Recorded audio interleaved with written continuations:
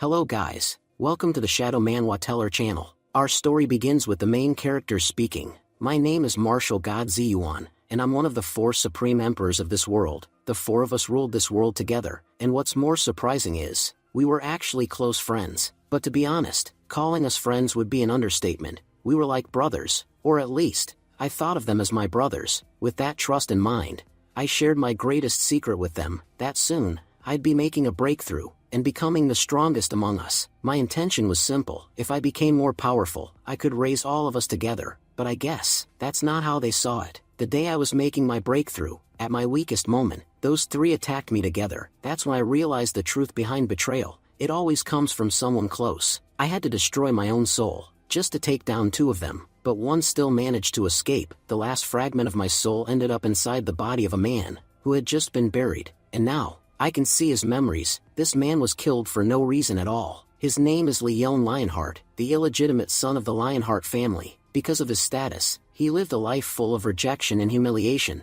The girl he loved constantly turned him down, and in the end, he was murdered without any explanation. If I'm being honest, this kid's life has been quite meaningless so far. But now that I've taken over his body, his enemies are now my enemies. Our fates are one. My first goal, to wipe out everyone who wronged Leon, and this time, I'll never treat anyone as my equal again. I made the mistake of trusting people, of walking beside them, instead of above them. Even after becoming the strongest, I was betrayed. Not anymore. From now on, I'll rule over everyone. No one will even have the courage to look me in the eyes, let alone betray me. And I won't be doing this as Martial God Ziyuan. I'll do it as Leon Lionheart. To the so-called friends sitting in their lofty places in the universe, wait for me. Get your necks ready, because they'll be severed by my hands. As Leon begins walking back to his home, he notices a girl being harassed by a group of guys. The girl is Yulin, the daughter of a maid in the Lionheart family. She yells, "Let me go! I belong to the Lionheart family." One of the thugs sneers and replies,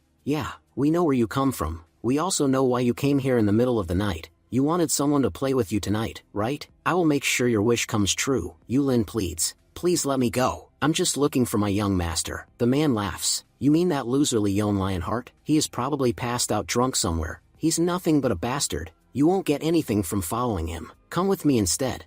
I will give you a life worth living, and you already know what I want in return." Yulin stammers, "What are you trying to do?" Grinning, the man replies, "Just what you came out here for." In the middle of the night, suddenly, Leon steps in, saying, "Only cowards enjoy harassing a girl in the middle of the night. If you want a real challenge, why not pick on someone your own size?" One of the goons steps up and mocks him. "You think you're on my level? I could crush a bug like you in 2 minutes. Get lost." Yulin, relieved, exclaims, "Young master, you are finally here." Another thug, with blonde hair, sneers, "So this is that bastard Leon Lionheart. I heard he is weak as hell. Brothers, break his arms and legs and toss him aside. His family won't dare challenge our Jing family anyway." The group steps forward eagerly. "We would love to do that. It's always fun crushing ants who don't know their place." Leon immediately kicks one of them to the ground, and lifts another by the collar. "So these little chicks were planning to break my limbs? If that's the best you've got, send someone stronger, or get ready to be beaten into the dirt."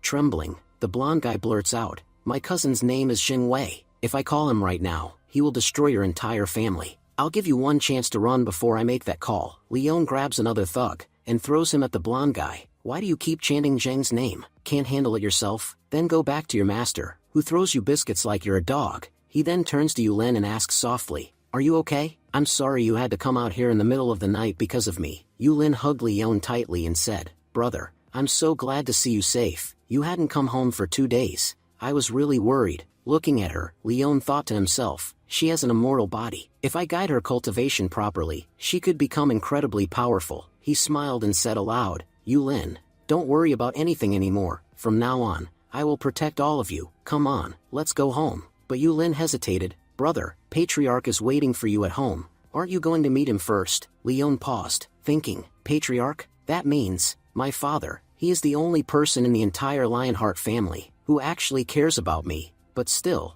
I don't think it's the right time to go there." He shook his head.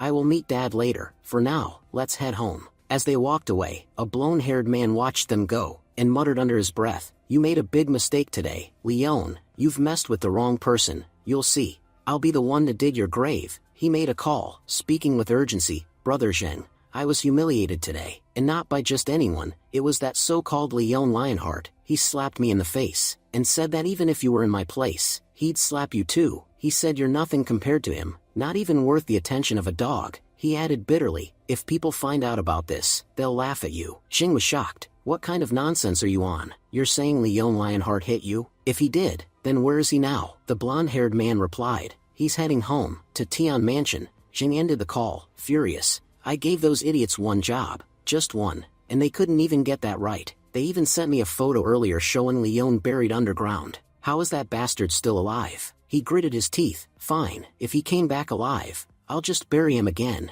He made another call, shouting orders to his men. Get ready, that bastard Leon is still alive. We're heading to Tian Mansion, to dig his grave ourselves. Scene shifts to Tian Mansion. Yulin brings Leon home. Her mother greets him warmly. Young master, please have a seat. I'll make you some tea. Leon replied gently. Aunt, you're not well. You shouldn't be overworking yourself. I can handle small things like this on my own. She smiled. Honestly, young master, people might say all kinds of things about you, but I've never met someone as kind as you. Because of your kindness, the world calls you a fool, but in truth, you have a heart of gold. Meanwhile, Jing and his men arrive outside Tian Mansion. He pointed at the house. That's where Leon lives, with a few servants. Do what you have to. I'll take full responsibility. Just make sure Leon doesn't walk away. Inside, Leon was seated calmly. When Jing barged into the house, young master Leon, I didn't expect to find you here. Leon replied coldly, this is my home, of course I'm here. But tell me, how dare you bring your dogs into my house? Did you not read the sign at the entrance? It clearly says,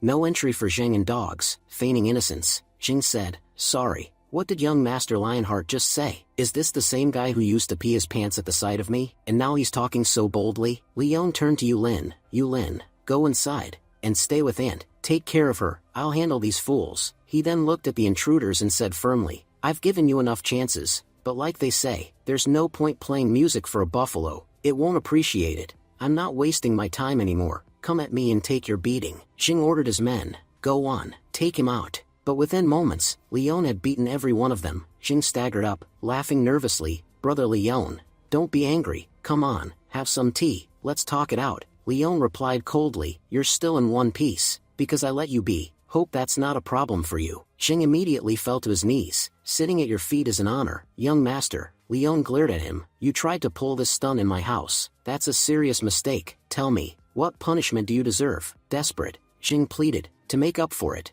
I will give you $300,000. Leon snapped. Not a penny less than $2 million. If you want a bargain, go ahead. But each second you delay, I'll start breaking your bones one by one. You're not leaving until I see the money. And if it doesn't arrive within the hour, sure, you'll leave, but only on 4 shoulders. Jin kicked one of his men. Hurry up, go to my father, and tell him to transfer the money. Now, brother Leon, the money will be transferred within 2 minutes. Leon replied calmly, if it comes through, that's better for you. But do me a favor, my neck really hurts from looking down when I'm talking to you. Just then, Jing started massaging Leon's shoulder. See how easy this is for me? Doing things for you is no big deal. I'd do anything for you. Just then, 2 million transferred into Leon's account. Leon says coldly, now walk away. Don't look back. And remember, this money was a one-time offer. If you mess up like this again, you won't be forgiven. Zhang, beaten and humiliated, replies, after today's lesson, I won't make the same mistake again. As they walk out, Zhang mutters, that Leon used to be a complete coward. When did he get so fearless? A man standing beside him asks, Brother Zhang, should we call all our men? If we outnumber him, maybe we can take him down.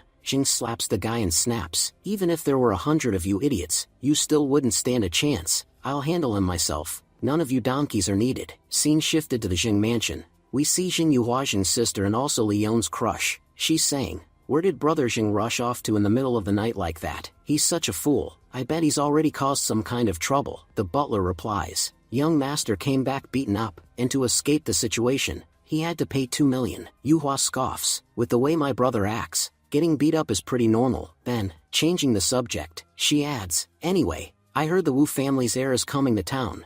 Do you know when? Yuhua was thinking, Jiafang, she's the only daughter of the Wu family. If we manage to build a good relationship with her, it could really benefit us. The butler informs her, Miss Wu will arrive tomorrow at 8 a.m. She'll be staying in the city for 3 days, starting with a visit to our local Yandong market. Yuhua says confidently, all right, I'll make sure to meet her tomorrow. no matter what. Meanwhile, we see Leon speaking gently to Yulin. You can sleep peacefully now. No one's going to bother us here. Yulin, still shaken, replies. But brother, I'm really scared. Leon reassures her. If you're not going to sleep, then I'm not going anywhere either. In his thoughts, Leon reflects. I thought things would calm down a little after I got here. At least one peaceful day. But it seems like peace is out of the question. I can't just sit around anymore. Starting tomorrow, I'll look for some ancient artifacts. Until I restore my strength, I won't be able to defeat my enemies. Next day, Yendong Market. We see Miss Wu walking around the market with her Uncle Chen. Suddenly, she notices a large crowd gathered ahead.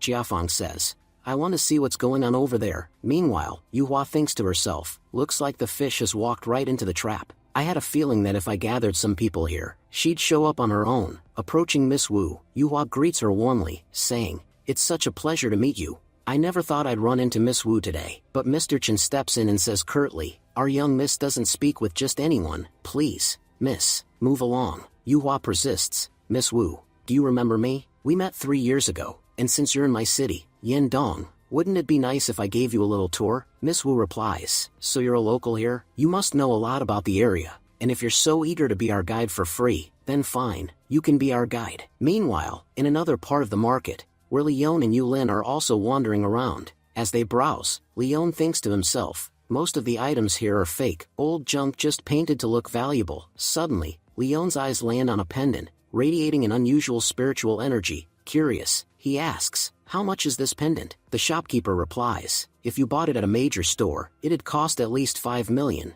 But since it's here with me, I can give it to you for just 1,000 yuan. Leon immediately buys the pendant. Watching this, Miss Wu remarks, That pendant is absolutely beautiful. So, how much did it cost? Leon replies, I've already bought it, so knowing the price won't help you now. Shocked, Yuhua thinks, How is Leon still alive? Just yesterday, I overheard Brother Jing saying he'd arranged an attack on Leon, and that he was killed. Was Jing lying? Yuhua then steps forward and says, Mr. Lionheart, I'm willing to pay you 50,000 yuan for that pendant. Please give it to Miss Wu. But Leon responds coldly, I'm not selling it. Even if you offered me 500,000, I still wouldn't sell it. Miss Wu watches him walk away and says, He was so arrogant. We offered him 50,000 yuan for something he bought for just 1,000, and he didn't even look back at us. Mr. Chen tries to reassure her, Miss, if you like it that much, you'll definitely get it. There's nothing in this world you desire that you won't get. He walks up to Leon and says, Young man, please wait. Leon replies,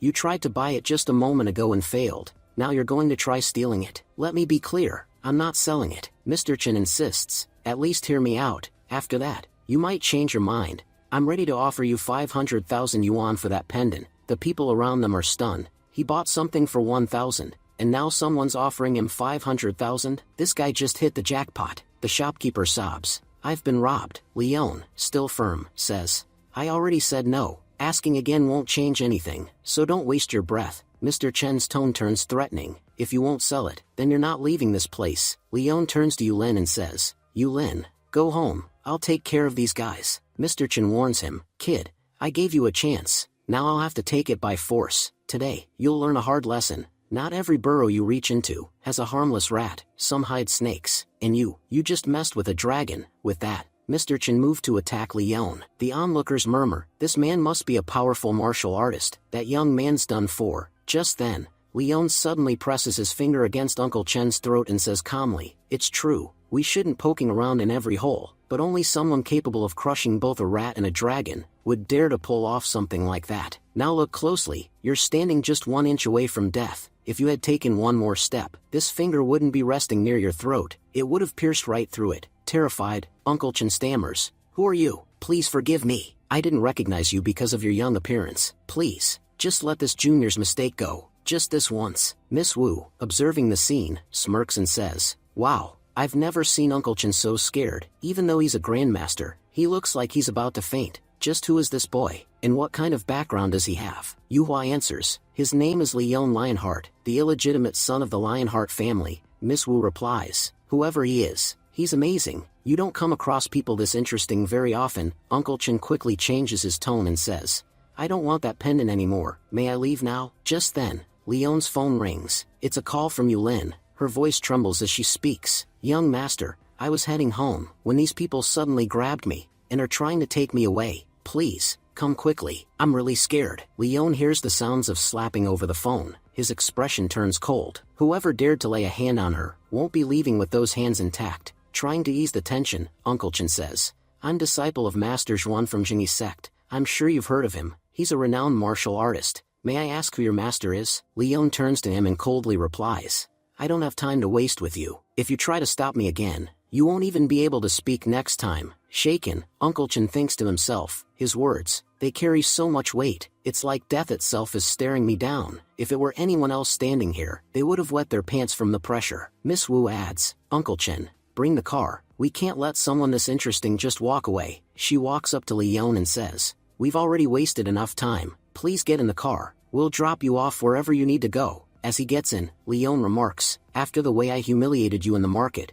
you're still helping me? Miss Wu smiles, to be honest, my life is painfully boring, you're the first interesting person I've met in ages, that's why I'm helping you. Meanwhile, Yuhua is left behind, jealous, she mutters, today was my chance, my moment to shine in front of Miss Wu. Leon, you stole that from me, but it's okay. I know where they're going, I'll win Miss Wu over again. Back in the car, Miss Wu places her hand on Leon's arm and says, your body's pretty impressive. Leon glares at her and says, I don't appreciate these kinds of jokes, so please, keep your hands to yourself. Soon, they arrive at the Lionheart mansion. A bodyguard stops Leon and says arrogantly, our young master said that neither Leon nor dogs are allowed in this house. Without hesitation, Leon punches the guards and says, I'm done listening to your nonsense. Miss Wu, watching this unfold, says in awe, Uncle Chen, he's way stronger than you. Uncle Chen sighs, if I were stronger, do you think I would have begged him in the middle of the market like that? Inside the mansion, young Master Lei shouts at Yulin, you seem to have forgotten your place in this house. I heard your actions caused trouble with the Jingwei. Because of you, Leon offended them. Are you trying to get our family destroyed? Yulin tries to defend herself. They were the ones who attacked our house. Young Master only defended himself. He didn't do anything wrong. Lei grabs her by the hair and snarls. Let me remind you, there's only one young master in this house, and it sure as hell isn't him. He's just a stain on this family. Apparently, slapping you wasn't enough to set your mind straight. Now I'm going to beat you so badly, you'll forget your own name, let alone that loser Leon. Suddenly, Leon steps in and growls, touch her one more time, and I swear, I'll beat you so bad. There really will be only one young master left in this family. Lei, unfazed, slaps Yulin and sneers. I just touched her, now do your worst. You dare threaten me in my own house, you bastard. Leon doesn't respond with words, he launches a powerful palm strike at Lei. Lei's arm shatters from the impact. Lan said, you should be grateful that our dads are the same person, otherwise, for that slap, it wouldn't just be your hand. I would have gone for your throat. At that, all the members of the Lionheart family began shouting at Leon, we knew your intentions weren't pure, but we didn't expect them to be this vile. You should be kicked out of the Lionheart family immediately. Just then, the temporary head of the family, Grandpa Lionheart, arrived on the scene. He said sternly, so you learned a few tricks from the outside world, and now think you're some kind of big shot? Even if your father isn't here, I am. If you ever react like that again, Leon, it won't end well for you. A doctor rushed in, reporting urgently, young master's hand has been fractured. Lei shouted angrily, Grandpa, this guy attacked me right under your roof. That means he doesn't care about your presence or your authority. I'm not upset about my broken hand. I'm more upset that he disrespected you. Lei thought to himself, I've successfully provoked the old man. The best part? He's a half-step grandmaster. There's no way Leon getting out of this untouched. Grandpa,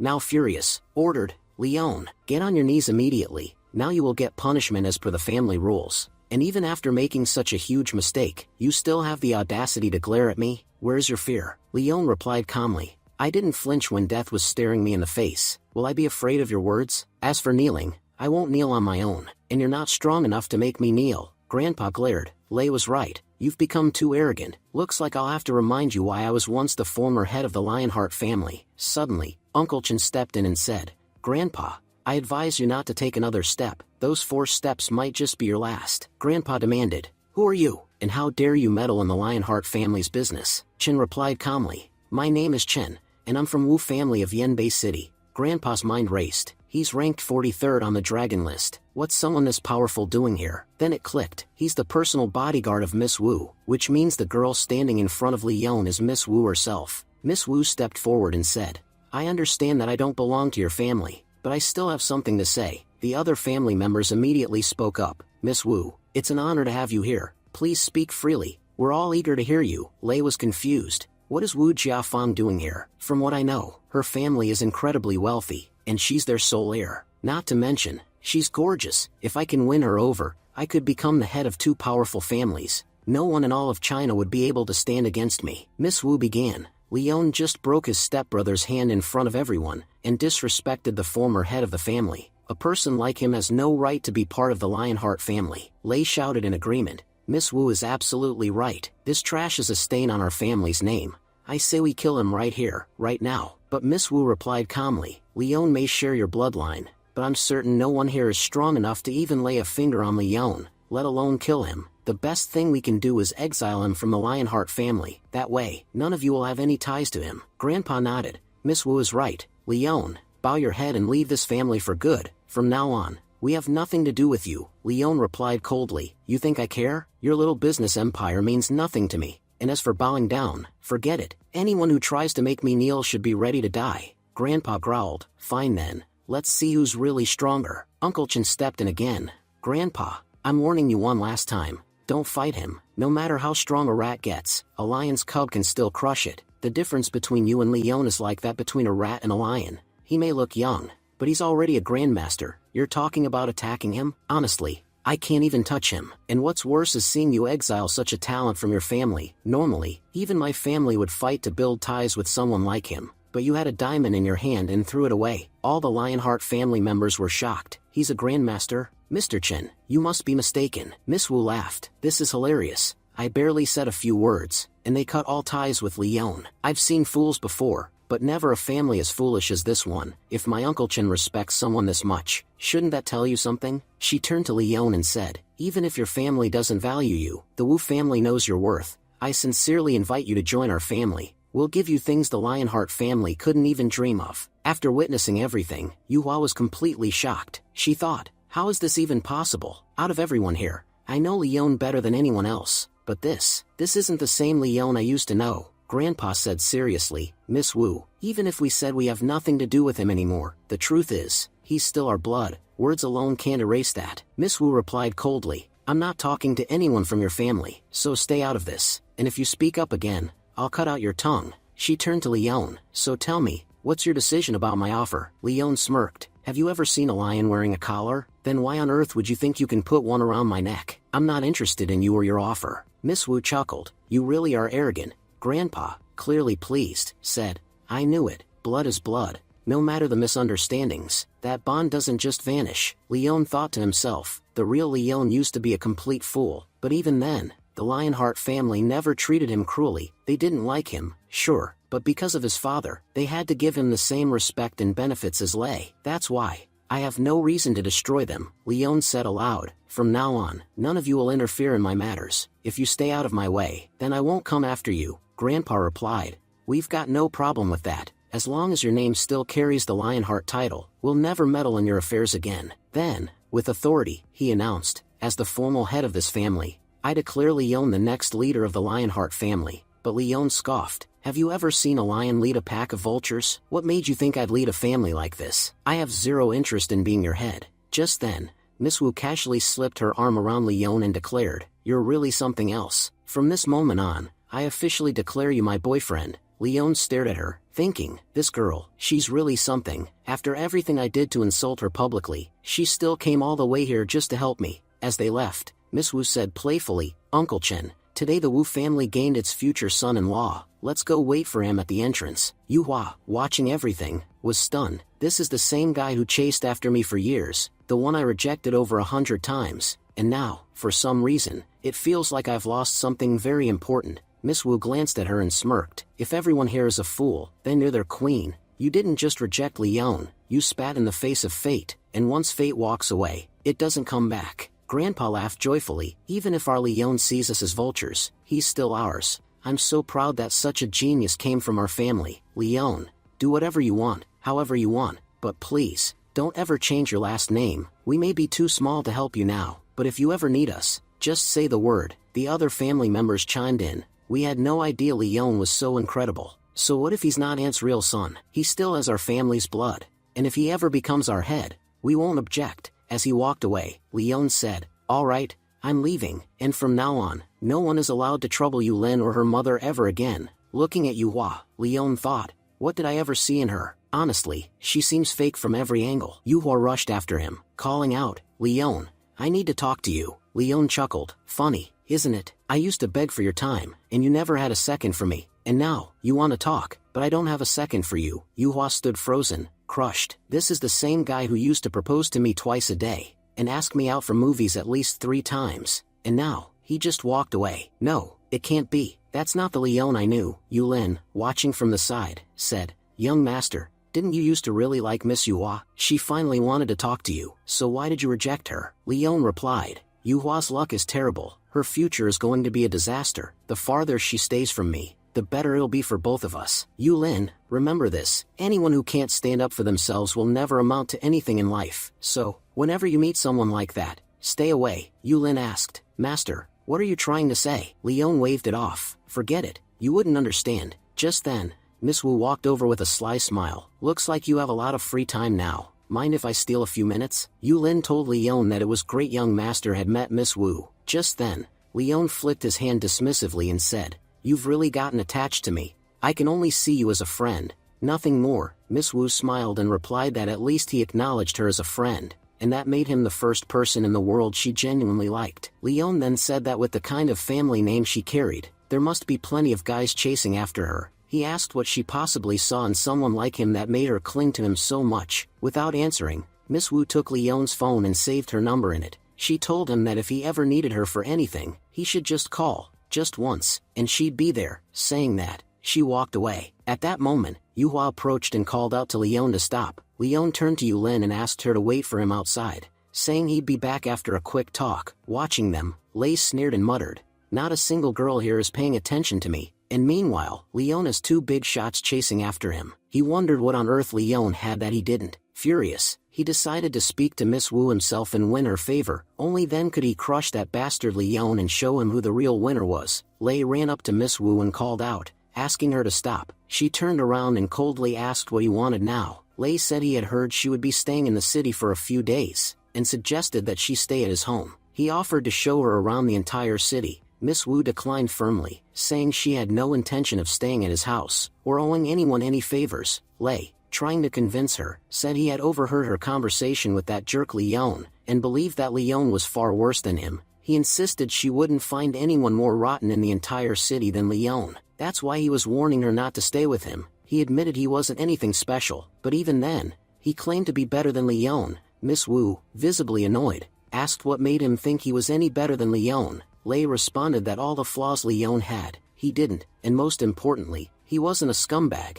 He promised that if she chose him, he'd always be sincere. As she began walking away, Miss Wu retorted that she was looking for a partner, not a dog. If loyalty and sincerity were all she wanted, even a dog would be better than him. She pointed out that he was trying so hard to impress her, that he was openly insulting his own brother in front of her. She questioned how someone who couldn't even respect his own blood could ever respect a woman. Angrily, she ordered Uncle Chen to break Lei's other arm, and warned him not to show his face to her again. Terrified, Lei begged her not to do it. He promised never to bother them again. Uncle Chen, though reluctant, said he had no desire to do this, but since it was the young Mrs. Order, he had no choice. Saying this, he broke Lei's arm. Other members of the family rushed out and asked what had happened. Meanwhile, Lei, clutching his arm in pain, thought bitterly that Leon had taken everything from him. He remembered how he had once considered killing Leon, but decided against it, since Leon wasn't interfering in his path. But now, after facing this humiliation because of Leon,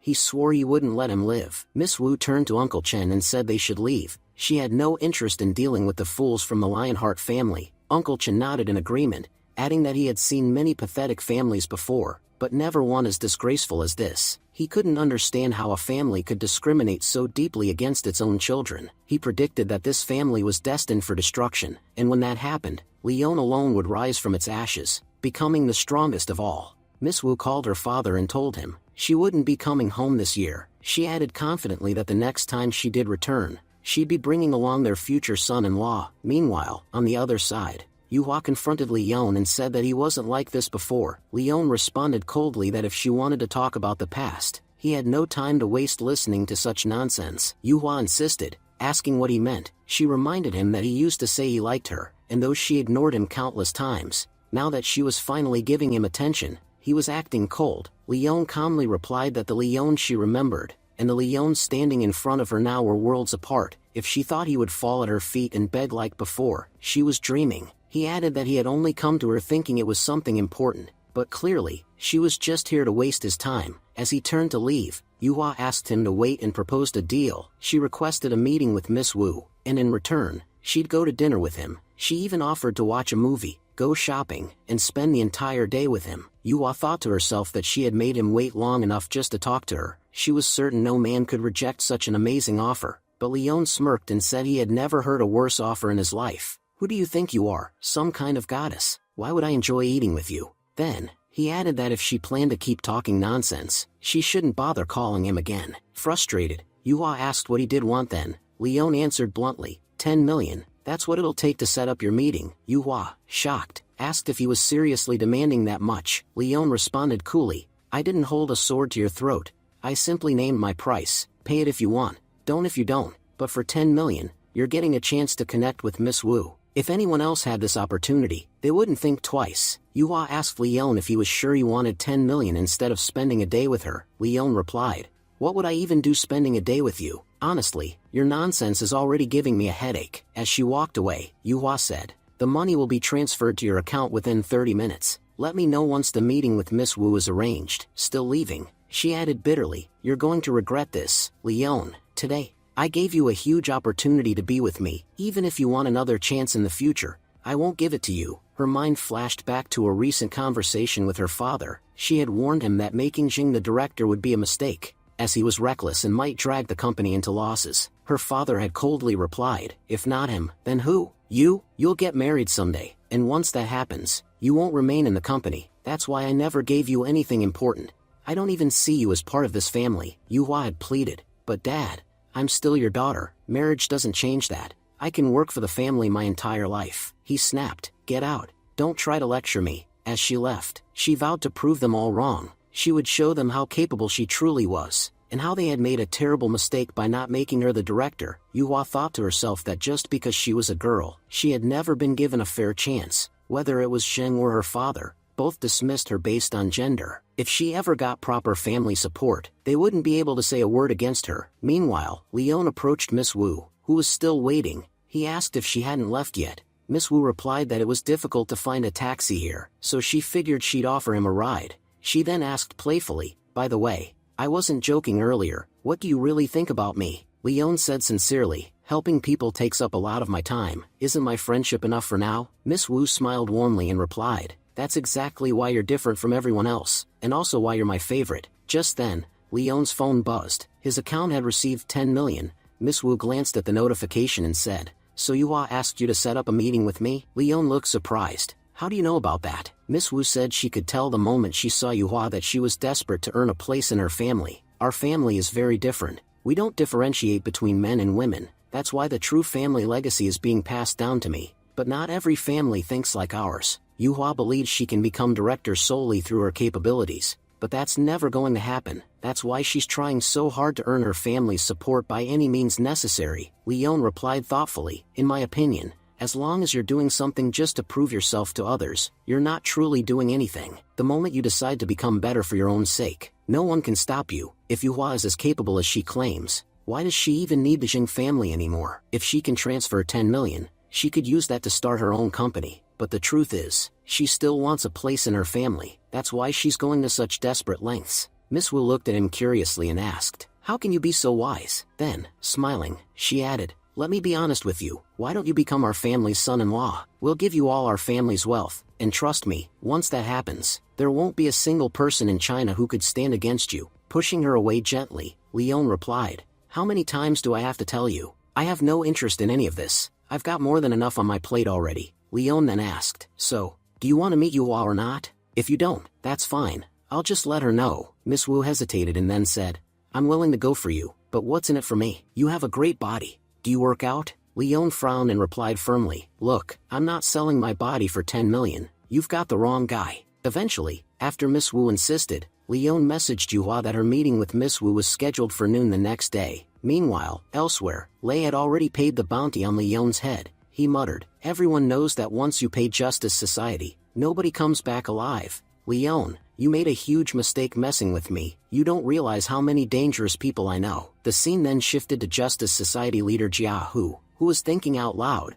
my childhood crush, Jia Fang, is in that city. Who knows, maybe I'll run into her during tomorrow's mission. It would be amazing to meet her again.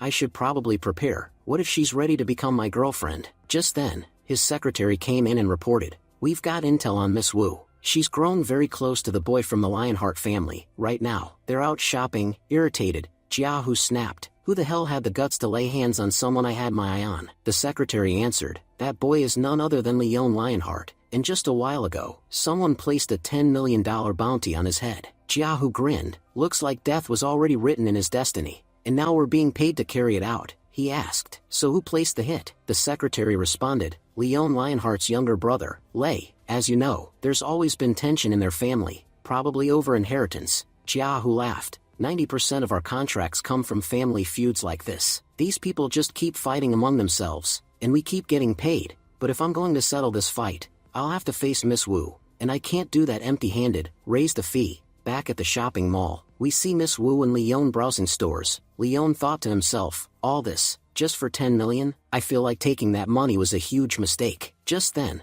Leon noticed they were being followed. He quickly pulled Miss Wu to the side. Miss Wu asked, what's going on? Where are we going? Leon replied, we're being followed. We need to move somewhere safer. The assassin, tailing them from a distance, thought, this man's senses are sharp. I've been tailing them covertly, but he picked up on me easily. Still, no matter how far they run, they can't escape. Once they got to a quieter corner, Miss Wu asked, are we safe now? Leon replied calmly, no, in fact, our assassins are the ones who are trapped now. One of the assassins stepped forward and said, Miss Wu, our target is Leon Lionheart. We would never dare lay a hand on you. Please, step aside. If you get even a scratch, we'll be the ones in serious trouble. Miss Wu narrowed her eyes and snapped, so you're from Justice Society? How dare you accept a contract on my friend's life? Where is Jia Hu? Send him here immediately. You're not going to lay a finger on my friend while I'm around. The assassin replied, we get paid to eliminate targets. Now that we've accepted the money, we can't back out. All we can do is respectfully ask you to step away. Miss Wu challenged them, touch him once. I dare you. See what happens next. I promise. If anything happens to Leon,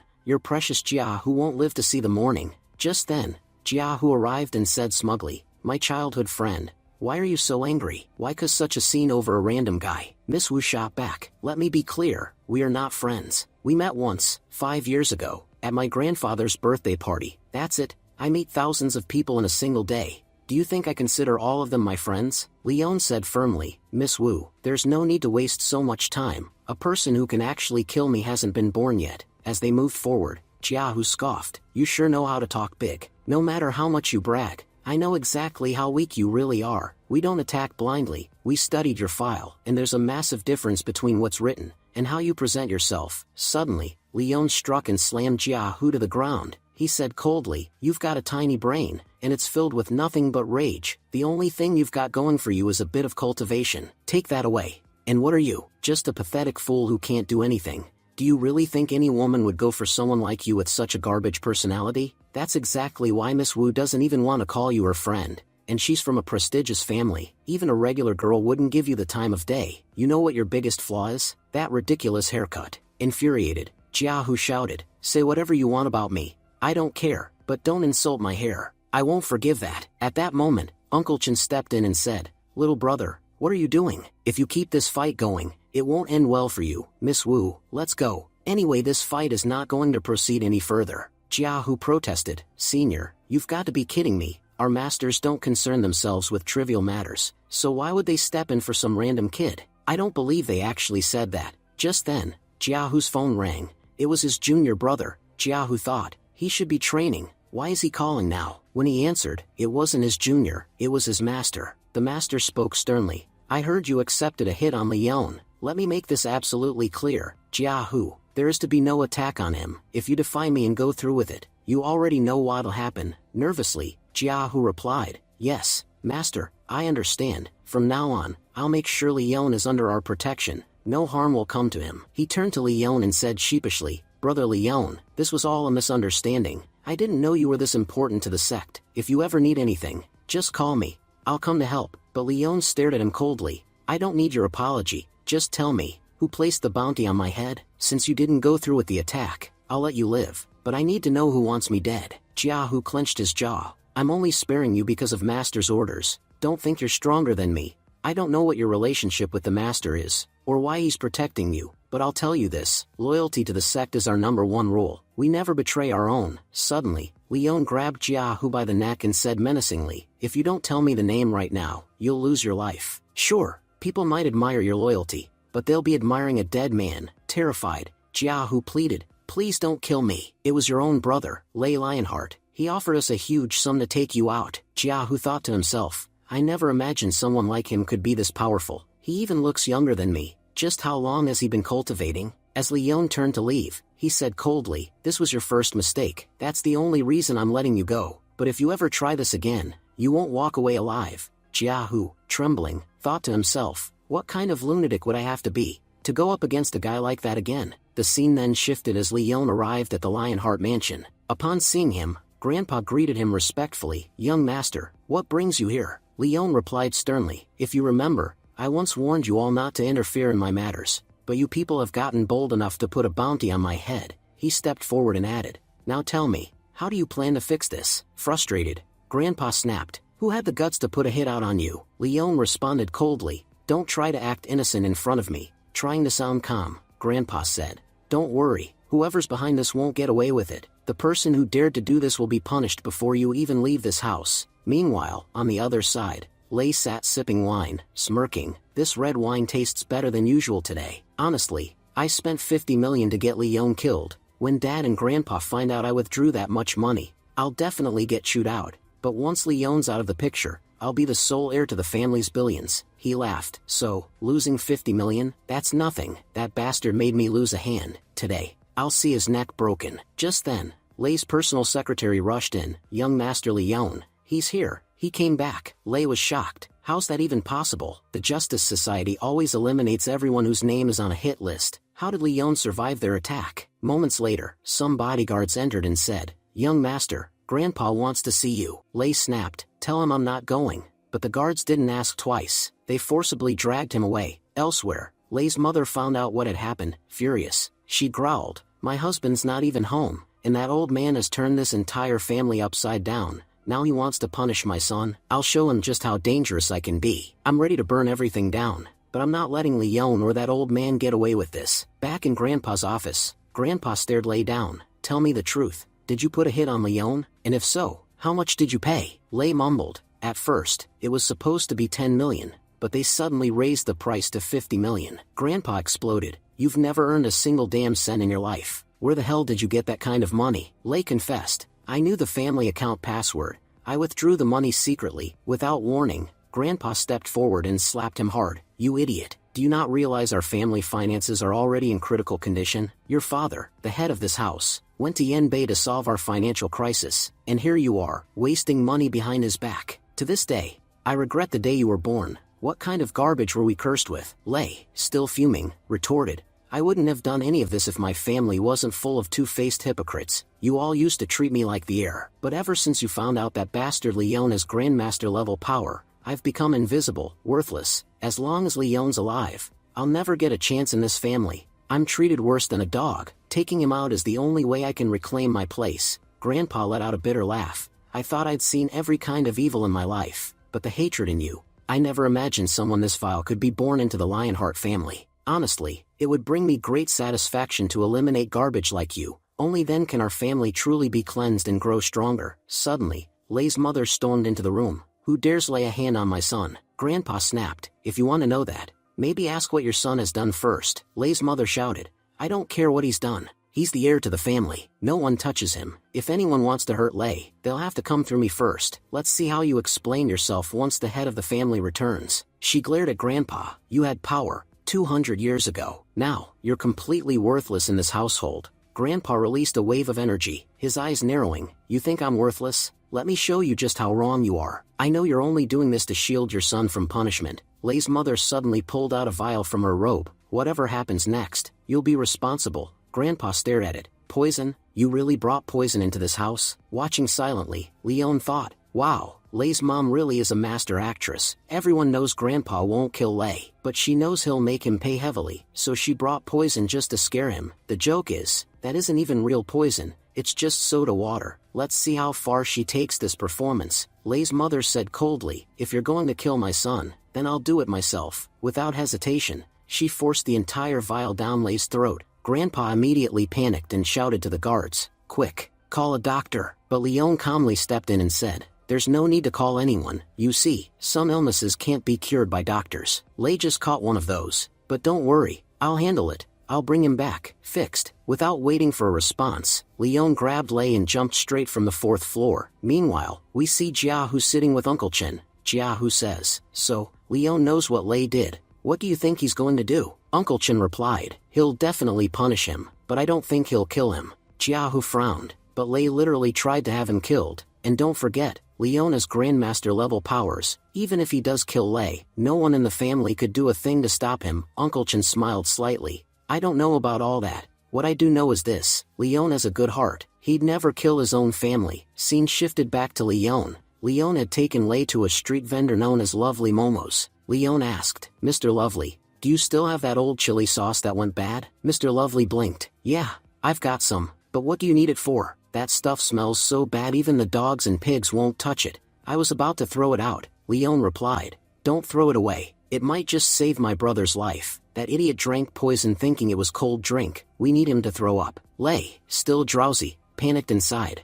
What is Leon trying to do? What did he do to me? Why can't I speak? Mr. Lovely added nervously, if that's the case, vomiting is crucial. Don't worry, one drop of this sauce and he'll be puking in seconds. Leon said. Don't stress. Even if no living thing likes your drink, today it might just save a life. Hearing that, Mr. Lovely poured the chili sauce straight into Lei's mouth. He grinned. I may just be a street vendor, but I always believed my life had a greater purpose, and today, I found it, to save someone's life. Open your mouth, kid. Once this hits your gut, it'll flush the poison right out. After Lei drinks it, Leon laughed. Mr. Lovely, what the heck did you put in this thing? That smell is still lingering. Mr. Lovely whispered, that's a family secret. We use special sauce in it. And just like that, he ran off. Leon thought to himself, looks like Lei just drank something seriously lethal. Just then, Grandpa and Lei's mom arrived. Lei's mom yelled, what did you give my son? That stench is horrible. I can smell it from outside. If something happens to him because of you,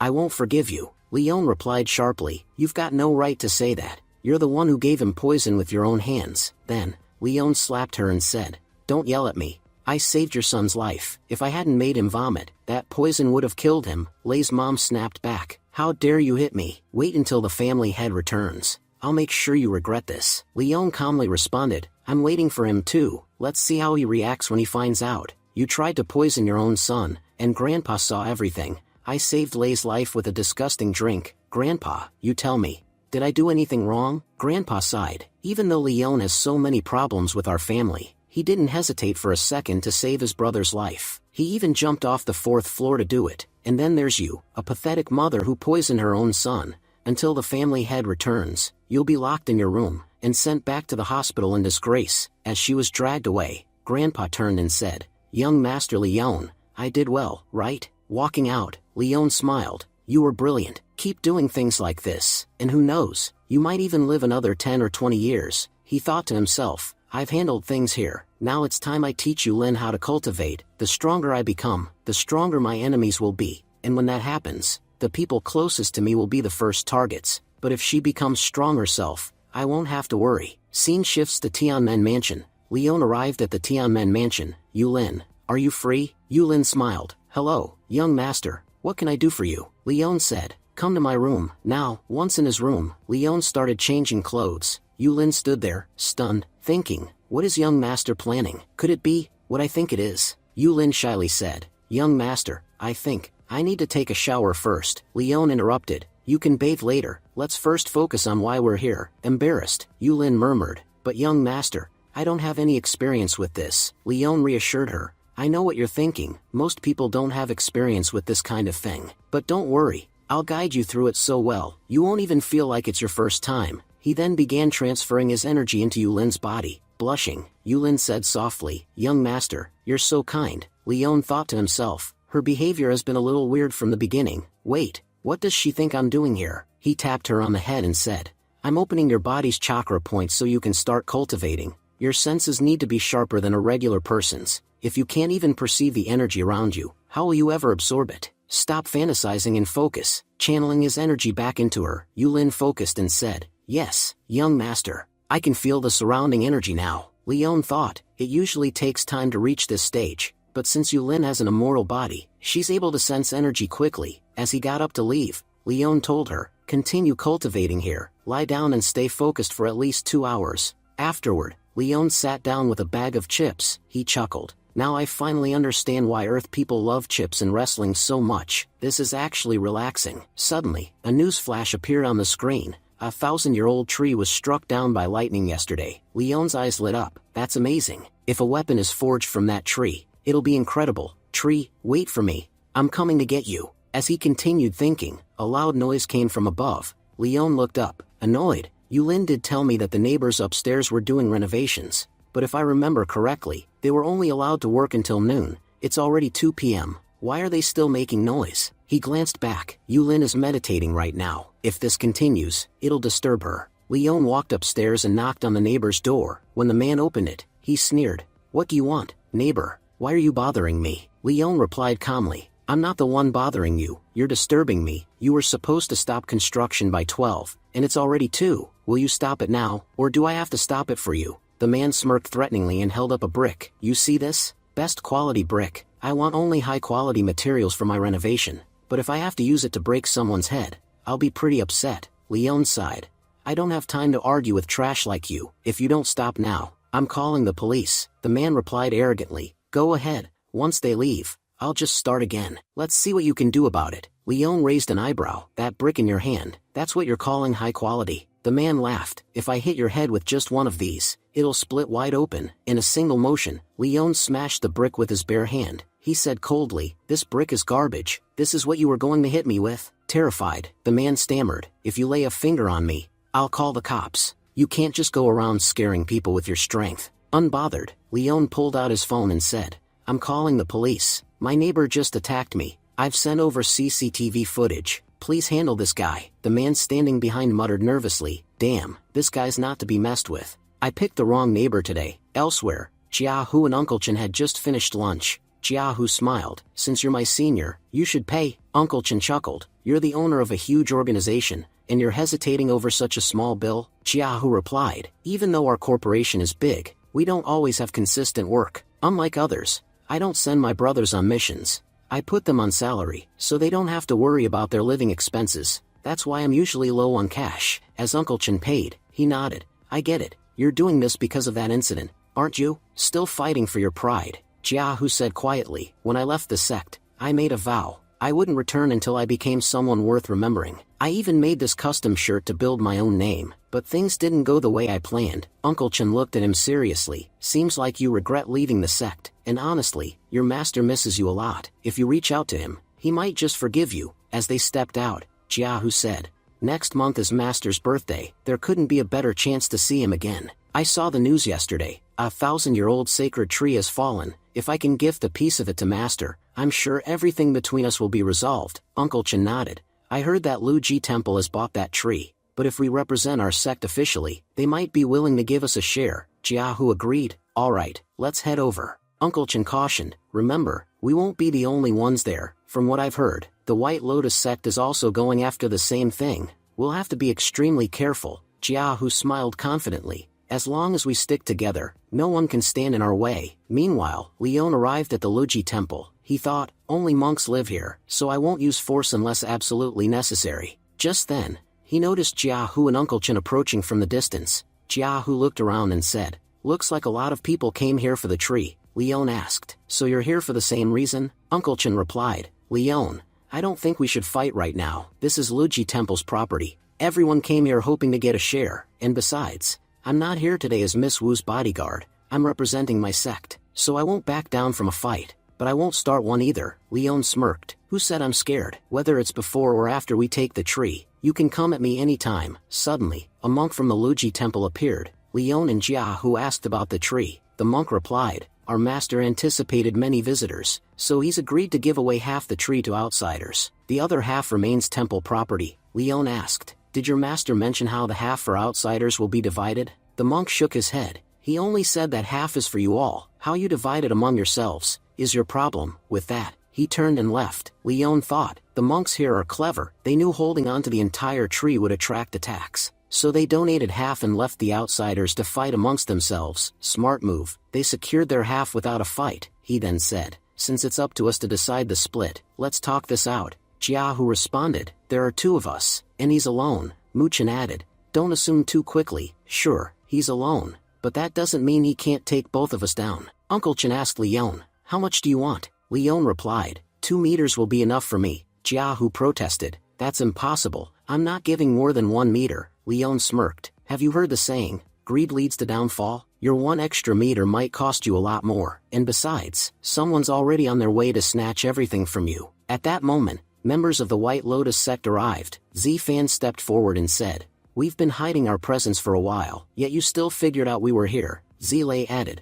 we'll spare your lives. Since Luji Temple has given away half the tree, that means the entire outsider's half is ours now. If you leave peacefully, you live. If not, you'll get nothing, and die trying. Leon shrugged, honestly, I wasn't even alert. You hid your presence so poorly, even a 5-year-old could sense someone was hiding in the bushes. Jiahu added, there are 2 grandmasters and 10 half-grandmasters here. I've been wondering why Luji Temple gave us half the tree so easily. Now it makes sense. They wanted to avoid this fight. Cowards. Uncle Chen warned him, you're standing right in front of their temple. Don't call them cowards. They've already given up their share. Who gets the rest is up to us. But if you keep insulting them, they might attack us too. Jiahu called out, why are you all just standing there? If you've got the guts, come and take it from us. But before you attack, remember, we're from the Jingyi sect, and those who mess with our sect suffer the consequences. Zilei mocked him. Do you think dropping your sect's name will scare us? We don't fear some third-grade sect. Leon commented, I'm only getting 1 meter of this enormous tree, so I won't interfere in your mess. Uncle Chen frowned.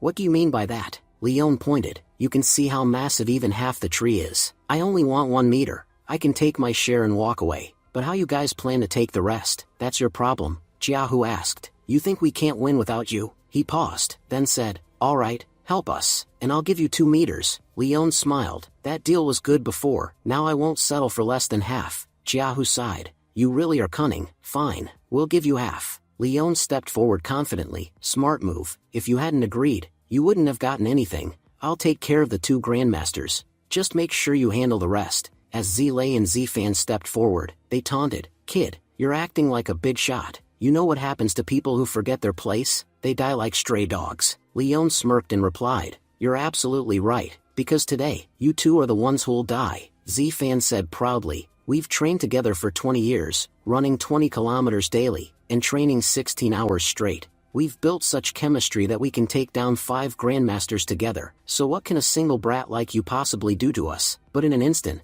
Leon knocked both of them out with a single move. Leon looked at their fallen bodies and said, all that 20-year training, all those 20 kilometers runs, they mean nothing when you're faced with absolute power. A wise man bows to that power and moves forward, but fools like you die with your arrogance. Turning around, Leon said, I've done my part, I'm leaving with my half. Jiahu called out, wait, aren't you going to help us? Leon replied flatly, that's not how you ask for help, and besides, I never help anyone for free. Uncle Chen stepped forward respectfully, young Master Lionheart, please forgive my junior brother's rude behavior. I don't have much to offer, but I can give you 5 million. Leon paused, then nodded, all right, I appreciate your sincerity. And with a single attack, he wiped out all the enemies in one go. As he walked away, Leon said, don't forget the 5 million, and what you do with the rest of them is up to you. Jiahu, still shaken, muttered, senior brother, how can someone that young be so powerful? He's younger than me, but I think he might be even stronger than our master. Uncle Chen nodded. You're right, Leon wasn't exaggerating, he really does have absolute power, and the wise, they bow to it. Those who stand against it, get nothing but death. Just as they were talking, a sudden attack flew toward them. Jiahu barely dodged in time. Jiahu shouted, what do you think? I'll get caught by a petty attack. But the next strike curved mid-air and hit him from behind. Groaning in pain, Jiahu said, whoever launched that attack, they can control their weapon remotely. Suddenly, Lily, the saintess from the White Lotus sect, appeared. You've got decent reflexes, but your brain is full of dung. Muchin asked. Did you come to fight over the tree too? Lily shook her head. No, I saw something far more interesting than the tree, that young man. Leon said. What's your deal? I was just passing by, Lily replied. No one your age is that powerful. I want to offer you a spot on our side, resources, support, everything you want. I'll give it to you, Leon flatly responded. I'm not interested, and I don't feel like talking to you. My mom always said not to talk to strangers, Lily chuckled. You really are just a kid. No grown-up would reject such a great offer. Leon added, here's some advice. You should leave like the others. No need to take a beating, Lily asked. We have no enmity, so why stand against us? Leon replied, because I took their money, and I always finish what I'm paid for, so today, you're not laying a finger on them, Lily sighed. What a pity, now I'll have to kill you, and just so you know, this Saintus has never failed before, it's part of my record. Leon smiled. Records? I broke those in 4th grade. He then shattered all of Lily's weapons in a single burst. When the smoke cleared, Lily had vanished. Leon looked around and said, that girl who wouldn't shut up about her record, look how fast she ran away. Meanwhile, as Lily retreated, she said to herself, Leon Lionheart, I'll never forget that name. If I don't get my revenge, then my name isn't Holy Saintess Lily. Someone was secretly recording the entire battle. Scene shifts to Overtime Limited Company headquarters. Inside the company, employees were discussing Leon. A man with glasses spoke. Just moments ago, we witnessed Leon Lionheart defeat Lily from the White Lotus sect. And not just defeat, he completely overwhelmed her, and she had to flee. What's crazy is that Leon was never this powerful. In fact, if you look into his past, he's the illegitimate child of the Lionheart family, and we all know how those kids are treated. He was attacked a few days ago, and after that, it's like he completely changed. Chairman Lu Xing chimed in, our job isn't to interfere in others' personal lives. Our duty is to maintain balance in the world of cultivators. The general public must never learn about this side of the world. The man with glasses nodded.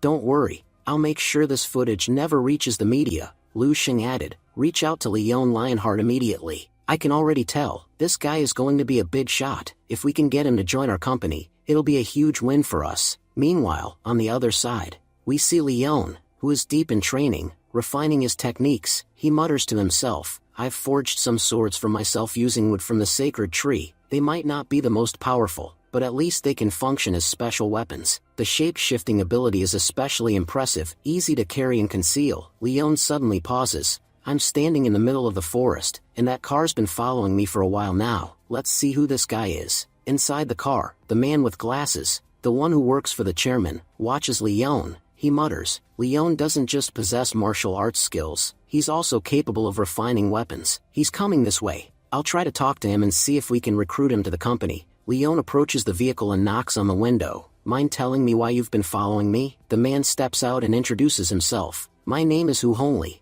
I'm the manager of Overtime Limited, and I'm here on behalf of the company to speak with you. Leon replies coldly. I never filled out any job applications. You can leave. But then Leon notices the artifact on Hongli's hand and narrows his eyes. You're carrying a spiritual weapon in this world? That means your background is far from ordinary. Hongli smiles. Let me properly reintroduce myself. I'm the manager of Overtime Private Limited. On the surface, we appear to be a simple cleaning services company, but in reality, our mission is to maintain the power balance within society, to keep the cultivation world hidden from the general public. You've recently risen as a new star in the cultivation world, and it's our responsibility to keep tabs on everyone. Leon raises an eyebrow. And what if I refuse to cooperate with your company? Hongli's tone remains calm. We have some of the most powerful experts in the world, and even better technology. If someone refuses to cooperate, we sometimes have to take other measures, but that's rare. Usually, we just ask for acknowledgement. We simply want to determine whether a person is a threat to humanity or not. Please don't take this as a threat.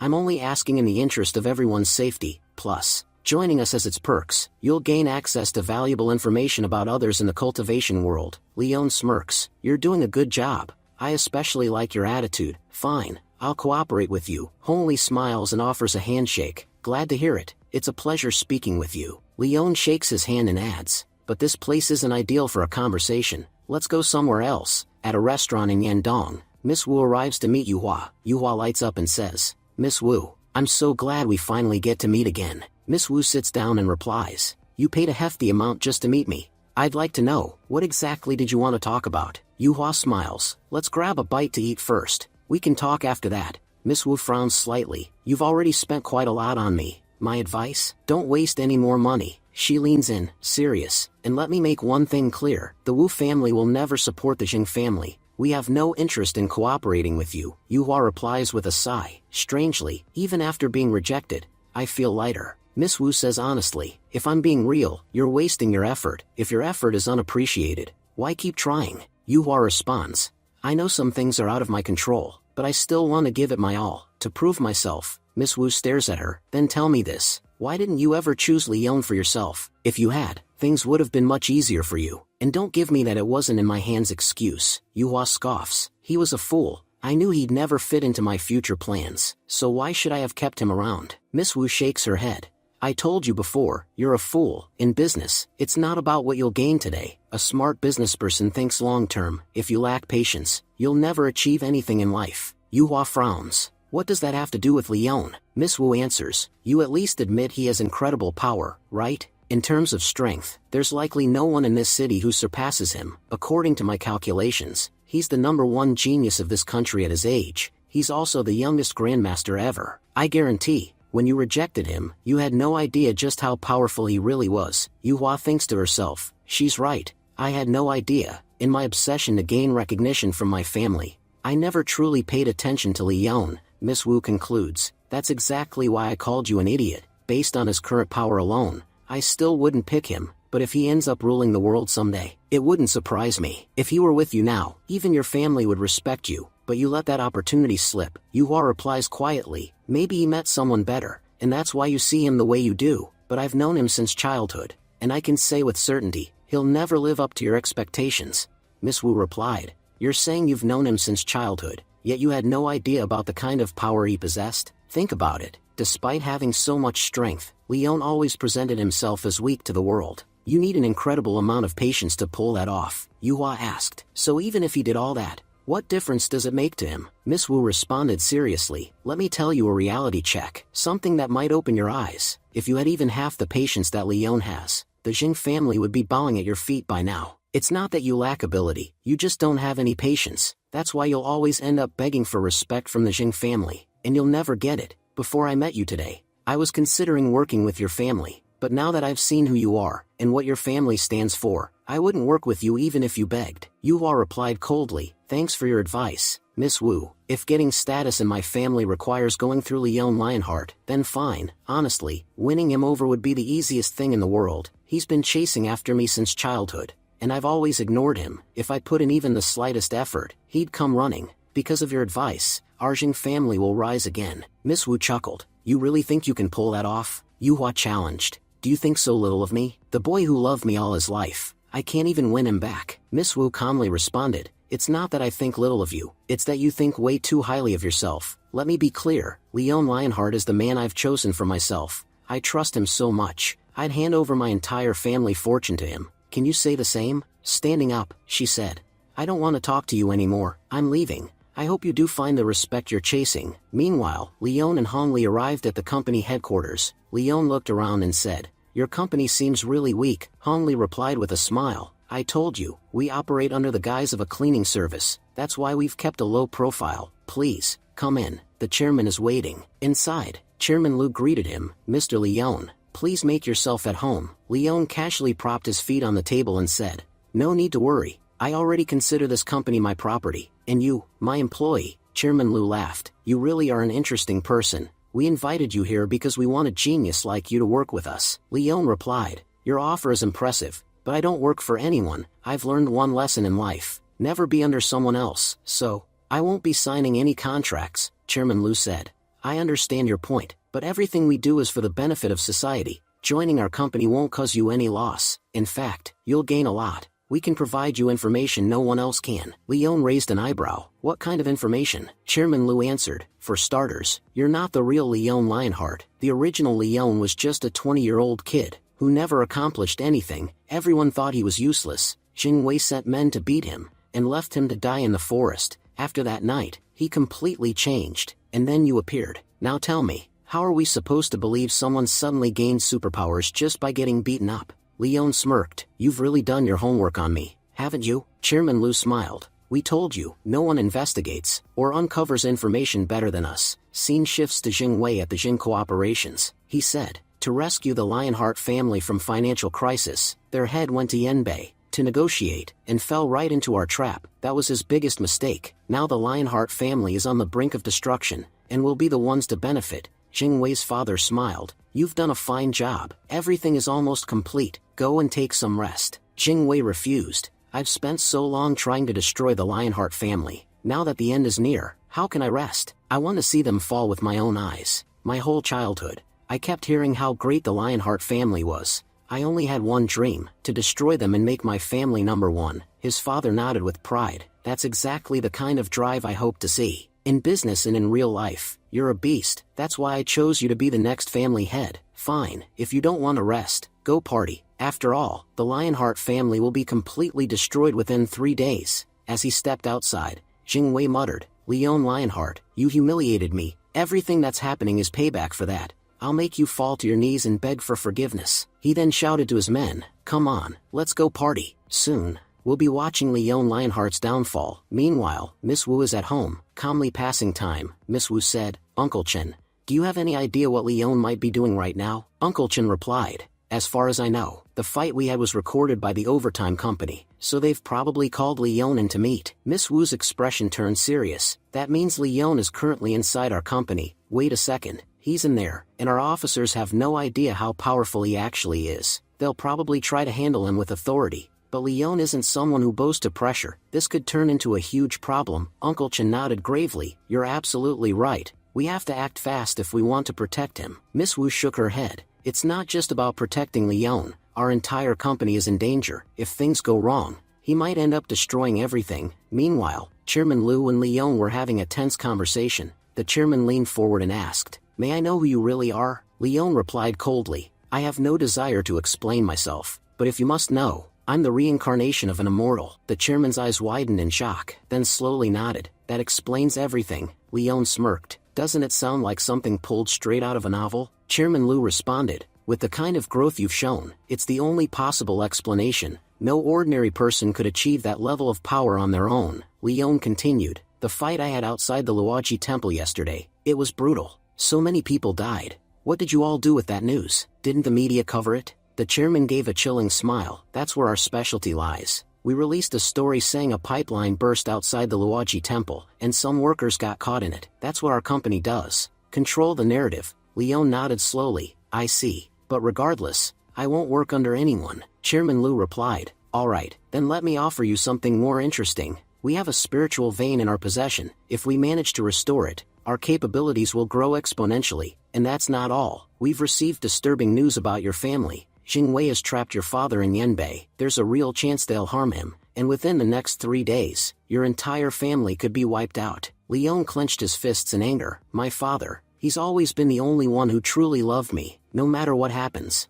I won't let anything happen to him. And as for the Jing family, they won't get away this time. Just as Leon was about to rush out and destroy them, Chairman Liu stopped him. You can't go. You're forgetting what we do here. Our job is to keep cultivators away from ordinary people. You can't just launch an assault on the Jing family. Leon snapped. Don't tell me what I can or can't do. I've been sitting here listening to your nonsense long enough. Anyone who wants to stop me can try, but I'll crush them along with the Jing family. At that moment, Miss Wu entered the room and stepped between them. Leon, calm down. Don't worry, no one's going to stop you. Leon glanced at her. What are you doing here? Miss Wu replied. We own 80% of this company's shares. That makes it our company. And I know you'll never work under anyone's authority, which is why you'd never join this organization the way they expect. So I'm offering you something better. I'm willing to give you 50% of the company's shares. As a co-owner, will you at least join us on your own terms? Leon thought for a moment, then said, fine, but I won't be bound by any rules. If I want to destroy someone, I'll do it.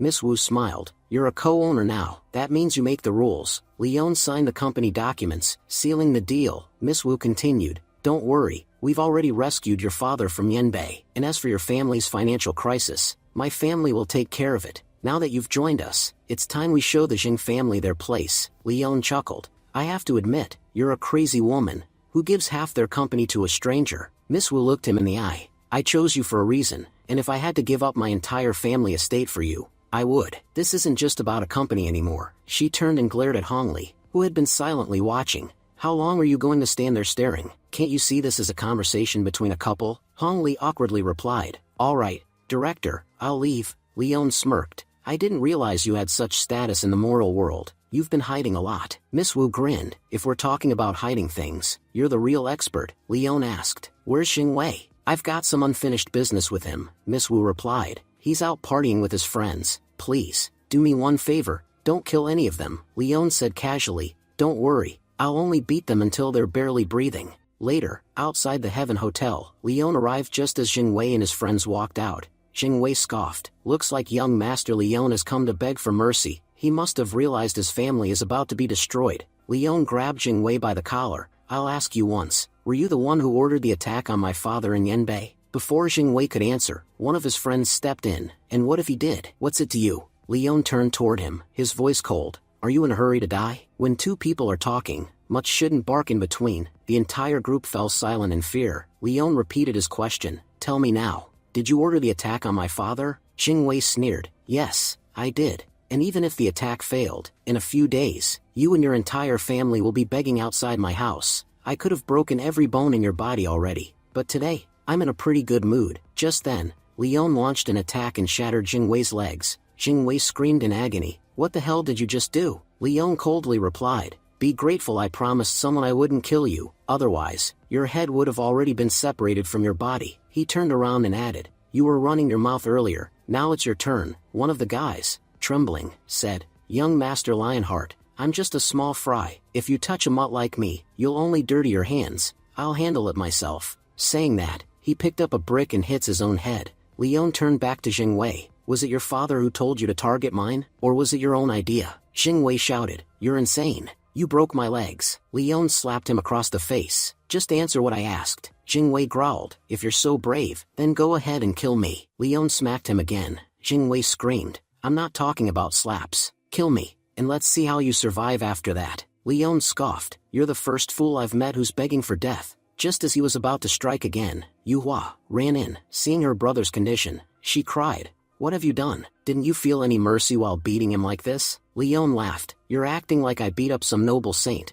I hit a man who, if he died, would lighten the burden on this planet. Here's my advice. Get lost. I don't hit women, Yuhua shouted. Even after knowing he's my brother, you hurt him this badly. If you don't apologize, I'll never see you again. Leon turned around. I've seen plenty of people live in delusion, but you take the crown. Who do you think you are? Do you really believe your presence means anything to me? You're a girl even your own family doesn't like, always begging for respect wherever you go. Honestly, not seeing you would probably make my day better. Yuhua screamed. You'll regret what you've done. Leon replied coldly. We'll see. Elsewhere, Hong Li spoke to Miss Wu. Leon didn't go too far. He kept his promise and only broke his legs. Later, Yuhua brought Xing Wei to the hospital. She said, The doctor said it'll take 3 months for you to recover. The less stress you take, the better. Xing Wei shouted. I can't stay here. I want to see Leon and his family suffer. I want them to beg at my feet. Yuhua asked. What did you even do to make him attack you like that? I know him well. He doesn't strike without reason. Xing Wei yelled.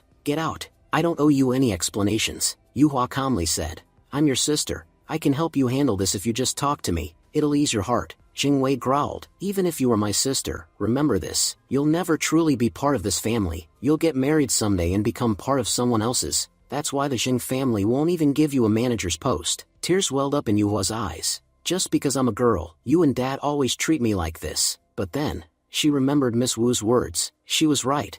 I really have no patience. Just a few words from my brother, and I broke down. I shouldn't have let it get to me, she whispered. Don't worry, little brother. One day, you'll learn to believe in the power of fate. Back at the Xing residence, Xing Wei's father walked in. Glaring, he said to Yuhua, Leave us. I need to speak with your brother alone. Once she left, he suddenly slapped Xing Wei. Xing Wei shouted, Dad, I want to see Leon Lionheart die. I don't care what it costs. I want him destroyed. His father roared. You think I was happy watching you get beaten in public? Do you realize what kind of shame you brought to our family? The young master of the Xing family, humiliated in broad daylight. Do you think I'm just going to sit back and do nothing? I contacted Justice Society, but they cut the call the moment they heard Leon's name. They outright refused the job. Xing Wei screamed. Everyone knows Justice Society only works for money. What kind of stingy idiot wouldn't pay them? His father slapped him again. Don't forget, I'm still the head of this family. Save your tantrums for your friends. You talk big about my money, but I know the truth. Justice Society clearly has some connection to Leon, that's why they backed off. But we still have plenty of other ways to take him down, and we'll use every one of them to destroy that bastard. The scene shifts to the Tianmen mansion rooftop, where Leon is seen teaching Yulin martial techniques. Yulin, panting, says, "This is really hard to learn." Leon replies, "Don't let your mind wander, focus." After a while, Yulin groans, "This is exhausting. What's even the point of learning all this?" Suddenly, Leon slashes through the air and breaks a water tank. Leon says, "Normally, it would take 10 people to break this iron tank, but I destroyed it with just one slash mid-air. Doing this without using any martial power is nearly impossible." Yulin watches in awe. "That's amazing." Just then, someone yells, "Hey, I was in the middle of a shower. Why did the water stop?" Leon gasps, "Yulin, run. We cut the water tank. If anyone sees us, we'll get scolded for sure." Scene shifts back at the mansion. Yulin and Leon return. Yulin leans in, about to kiss him, but Leon's phone rings. It's his grandfather. Annoyed, Leon mutters, "Why is this old man calling me now?" Blushing, Yulin says, "Young master, I have to go.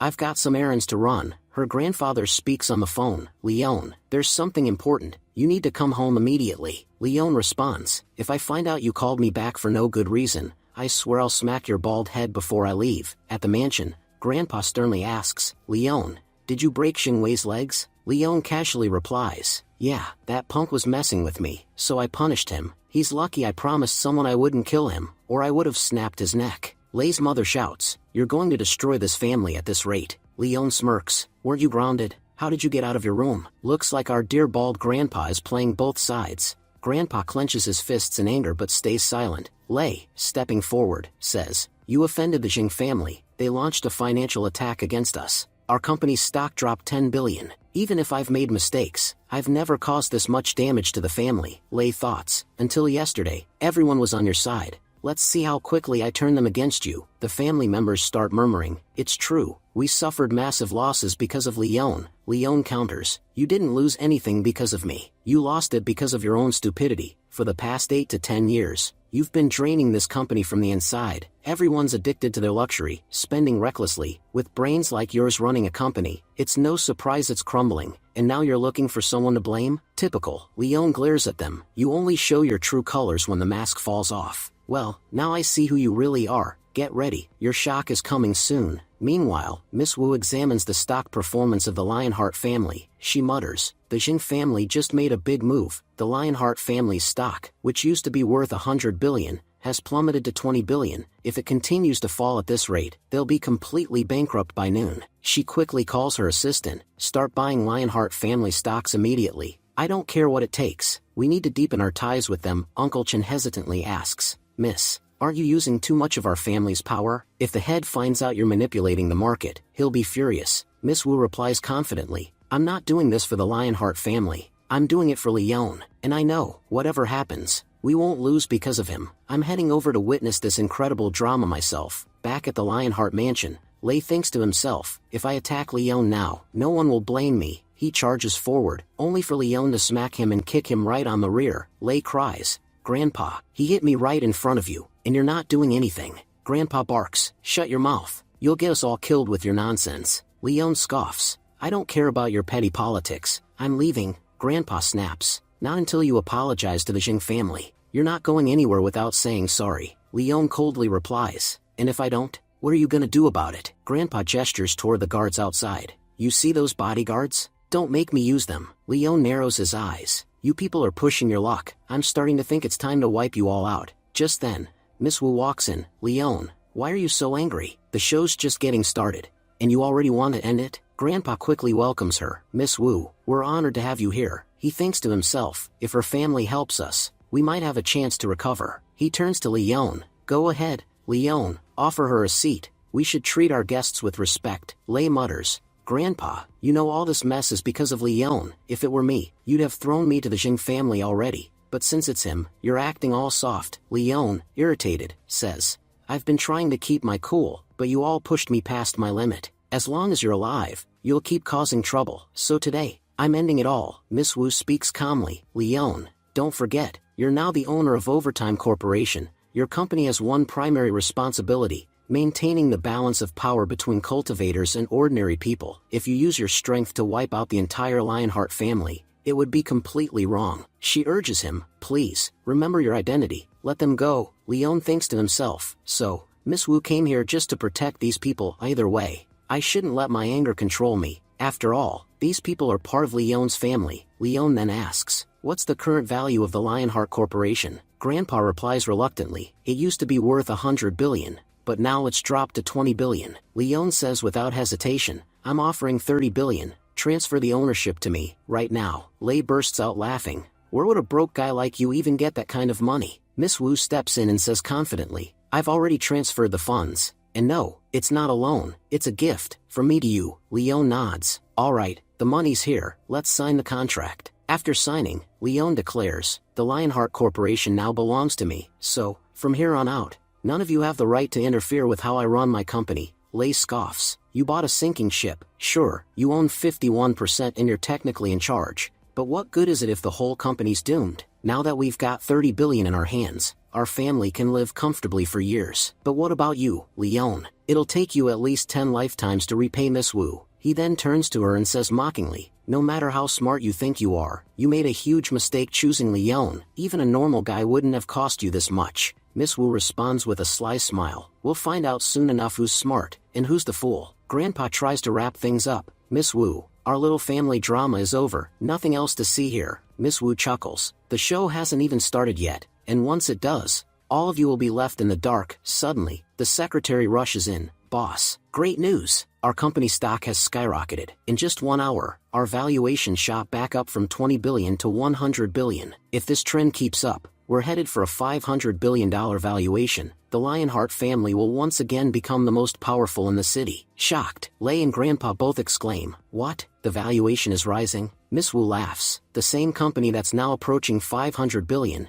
just got sold for 30 billion. Only someone like Leon could pull off a deal like this. You fools thought you made a profit? Leon smirks, there's no point wasting time with idiots like you. We've got work to do. We're taking the Lionheart Corporation back to the top. Grandpa tries to stop him. Leon, wait, I need to talk to you. But Leon cuts him off. Any shares held by Lionheart family members? I'm revoking them. I'm giving you 3 days to clear out of my company. If you parasites stay, you'll ruin it all over again. From this day forward, don't even show your faces near Lionheart Corporation. Meanwhile, we see Yu Hua rushing to her father. Dad, something terrible has happened. Xing Wei's father, irritated, responds, you're my daughter. That alone is a disaster. What could possibly be worse than that? Yu Hua ignores the insult and explains, our company shares are plummeting fast. We've already lost 50 billion. Stunned, Xing Wei's father shouts, that's impossible. The only way our shares would drop is if the Lionheart family shares started rising. Yu Hua hesitates, actually, Dad,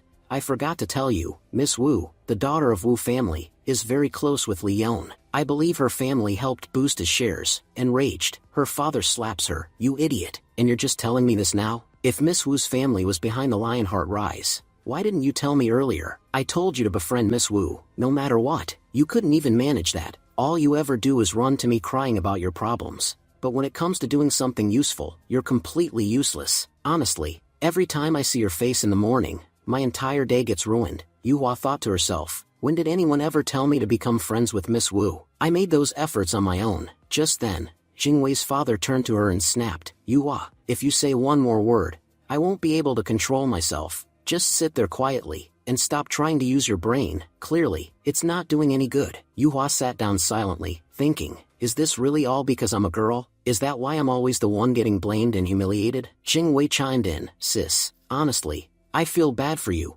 I mean it, you're a girl, and you'll end up marrying into a good family. Once that happens, we'll benefit from the alliance, and you'll naturally help support the corporation. So why do you keep picking fights with Dad? You know how irritated he gets with you. Yu Hua stood up, her eyes filled with determination.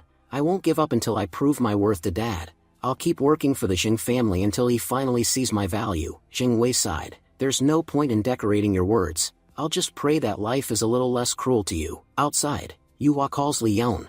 I need to talk to you, it's important. She later meets Leon in a quiet park. Leon smirks. Didn't you just say yesterday that you never wanted to see me again? And now, look at you. You couldn't even go a single day without showing up. Yu Hua glares at him. You destroyed my family, and now you're making jokes about it. Leon replies calmly, look, I never wanted to destroy your family, but if someone tries to ruin me, I won't just sit back and take it. Yu Hua asks, then why is Miss Wu helping you? Under what condition did she agree? Leon answers, you ever heard of something called friendship? Real friendship means being willing to give your life for someone. Helping me is the least she could do. And before your overactive imagination kicks in, no, I didn't sell my body for help. Yuhua, frustrated, mutters, why can't I find a friend like that? Leon sits back and says bluntly, no offense, but you're a two-faced person. People like that don't have real friends. Yuhua, trying to keep her composure, says, Leon, I came here to tell you, I'm ready to be your girlfriend. Leon raises an eyebrow, and when exactly did I ask you to be? Yuhua replies,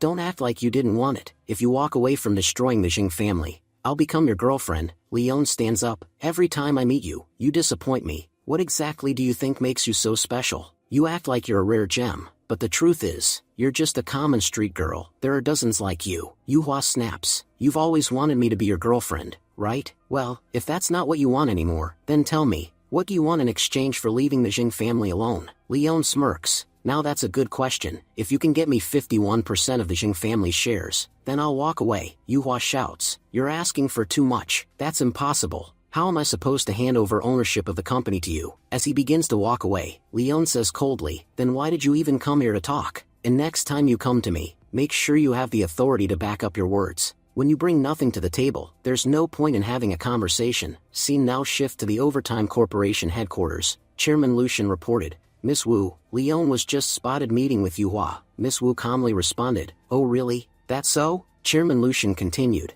as far as I know, you're quite fond of Leon. Doesn't it bother you that he was just seen with another girl? Miss Wu replied, that's not important right now. What I want to know is Uncle safe? Lucian nodded, yes, he was attacked, but we managed to save him just in time. He's on his way back now. But Miss Wu, if Leon did meet with Yuhua, then it's almost certain they talked about the Jin Corporation. If Leon sides with them, don't you think all your efforts will go to waste? Miss Wu responded confidently, you really think I haven't considered that possibility? I know exactly what he's doing right now. Lucian asked, then why haven't you said anything to him? After what happened recently, your father is furious. He believes our family is gaining nothing by getting involved with either the Lionheart or Jing families. Miss Wu smiled slightly, let him be angry. I'll handle him. As for Leon, I know he'll walk away with solid profits from the Jing family. He just made one mistake. He should have met with Jing Wei, not Yuhua. I'll deal with that once his father returns. Chairman Lucian chuckled. I knew it. You really do care about Leon. Suddenly, Hong Li entered the room, alarmed. Chairman, we have a situation. The Jing family has hired the White Lotus sect Saintus. From what we know, Leon and his family will be attacked soon. Chairman Lucian's expression darkened. If Leon is targeted,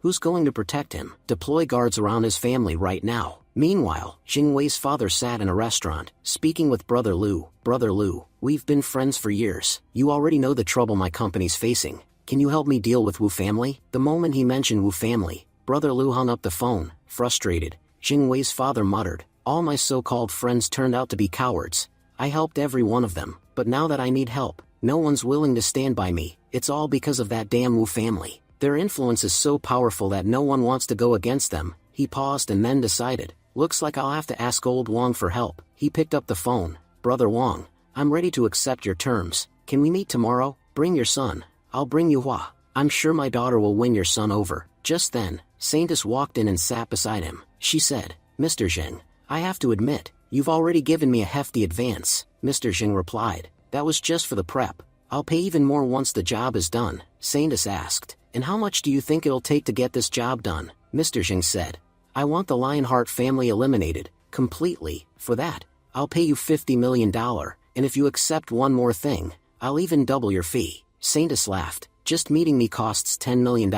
You think I'll do the job for $50 million? At least I want to. Mr. Zheng's eyes widened. You're asking for $200 million? She smirked. Actually, I was talking about $2 billion. That's what it'll cost to wipe out the Lionheart family. Every last one of them. And Mr. Zheng, weren't you also asking about another kind of service? He nodded. I'm willing to pay even more than $2 billion for that. Saintus leaned in. I don't want your money. I want your life. The very thought of asking for that kind of service could have cost you your life. You're lucky you're my client. I'm letting you off for now, but transfer the money by tomorrow morning, or forget the Lionheart family. Your family will be wiped out first. Later, Mr. Zheng summoned Yuhua, preparing her to meet with the Wang family. Yuhua said, Dad, the Wang family is demanding far too much just to protect us. We don't have to agree to their conditions. Mr. Zheng responded sternly, good thing we're in a restaurant, or I would have slapped you right here. Just do what I told you, no need to use your brain. Honestly, if I weren't around, your fate wouldn't be much different from that useless waitress. Right now, you still have options. But at that time, you were just living to survive. And don't forget, and if this company was in your hands, the condition of its employees would also be no less than that of servants.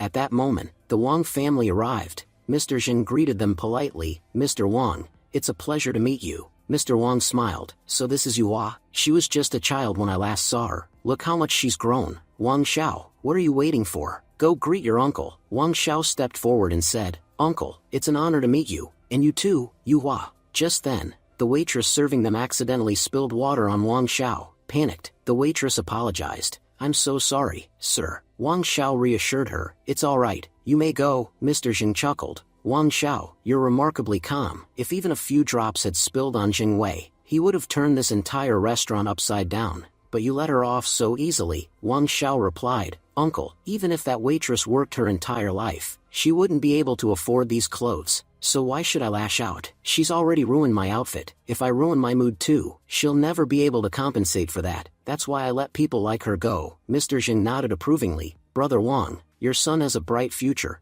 I've rarely seen someone so composed and sharp at such a young age. Mr. Wang added, Brother, we should move on to the main topic. After all, we're here to bring the kids together. Wang Xiao said confidently. There's nothing to consider. I've got no issues with Yuhua. If you want us to get married tomorrow, I'm ready. Honestly, we had some doubts at first, but for Yuhua, we're willing to compromise. A 51% stake in the Jing Corporation would be enough for us. Mr. Jing frowned. Don't you think that's too much? You're asking for control over our entire company. Wang Xiao replied. No, uncle, that's not the case. If this was our first negotiation, we wouldn't have asked for that. But now, the entire company is under threat from Wu family. Who knows if your Jing Corporation will even survive till morning? Based on that, we're actually asking for very little. But fine, for Yuhua's sake, we'll go lower. We just want 40%, but not a percent less. Irritated, Yuhua snapped. Shut your mouth. I'm not some item you can put a discount tag on. And when did I ever agree to marry you?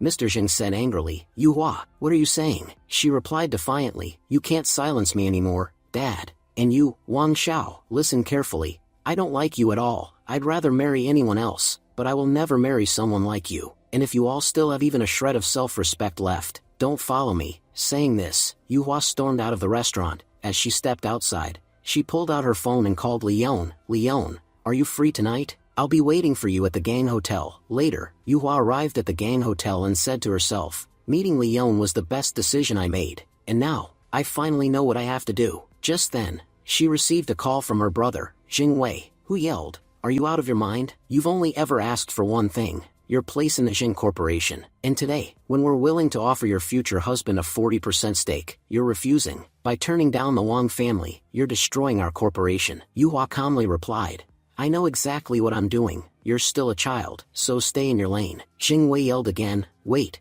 are you meeting that guy Leon right now? Even if our corporation falls apart, there's no way we'll ever ask him for help. She ended the call. Right then, Leon arrived. Miss Yuhua, if anyone finds out I came to a hotel to meet you, my name will be dragged through the mud. Mind telling me why you called me here of all places? Yuhua smiled. I'm not here to talk about business tonight. Come, let's have a drink. Leon looked shocked. Are you really Yuhua? You never talk without a purpose. Yuhua replied. Look, I'm ready to offer you 10% of the shares. Leon raised an eyebrow. Oh, so now you finally have the authority to talk? Sitting beside him, Yuhua said. Yes, I can now make my own decisions. Leon said. Look, no offense, but 10% is way too low. Yuhua teased. What if I offer myself with the 10%? Leon shoved her back, startled. Have you lost your mind? You must be drunk. You can't be the real Yuhua. Yuhua said seriously. I'm not joking. If you agree to the 10%, I'll be yours too. And with that, she kissed him. Leon whispered, Even so, I still want 20%.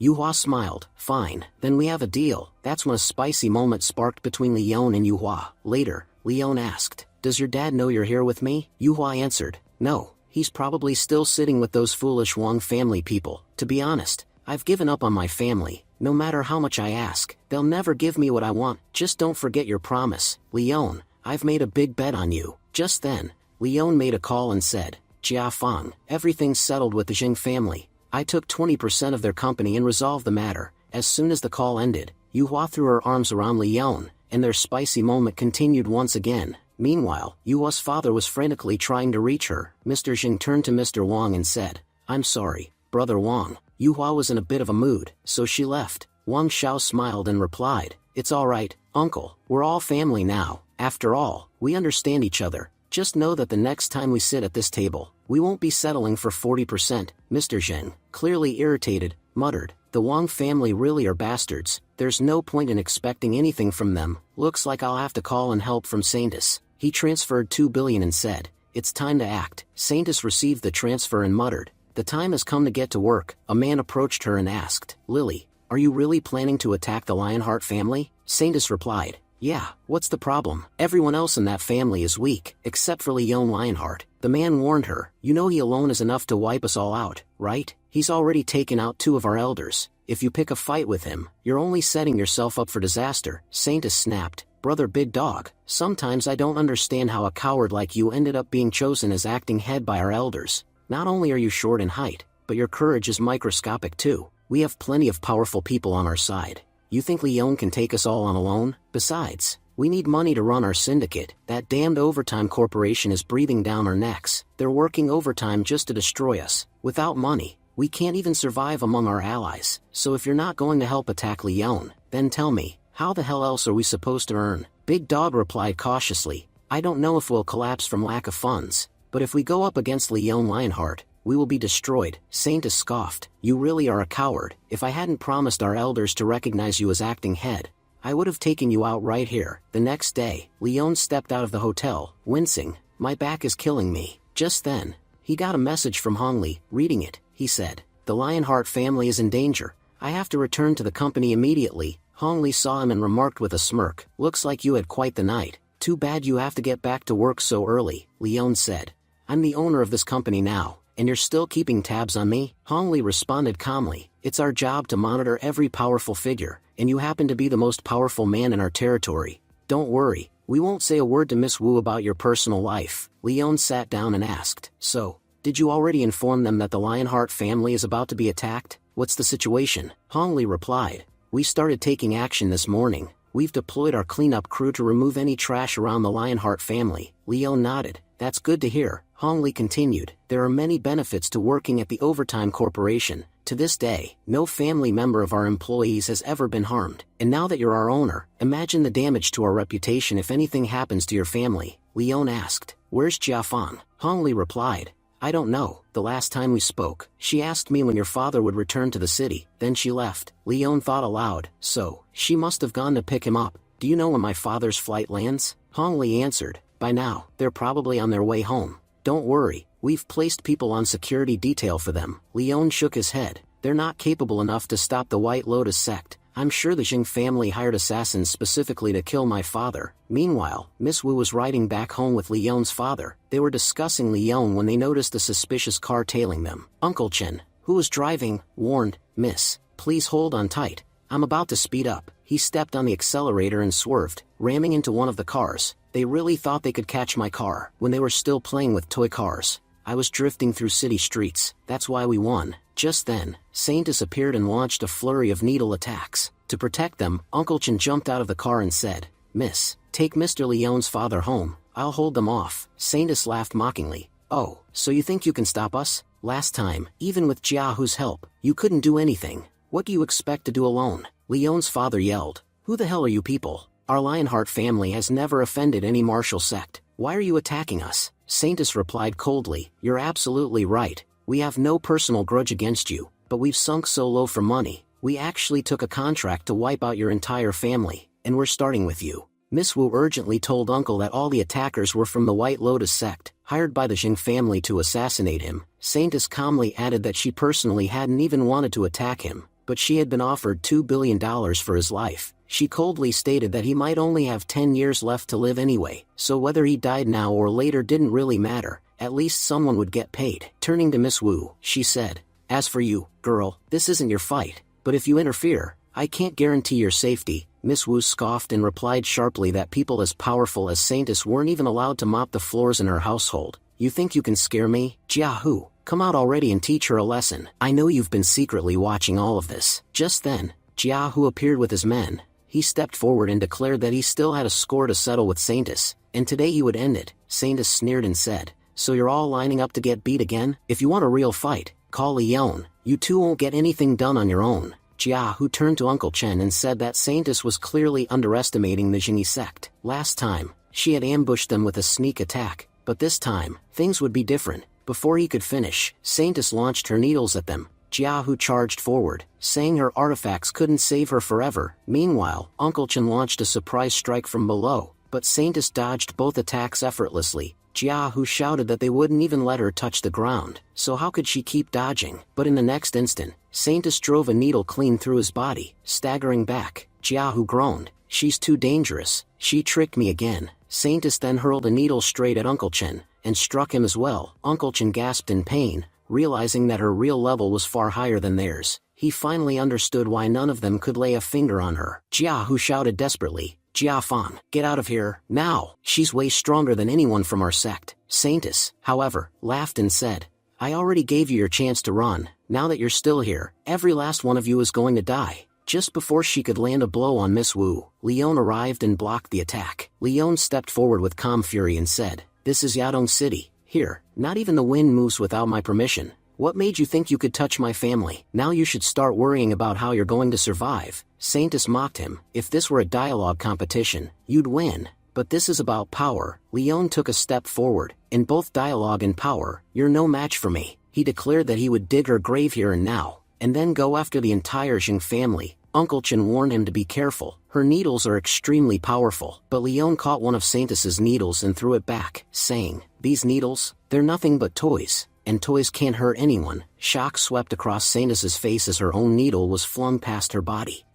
Are you at the inner level?" Leon smirked and said, "Took you long enough to figure that out." Saintus suddenly felt overwhelmed by his power. She couldn't believe someone this powerful existed in this region. "As far as I knew, Yadong City only had weaklings." Leon began preparing his next attack and reminded her, "You can't even leave this city without my permission." Saintus panicked and thought to herself, "I need to do something, or he's going to kill me." In a desperate move, she threw an attack toward Miss Wu. To protect her, Leon held back his own counterattack. Watching this unfold, Big Dog couldn't help but mutter, "I have to admit, this boy even shocked me. In 1,000 years, he's the first one to reach the innate realm. Could this mean the forbidden energy is about to return?" Nearby, Uncle Lionheart looked stunned. "Is that really my son Leon? He was never this powerful." Leon turned and shouted at Miss Wu, "Are you out of your mind? Don't you know my family is under attack? Why would you go with my dad?" Just then, Miss Wu began dramatically pretending to cry. She said she was trying her best to win Leon's affection, but it was obvious he only liked that awful young woman.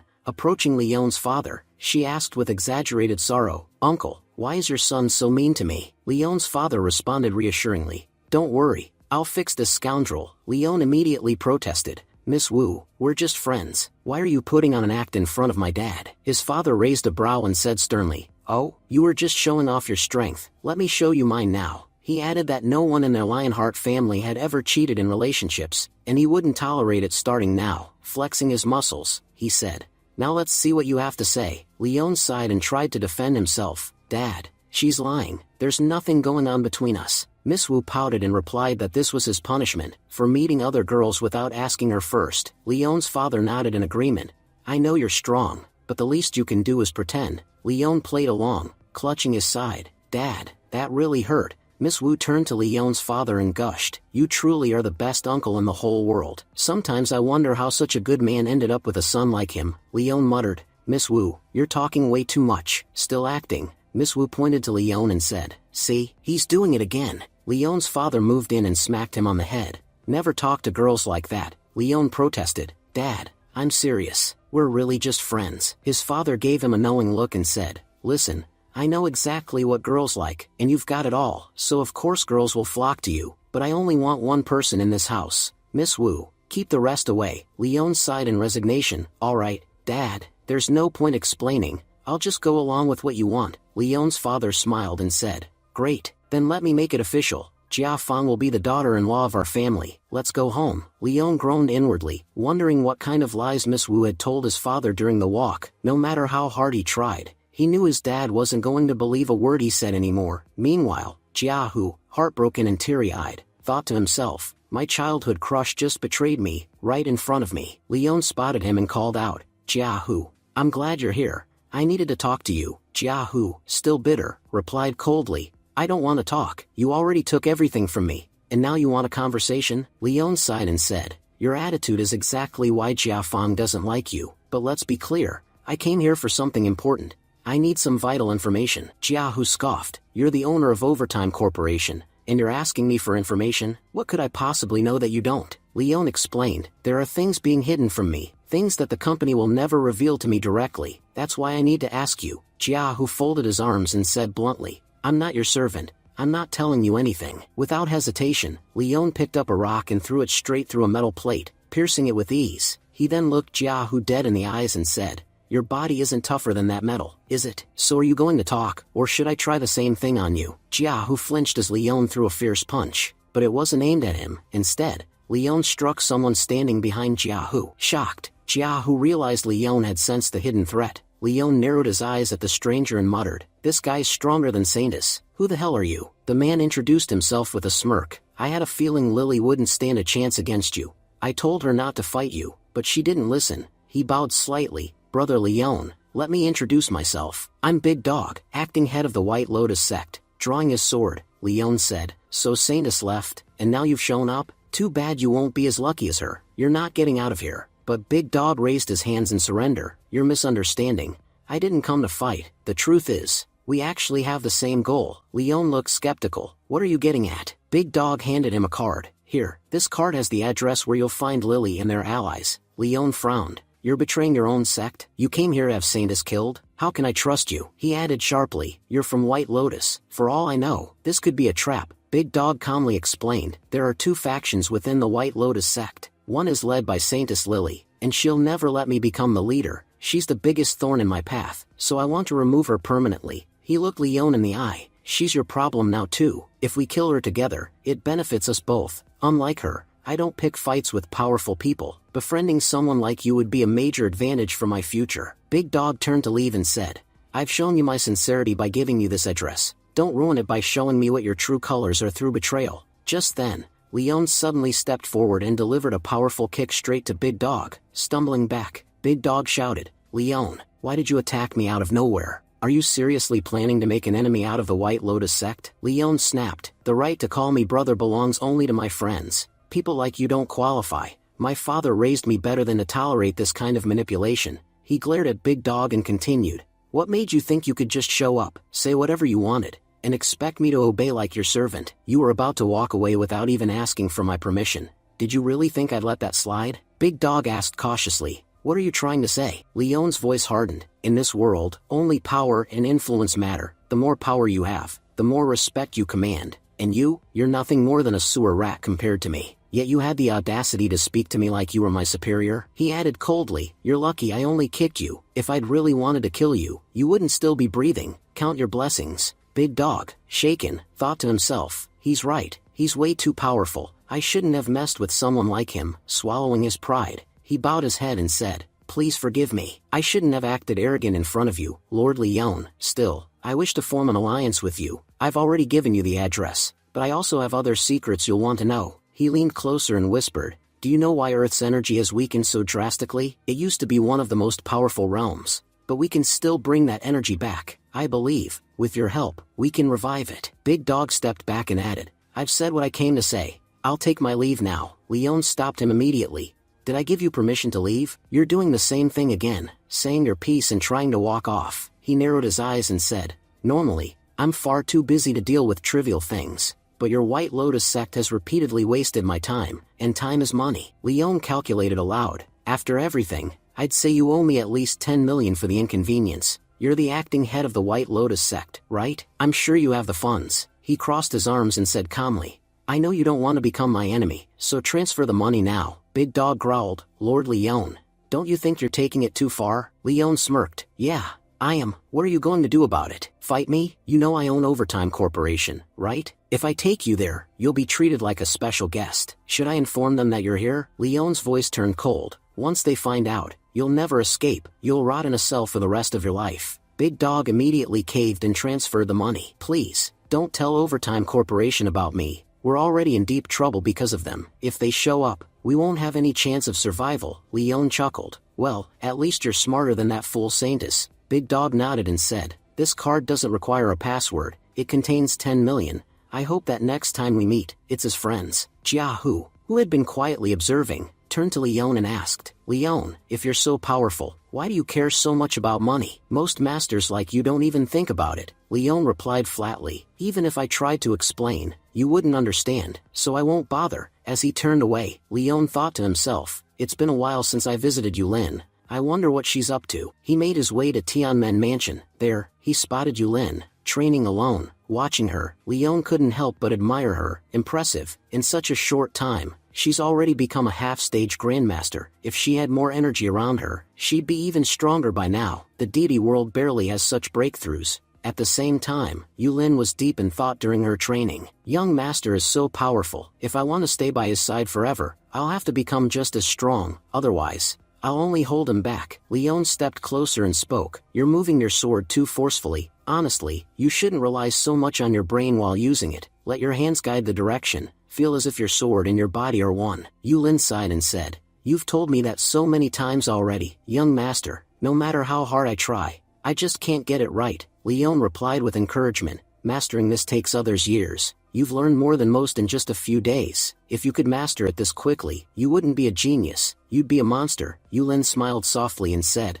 "Honestly, I don't care about being a genius. I just want to stay with you." Leon looked at her sincerely and said, "I want the same. That's why your growth matters. Soon, we'll resolve everything here. After that, we'll head to a new place, to settle scores with new enemies." He added with a calm smile, "But for now, don't worry, we still have plenty of time before that day comes." Just then, we see Lei and his mother arriving outside the building. Lei points upward and says, "Mom, this is the place. This is where that bastard Leon's living with Yulin. You can hand a worm the keys to heaven, but it'll still crawl in the sewer. That idiot's still living here even after becoming the owner of Lionheart Corporation." His mother wrinkles her nose in disgust. "Hurry up. I can barely breathe in this dump. How does Leon even live in a place this filthy?" They march upstairs and arrive at Leon's residence. Inside, Leon turns to Yulin with a smile and says, "I'm really impressed with your progress. Keep putting in effort like this, and you'll definitely master the technique one day." Yulin beams back at him, "I'll do whatever it takes to make you proud, young master." Just then, Lei's mother bursts in with a sneer. "Seriously? You two are shameless, talking about stuff like this out in the open. Have you no dignity left?" Leon's smile fades. "Shameless? You've got some nerve showing up here after everything. Just spit it out. What do you want?" Lei's mom responds smugly, "We're your guests. Aren't you even going to invite us in? Honestly, there's no one more disgraceful in our Lionheart family than you." Leon shrugs. "Guests? Sorry, I don't see any guests here. Just a couple of pests who aren't welcome in my home." Yulin steps forward, whispering, "Maybe we should talk inside, young master." Leon shakes his head. "No, Yulin, they don't deserve that kind of respect. These shameless people, I bought out their company just a few days ago, and now that the stock prices are up, they've come begging for shares." Lei's mom scowls. "Don't forget, the family head has returned. You better hand those shares back. It'll be in your best interest." Leon chuckles. "Don't try to threaten me with my father. I know him better than you ever will. The shares are mine. I bought them fair and square from you people. You sold them for pennies. You've got no claim left." Lei cuts in angrily. "You're part of the Lionheart family.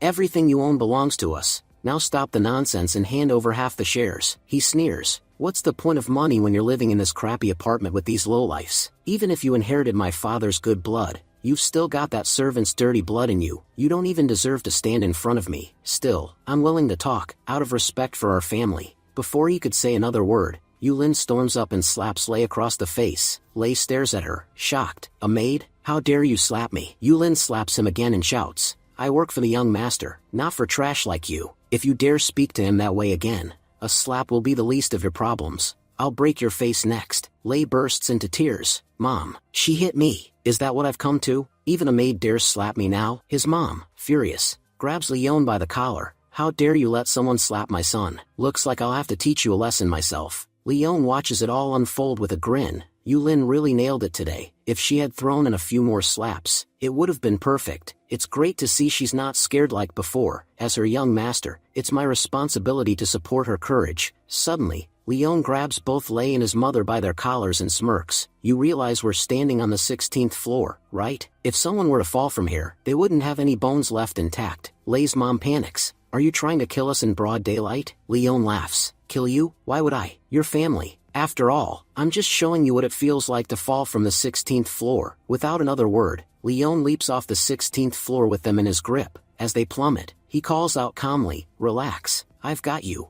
At most, you'll break a few bones." Moments later, he tosses both of them into a car. As he slams the door shut, Leon says to the driver, "Once you're home, tell Dad to keep these two under control. If I lose my temper again, they'll never make it back home. I've already taught them a lesson. I doubt they'll dare come back here again. But just in case, make sure Dad gets the message." The driver nods. "Yes, young master, I'll let him know." As he drives off, he thinks to himself, "I saw him jump from the 16th floor with those two, and they're alive. How is that even possible? All these years, I thought of Leon as some spoiled rich brat, but now, I see how truly powerful he is. I won't make the mistake of underestimating him again." Back inside, Yulin looks worried. "Was that punishment really enough for them, young master?" Leon reassures her, "Don't worry, their nights won't be peaceful anymore. It'll take years for them to recover from this trauma, and hopefully, this is the last time they'll ever try to mess with us." He looks out the window and adds with a soft smile, "Every time they think about coming near us again, they'll remember the 16th floor." He turns to Yulin, "You should go rest now. I've got something to take care of." Leon got into a taxi and headed to the address Big Dog had given him. As he arrived, he muttered to himself, "I've lived for thousands of years, and after gaining so much experience,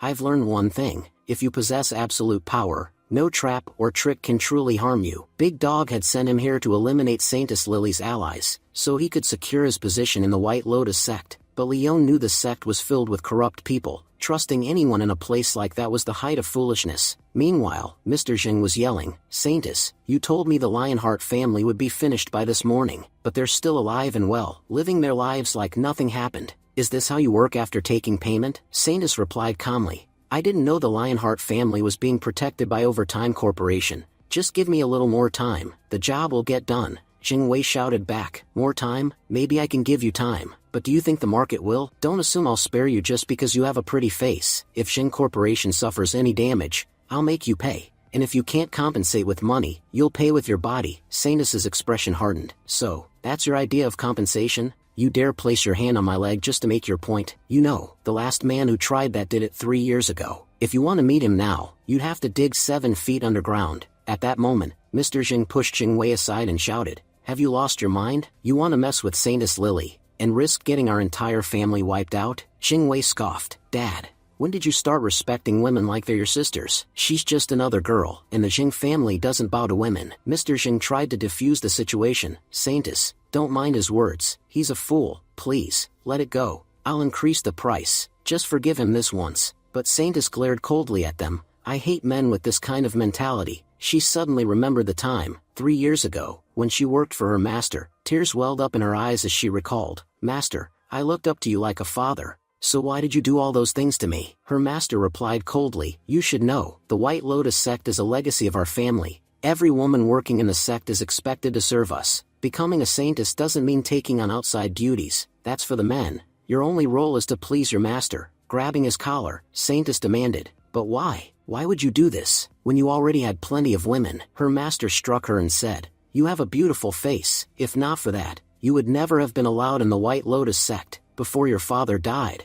he asked me to look after you, and that's exactly what I've done. Remember, to a real man, women are just objects meant to bring pleasure. You don't have any worth beyond that. The sooner you understand that, the better for you." Back in the present, Saintess spoke coldly, "You remind me exactly of the man I hate the most. So answer me honestly. Do you only like me because of my face? If not, I'll kill you." Trembling, Jing Wei stammered, "Yes, you're beautiful, but I swear, I've never had any bad thoughts. I see you like a goddess." But even as he said it, he thought to himself, "This is the first time a woman has ever made me afraid. One wrong answer, and I'm dead." Saintess turned to Mr. Jing. "Your son looks down on me, so tell me, what should I do with him? A real man stands by his words. Why can't your son do the same?" Mr. Jing pleaded, "Saintess, please, I'll give you 100 million. Just spare him." Saintess sneered, 100 million? That's way too little. Looks like both father and son severely underestimate me. Maybe your son was right. You really don't value women at all." Mr. Jing raised the offer. "Fine, I'll give you 1 billion.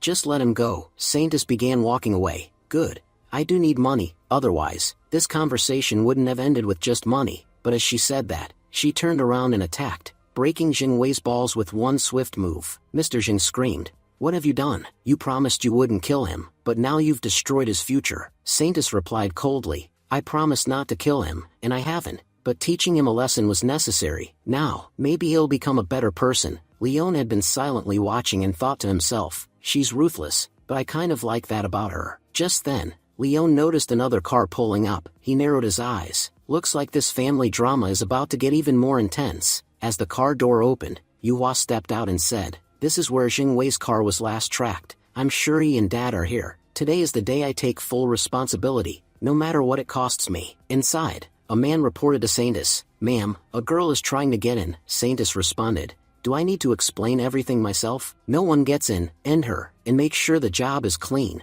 At that very moment, Mr. Zheng's eyes widened in recognition. The girl entering, that's Yuhua. Mr. Zheng pleaded, Saintis, please, don't do anything. She's my daughter. Saintis Lily responded coldly, Mr. Zheng, didn't you say only you and your son were coming? Then how did your daughter suddenly make this wild card entrance? If anyone else shows up after this, I'll eliminate them without asking you first. Just then, Yuhua stepped in confidently and said, I didn't come here with my father's permission. I came by my own will. I don't need anyone's approval to act. Saintis Lily smirked, Mr. Zheng, I have to say, I really like your daughter. In my opinion, she's far more capable than your son. Mr. Zheng, clearly irritated, snapped, let me show you just how capable she is. He slapped Yuhua and scolded her, why did you come here? I told you to stay away. Dangerous matters like this aren't for girls to handle. You're being reckless. Yuhua stood her ground. Dad, I know exactly what I'm doing, and I'm not backing down this time. Listen, Saintis Lily, I'm the eldest daughter of the Jing family, and the future head of our corporation.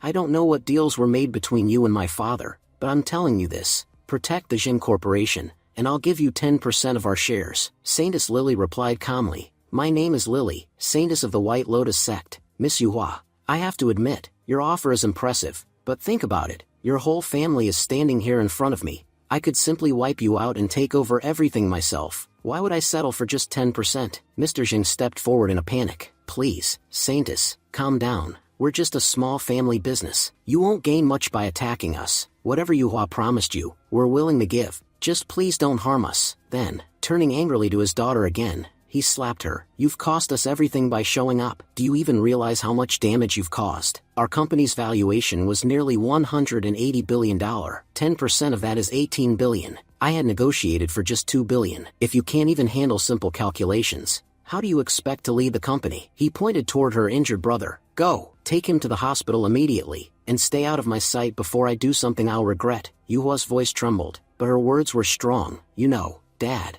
when I look back at my life, all I see is humiliation. I've always topped every exam, always did my best, just to make you proud. Jingwei barely passed, and I excelled, but you never once smiled because of me. In college, people used to say that even if I touched dirt, it would turn to gold, but you dragged me down so far, I lost faith in myself. Tell me, why can't you ever trust me? Is it because I'm a girl, or is it simply because you already have my replacement? She lowered her gaze, then raised it with determination. Fine, Dad. I'll do what you say. One last time. Suddenly, Jingwei shouted at her, throwing a kin in anger. What's wrong with you? Do you have thorn on your feet or something? Everything happening here is your fault. You always claim you want to help the family, but when the real moment came, you fled from the Wang family. Look at me now. This is all because of you. I'm sure Dad did something wrong in his past to deserve a daughter like you. Yuhua's voice turned cold. I came here thinking I'd change my mind after seeing all of you, but you just proved I was right. Jingwei, I hope you become a better person in your next life. With that, she stabbed him. As he collapsed, Yuhua turned to her father and said,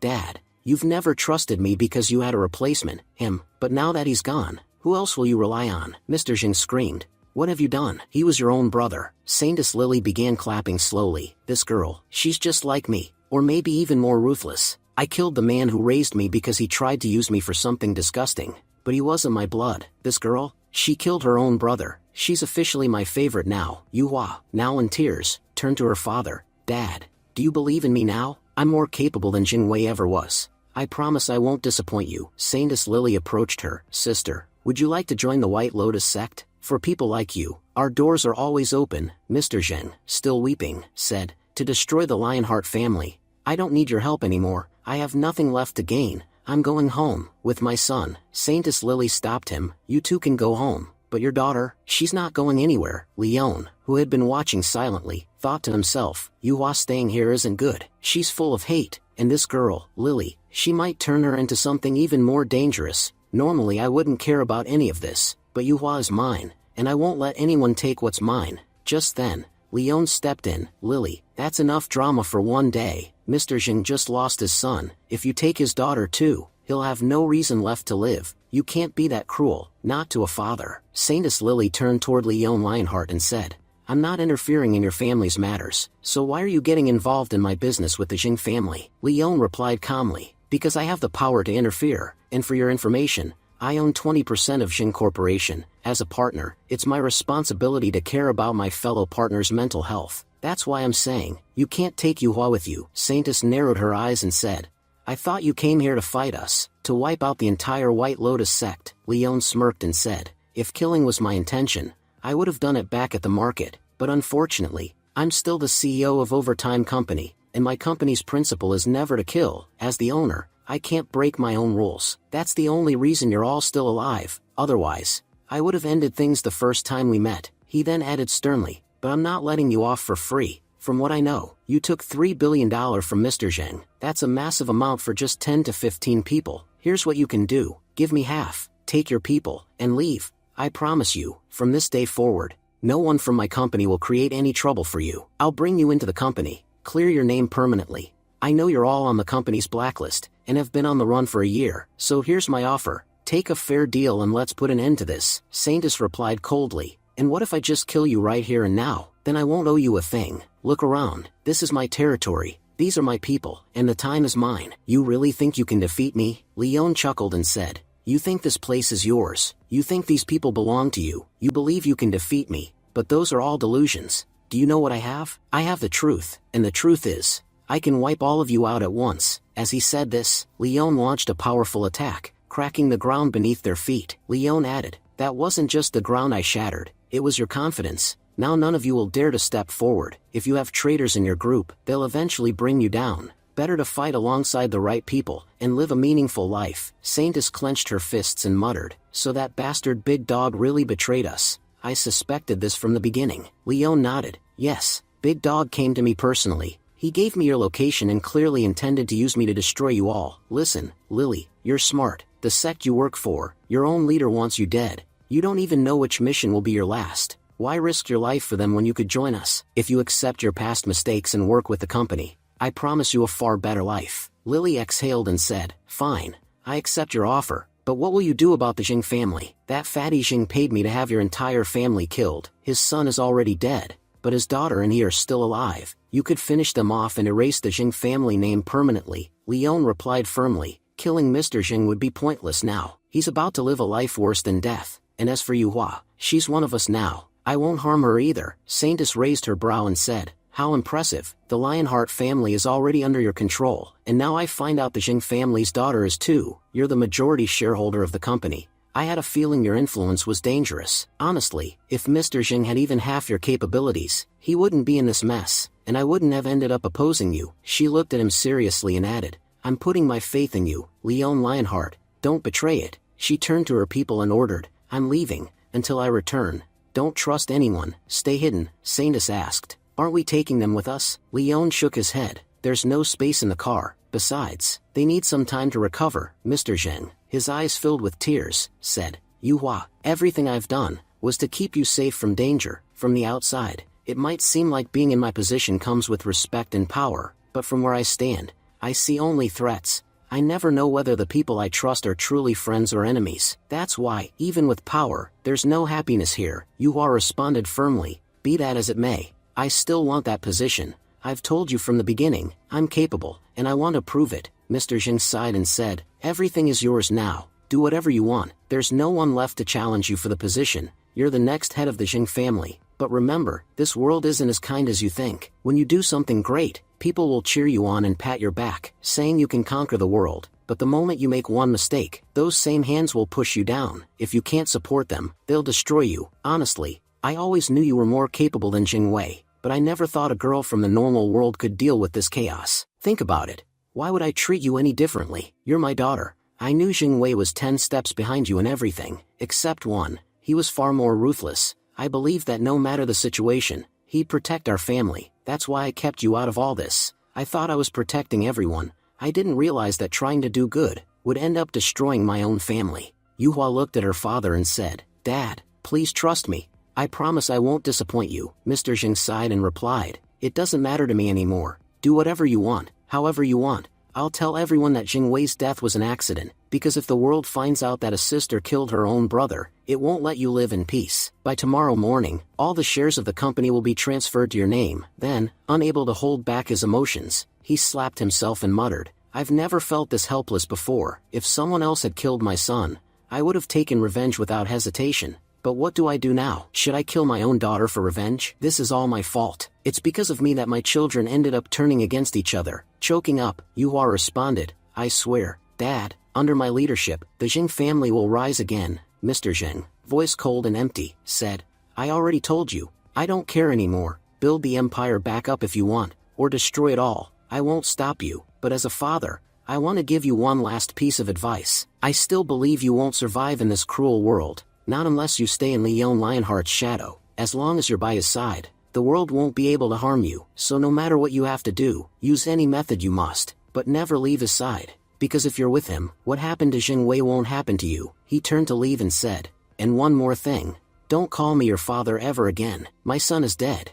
And so is my daughter." Leon stepped forward and asked, "Yuhua, how does it feel to kill your own brother? Say what you want, but what you did was filthy. I'd offer to drop you home. But someone who has the strength to kill her own brother should at least have the strength to walk home alone." Then, with a sharp tone, he added, "Since you've chosen this path, take responsibility for it. The Jing family must never go hungry under your leadership." Yuhua nodded faintly. "I know what I did was unforgivable. Maybe I'll never be able to forgive myself. Just leave me here, Leon. I need some time alone." As Leon began to walk away, Saintess Lily turned to him and said, "Didn't you say that girl was yours? Then why did you leave her alone in her darkest hour? Be honest, your words must have stabbed her like daggers." Leon replied quietly, "I know Yuhua is a strong woman. If she could survive everything her family put her through, then my harsh words are nothing in comparison. What really hurts me is that if she had learned to speak up for herself sooner, she wouldn't have had to go this far. She can run all she wants now, but this guilt will follow her for the rest of her life. But I'm glad for her too. Maybe now she'll finally live life on her own terms." Then he turned to Saintess and asked, "By the way, you're not exactly good at staying quiet, are you?" Saintess raised a brow and said, "What's that supposed to mean? I'm way better than Yuhua. I learned to stand up for myself a long time ago. Now tell me, what was it you wanted to ask earlier?" Leon turned serious. "It's about Earth's spiritual energy. It's been decreasing rapidly. What happened in the past that caused it to almost vanish?" Lily slammed the brakes. "How would I know something that big? If anyone knows, it's the 4 major sects. Don't look at me. I know nothing about it." Leon looked skeptical. "Do you really think the 4 major sects would tell me anything? I don't even know any of them personally. And your White Lotus sect is ancient. There's no way you know nothing about this." Lily muttered, "Let me guess. Big Dog didn't tell you about this either? That bastard would stoop to any level to get me killed." Leon said seriously, "You can tell me. I won't say a word to anyone." Yuhua finally spoke. "Our sect wasn't always called White Lotus sect. It used to be Pure Soil sect. Back then, we were known as the Pure Soil sect and were extremely popular. The Jinyi sect was once massive and incredibly powerful. Around 2,000 years ago, their leader achieved immortality. After that, he ascended to the heavens. But one day, he returned, and when he did, he destroyed all the dragon veins of Cullen. Those veins were the source of energy for all of Earth. After they were destroyed, Earth's spiritual energy began to deplete, and now, it's so low that even reaching the foundation stage has become nearly impossible. I'm certain that 1,000 years from now, Earth's spiritual energy will be so depleted that even basic survival will be impossible. The planet will be consumed by diseases, and humanity will be wiped out." Leon nodded in agreement. "You're right, spiritual energy is the life force of Earth. If it thrives, people can achieve immortality and eliminate disease. But if it continues to fade, even basic survival becomes a struggle. But what I don't get is, why would the founder of the Jinyi sect do this? Why destroy the dragon veins and doom the entire planet? Wasn't he afraid of the gods? Why would he commit such a crime after ascending from Earth?" Saintess replied bitterly, "If I knew the answer to that, do you think I'd be sitting here with you? The Jinyi sect's master is the only one who knows the truth. If you want answers, you'll have to go there yourself. I've told you everything I know." She looked at Leon seriously. "But let me give you one last warning. The mystery of Earth is deep and deadly. The more you try to uncover it, the more danger you'll be in. It would be better if you stayed away." but if you're so eager to die, then go ahead and get involved. Just then, their car arrived at the company. Leon stepped out of the car and said, "You know, I don't believe in fear, because beyond fear, there's victory." Hong Li was there to welcome Leon. Leon grinned and said, "I brought you a Christmas gift. This is Saintess Lily from the White Lotus sect. She's here to surrender." Hong Li was surprised. "Wow, you really pulled it off. Well done. By the way, Chairman Lu wants to meet you." Then grabbing Saintess Lily, he said, "You've got quite a criminal record. We'll be having a nice, long chat in the interrogation room." Leon interrupted, "Hong Li, I promised her there would be no trouble if she surrendered. Make sure she's treated kindly, no rough behavior." Hong Li nodded. "Got it. I'll do exactly as you say." He added, "Go ahead and meet with Chairman Lu. He's waiting." Scene shifted to Chairman office. Leon entered and greeted Chairman Lu Shen. "I heard you were expecting me. Whatever it is, let's get to the point. I was planning to head home." Chairman Lu smiled. "Don't worry. I won't take up much of your time, and I get it. You've got women like Miss Yuhua and Miss Yulin waiting at home. Of course, you're in a hurry." Leon rolled his eyes. "I'm your boss now, and you're still spying on me?" Chairman Lu laughed. "Old habits die hard. But that's not why I called you here. Next month is the birthday of Jingyi Sect's Master Yulin, and we believe something big is going to happen there. That's why we're sending you as the company's representative." Leon frowned. "But I thought our job was to protect our own territory. The Jingyi Sect is far outside our jurisdiction. Why are we getting involved?" Chairman Lu pointed to a file. "Just take a look at these people." Leon flipped through and said, "These are members of the top families across the country." Chairman Lu nodded. "Exactly. The Jingyi Sect is the most powerful sect in the entire nation, and every major figure will be present at that event. If all those powerful people gather in one place, conflict is bound to happen. That's why we need someone capable of handling it alone, and honestly, there's no one better than you. We're not doing this for politics, we're doing it to preserve peace. If something goes wrong, it'll affect our region too." Leon asked, "If I'm there to stop a fight, that means I can use my full power, right?" Chairman Lu confirmed, "Exactly. That's why we chose you. Powerful people don't understand diplomacy. They only back down when someone stronger stands in front of them. Just remember our one condition.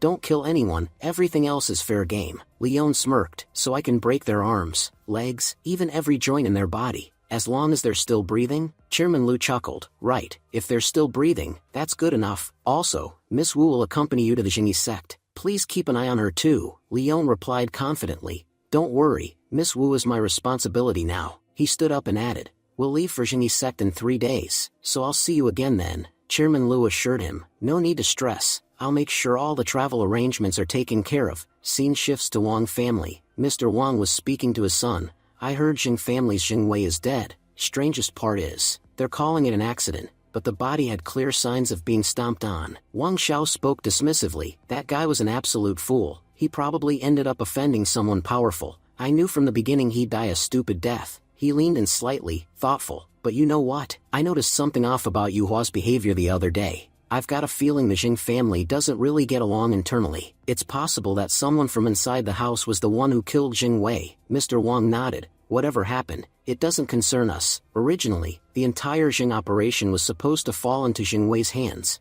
but now that he's dead, the only heir left is Yuhua. You know what that means, right?" Wang Xiao replied with a smirk. "Right now, Yuhua needs a shoulder to lean on. Tomorrow, I'll offer her one, and in return, I'll take control of the entire Jing corporation." Mr. Wang smiled with pride. "That's what I expect from my son. Controlling Yuhua means controlling Jing corporation. Once you've got her wrapped around your finger, the entire company will be under our command." Wang Xiao responded confidently. "There's no need to manipulate anything. Honestly, I've always liked Yuhua, and I like Jing corporation even more. Now that I have a chance at both, how could I possibly refuse?" Scene shifts to the next day. At the Jing family, Wang Xiao approached Yuhua with a sympathetic look. "I'm really sorry for what happened to Jing Wei. Please take care of yourself. You're carrying the weight of the entire family now. Would you like to have dinner with me? Maybe it'll help clear your head.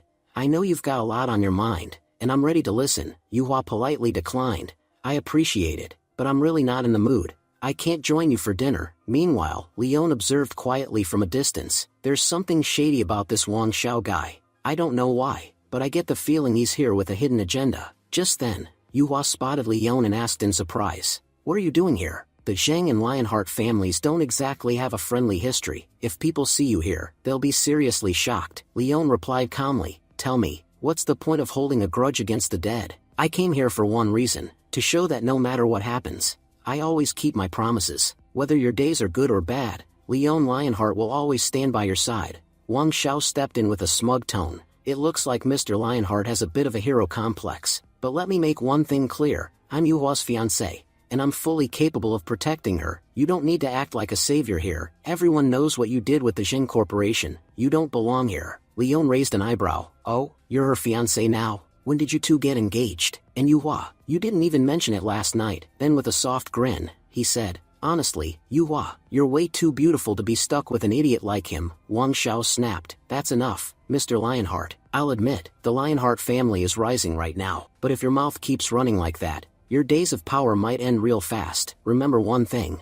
Don't ever show your face near Yuhua again. I'm her fiancé, and as her fiancé, I'm telling you to stay away from her. Leon responded coolly. You must really like her. Wang Xiao sneered. What do you think? You think I'm here for that fool Jing Wei? No, I've had feelings for Yuhua for a long time now. And yeah, you liked her too, but here's the difference. I'm the heir of the Wang family. That's why she's marrying me. You're just the illegitimate son of the Lionheart family. She never even looked your way. Leon smirked. You know, Yuhua and I were together last night. We talked for hours. You have any idea what we were doing the whole night? Wang Xiao glared. What the hell are you trying to say? Leon said confidently. Exactly what you're thinking. The Jing cooperations you dream about? Yuhua, too. They're both already mine. But if you don't believe me, you can ask her yourself. Wang Xiao turned to Yuhua. Yuhua, tell me he's lying.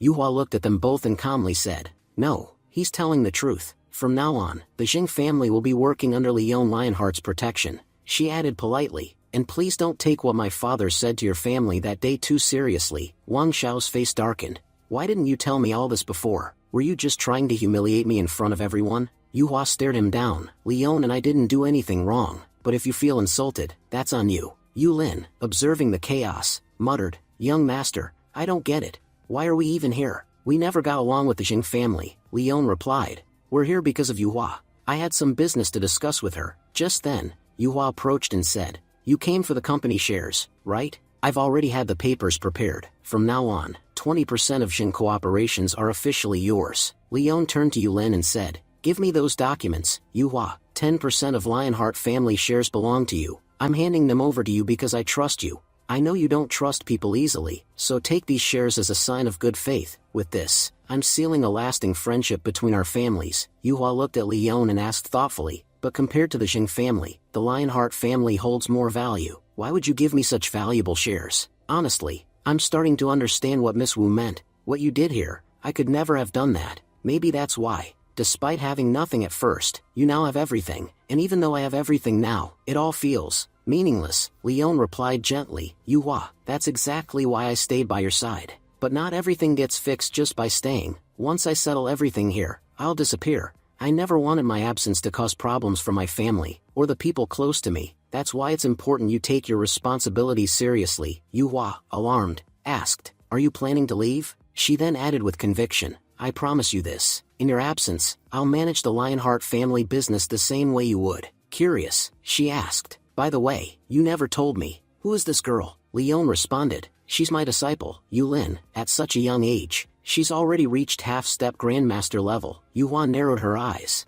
Do you think I'm stupid? How can an 18-year-old be the disciple of a 20-year-old? Look, if you have other girlfriends, that's fine. Just be honest with me. Before things escalated, Mr. Jing interrupted. Yuhua, go inside and attend to the guests. I need to have a personal word with Leon. Leon turned to Yulin and said, go wait in the car. I'll be right there. Once they were alone, Mr. Jing spoke sincerely. Leon, I've watched you grow up. To be honest, just like everyone else, I used to think you were just an illegitimate son who wouldn't amount to much. But after seeing the growth you've achieved, I truly admire you. You've shown me that family legacy isn't everything. If someone has the ability, they can accomplish anything. Sometimes I wish even one of my children was half as capable as you. Maybe then the Jing family wouldn't be in such a mess. Leon smiled slightly and said, Mr. Jing, you're a smart man. Let's not beat around the bush. What is it you really want to say? Mr. Jing nodded. You're right. No need for pretense. The truth is, our Jing family has given the Lionheart family a lot of trouble. Just a few days ago, we were planning to crush your business. Even now, no matter what you do,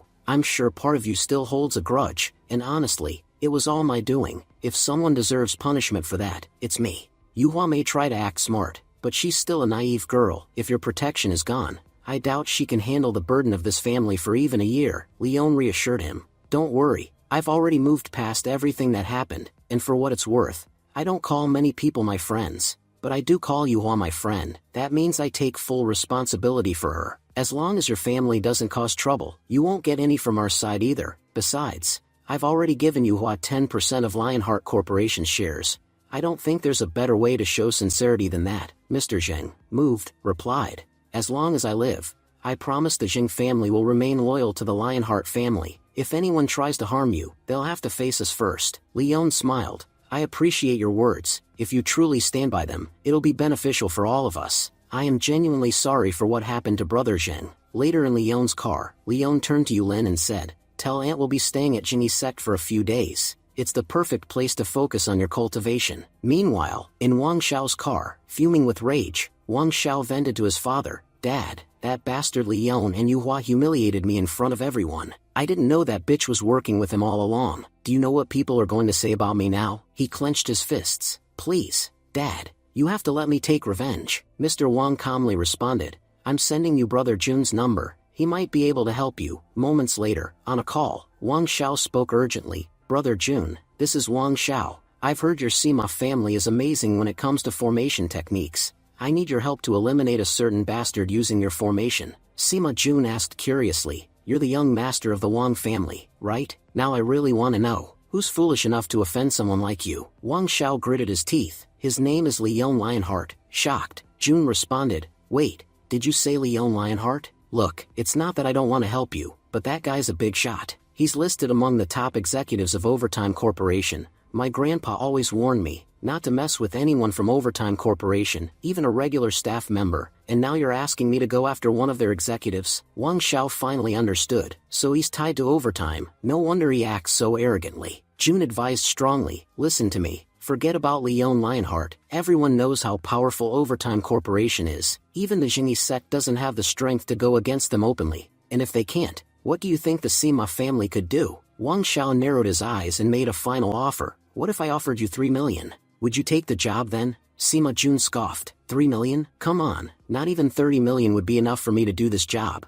Wang Xiao chuckled. Hey, have you seen that recent movie? I forget the name. The lead actress became insanely popular after that. Sima Jun laughed. Oh yeah, I remember. She's such a cutie. Wang Xiao leaned in. Well, she's coming to our country next month. And if you take care of Leon Lionheart for me, I can arrange a private date with her. That caught Sima Jun's attention. Eyes lighting up, he exclaimed, Why didn't you tell me that earlier? I'm packing my bags right now. I'm heading to Jinyi sect immediately. After the call ended, Jun mumbled excitedly to himself, I actually saved a photo of her. Never thought I'd get a chance to go on a date with her. Then he yelled out to his parents, Mom, Dad, I'm heading to Jinyi sect to wish Elder Julin a happy birthday. His mother called back, Take care of yourself there, and don't do anything foolish. 2 days later, at the airport, Yulin asked curiously, Young master, isn't the birthday next month? Why are we leaving so early? Leon replied calmly, Because we're not actually going there just for the party. The people we need to deal with are already there. If we delay any longer, those idiots might end up fighting each other and causing trouble. He then looked around and added,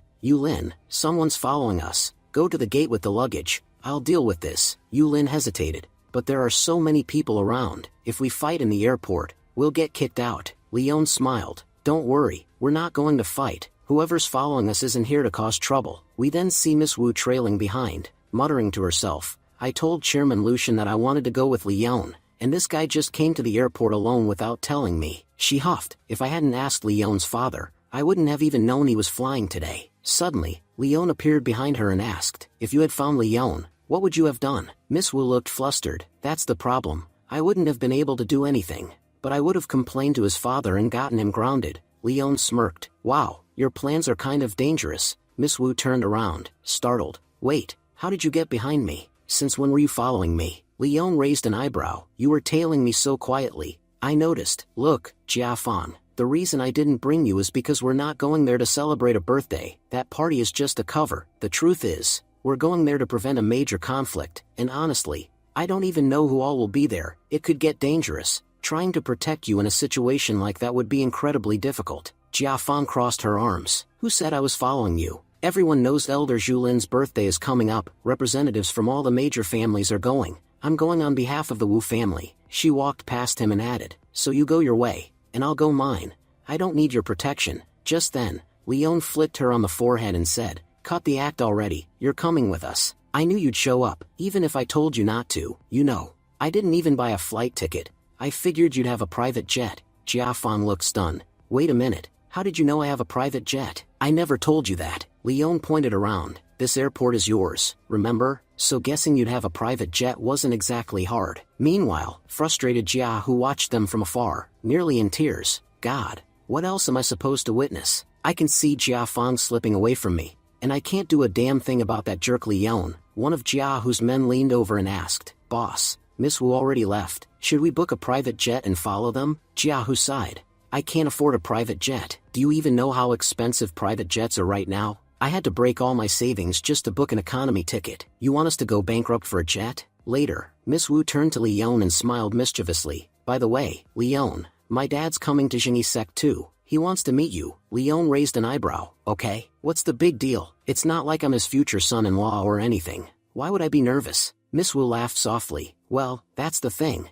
I did tell him you're going to be his future son-in-law, and the best part? Uncle Lionheart already spoke to him." She added excitedly, "Even though he's super busy, he said he'll definitely attend Elder Zhulin's birthday. He's using the occasion to set up a meeting between you two." She looked at Leon sweetly and said, "So, I want you to do something for me." Leon asked Miss Wu what exactly she wanted him to do. Miss Wu replied that all she wanted was for him to behave a certain way in front of her father. He didn't need to do much, just act like he was the future son-in-law of the Wu family. Leon was stunned. He asked her what she was talking about, reminding her they were just friends. Then, suddenly, it dawned on him. He paused and said, "Wait a second, our dads already talked, didn't they?" He realized that both families seemed to believe they were in a relationship. On top of that, she had even booked a flight for him to Jingyi Sect. He muttered in disbelief, "Looks like I've completely fallen into your trap." Scene shifts to Jingyi Sect. The sect master was seen playing a mobile game, clearly irritated. Muttering to himself, he said he didn't understand how new players kept ending up on his team. Who in their right mind picks a sniper for close-range combat? Except me, everyone chose snipers. As expected, his team lost. He slammed his phone in frustration and yelled, "They've completely ruined my game. If you don't even know how to play, why are you holding a phone in the first place? Thanks to these noobs, even my record's been trashed." Just then, a disciple walked in and informed him that the guest list for his birthday celebration had arrived. The master replied casually, "All right, I'll check it later. It's probably the same familiar faces like every year." But as he looked over the list, he suddenly perked up. "Wait, Leon Lionheart is coming? Finally, a new face at my birthday." He had heard that Leon was one of the most talented young cultivators in the entire nation, and the youngest grandmaster as well. Smiling to himself, he said this birthday was definitely going to be exciting. Then, turning to his disciple, he demanded his phone. The disciple teased him, "Master, you're always telling us to focus on cultivation, and avoid games because they're distracting. But you sit here all day playing games, and when you lose, you break your phone." Snatching the phone, the master grumbled, "You kids are still young. You've got your whole lives ahead of you. I'm already 100 years old, and I might not live more than another 10 or 15 years. If I don't play games now, then when will I?" Kids shouldn't waste time on games. That's your time to make something of your lives. As for me, I've already done everything I needed to. Now I just want to enjoy what I like. He then reflected solemnly, "Our heavenly master Jing destroyed Dragon Vein 2000 years ago, and because of that, he lost all his good karma. Now everyone sees him as a villain who destroyed the balance of the world. No one realizes he took on the burden of the entire world by himself. The pain he endured, no one else could have survived that, but I don't know why. I feel like the time has come for him to finally be free of that pain, and somehow, it seems connected to this young man, Leon Lionheart." Meanwhile, Miss Wu informed Leon that the Sima family, the Jug family, and even the Ma family had already arrived. Leon was surprised. He said they themselves had arrived a month early, and yet those families were already ahead of them. He admitted something big was definitely about to happen,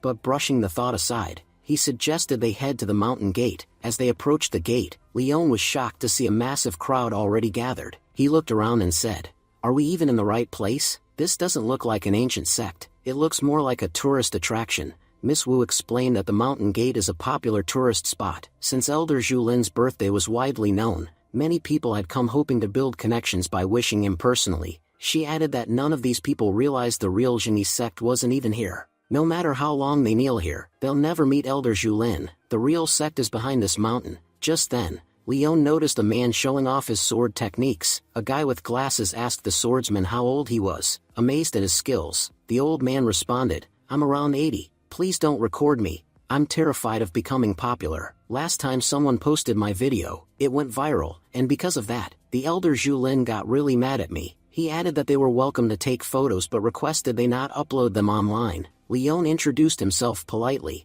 "My name is Leon Lionheart. I'm here as a representative from the overtime company." The old man responded, "So you're the company representative? To be honest, I've been waiting for you. Once you enter the main hall, take the right path. You'll see a small bridge. Cross it, and you'll reach Xingyi sect." Soon after, Leon and his companions arrived near the bridge. Miss Wu stood in awe and asked in disbelief, "Is this really the bridge? But how are we supposed to cross it?" Leon finally understood the setup and said he realized why the Xingyi sect's entrance was designed this way. The outer area was built like a tourist attraction, while the real entrance was hidden and deliberately made difficult to access. He noted that no ordinary person would dare to cross this barrier, and that anyone who could, certainly wasn't ordinary. Uncle Chen nodded in agreement and explained that Leon was absolutely right. When new disciples joined Xingyi sect, they were made to cultivate at the outer area first, until the sect leaders deemed them qualified. They weren't allowed to cross the bridge. You could say those training outside are outer disciples, and once they cross the bridge, they become inner disciples. Uncle Chen added that it was almost impossible for outsiders to cross the bridge, and told Miss Wu to head to the main hall and get some rest. He promised to meet her again soon after he met his master. Leon then said that since Miss Wu had come this far, she had to see the real Xingyi sect. He even offered to take her there. Miss Wu chimed in, saying she had visited Xingyi sect many times but had never seen the real sect. She'd only made it as far as the main hall. "Thanks to you, I'll finally get to see what the true Xingyi sect looks like." Just then, Sima Jun appeared and scolded them for being there. He demanded to know who had allowed ordinary people to enter. He warned them to turn back immediately, or risk losing their lives if they proceeded. Sima Jun recognized Leon Lionheart and thought to himself that this was his chance to kill Leon,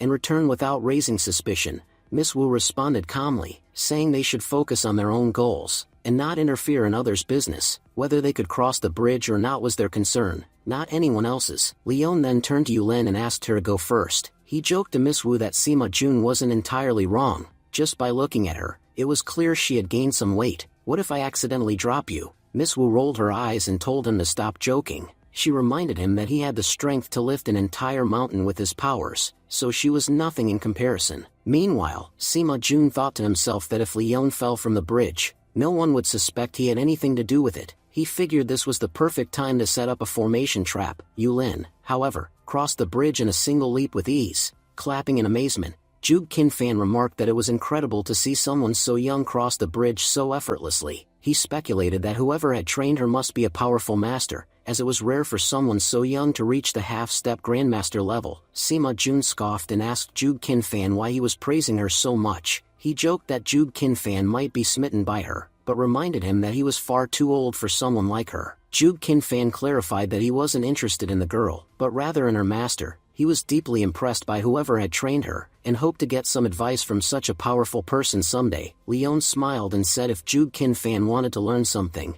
he could teach him a few things himself. He also thanked him for the compliment toward his disciple, saying she truly deserved the praise. Sima Jun then turned to Leon and asked about his age. He said Leon looked even younger than him, and questioned how someone that young could have trained a half-step grandmaster. "If that's true, then how powerful must you be yourself?" He added mockingly that bringing Miss Wu along was a huge mistake. If they slipped and fell, both their lives would be at risk. Leon thought to himself that the bridge looked longer than before. He suspected someone had laid a formation to create fake steps and intended for him to fall. He paused and considered that to create such a formation, one would need extremely rare and high-quality materials. He wondered whether such materials even existed anymore. That's when his eyes fell on Sima Jun's bead. Leon realized the formation was being powered by that bead. He made up his mind that he would take it when crossing the bridge. It would be highly useful for Yulin's cultivation. Meanwhile, Zhuge Qinfan frowned and questioned why Leon was just standing still in the middle of the bridge. He found it strange that Leon neither moved forward nor backward. Sima Jun smirked and said it looked like the kid was paralyzed by fear, and had lost the will to proceed. But just then,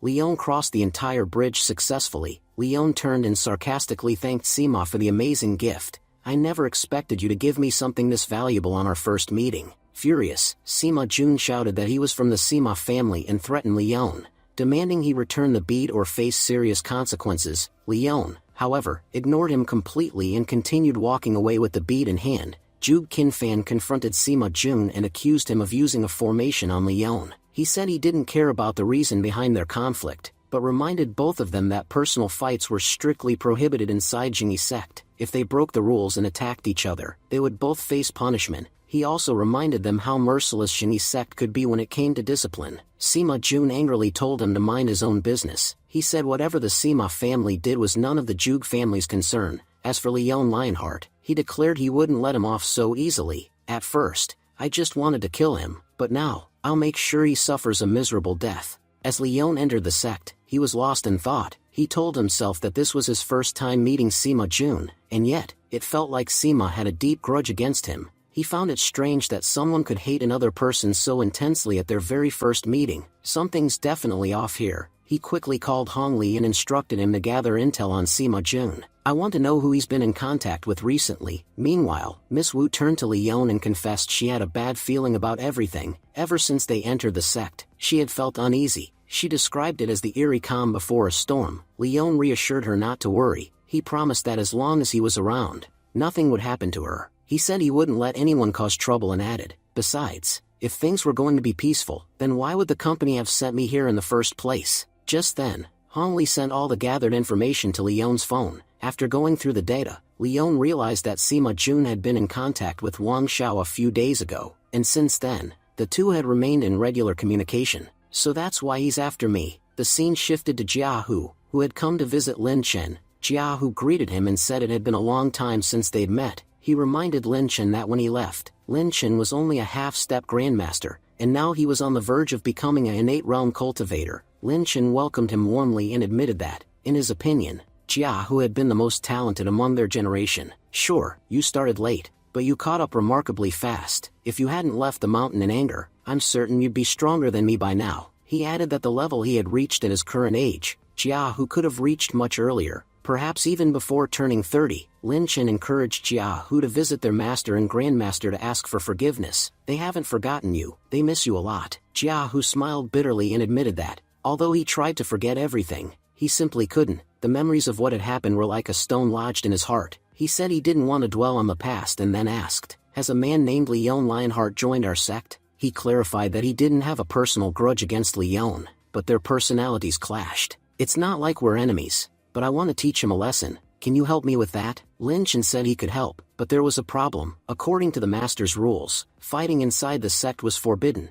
If I get into a fight here, I'll be punished. Jiahu grinned and pulled out a gift. Look what I brought for you, a brand new gaming console. He clarified that he didn't expect Lin Chen to beat up Leon severely, just enough to teach him a lesson. We can't engage in a death match inside the sect, but a friendly fight should be fine, right? He promised that if Lin Chen helped him, he'd bring him a PlayStation 5 next time. Lin Chen chuckled and told him not to worry, his request would be taken care of. He mentioned that he had heard of Leon Lionheart, and knew he was the youngest grandmaster in their country. I'd love to find out how capable this so-called prodigy really is. A friendly duel should be no problem for master. Jiahu added that he would be sending a piece of lightning wood as a birthday gift to their master in a few days. If anyone from the Justice Society comes to deliver it, make sure not to forget to receive it. The scene transitioned to a guest room inside the Jingyi sect. A senior disciple greeted Leon and said that until their master's birthday had passed, the room would be theirs to use. You'll have access to everything, from Wi-Fi to amenities, and if you need anything else, just let me know.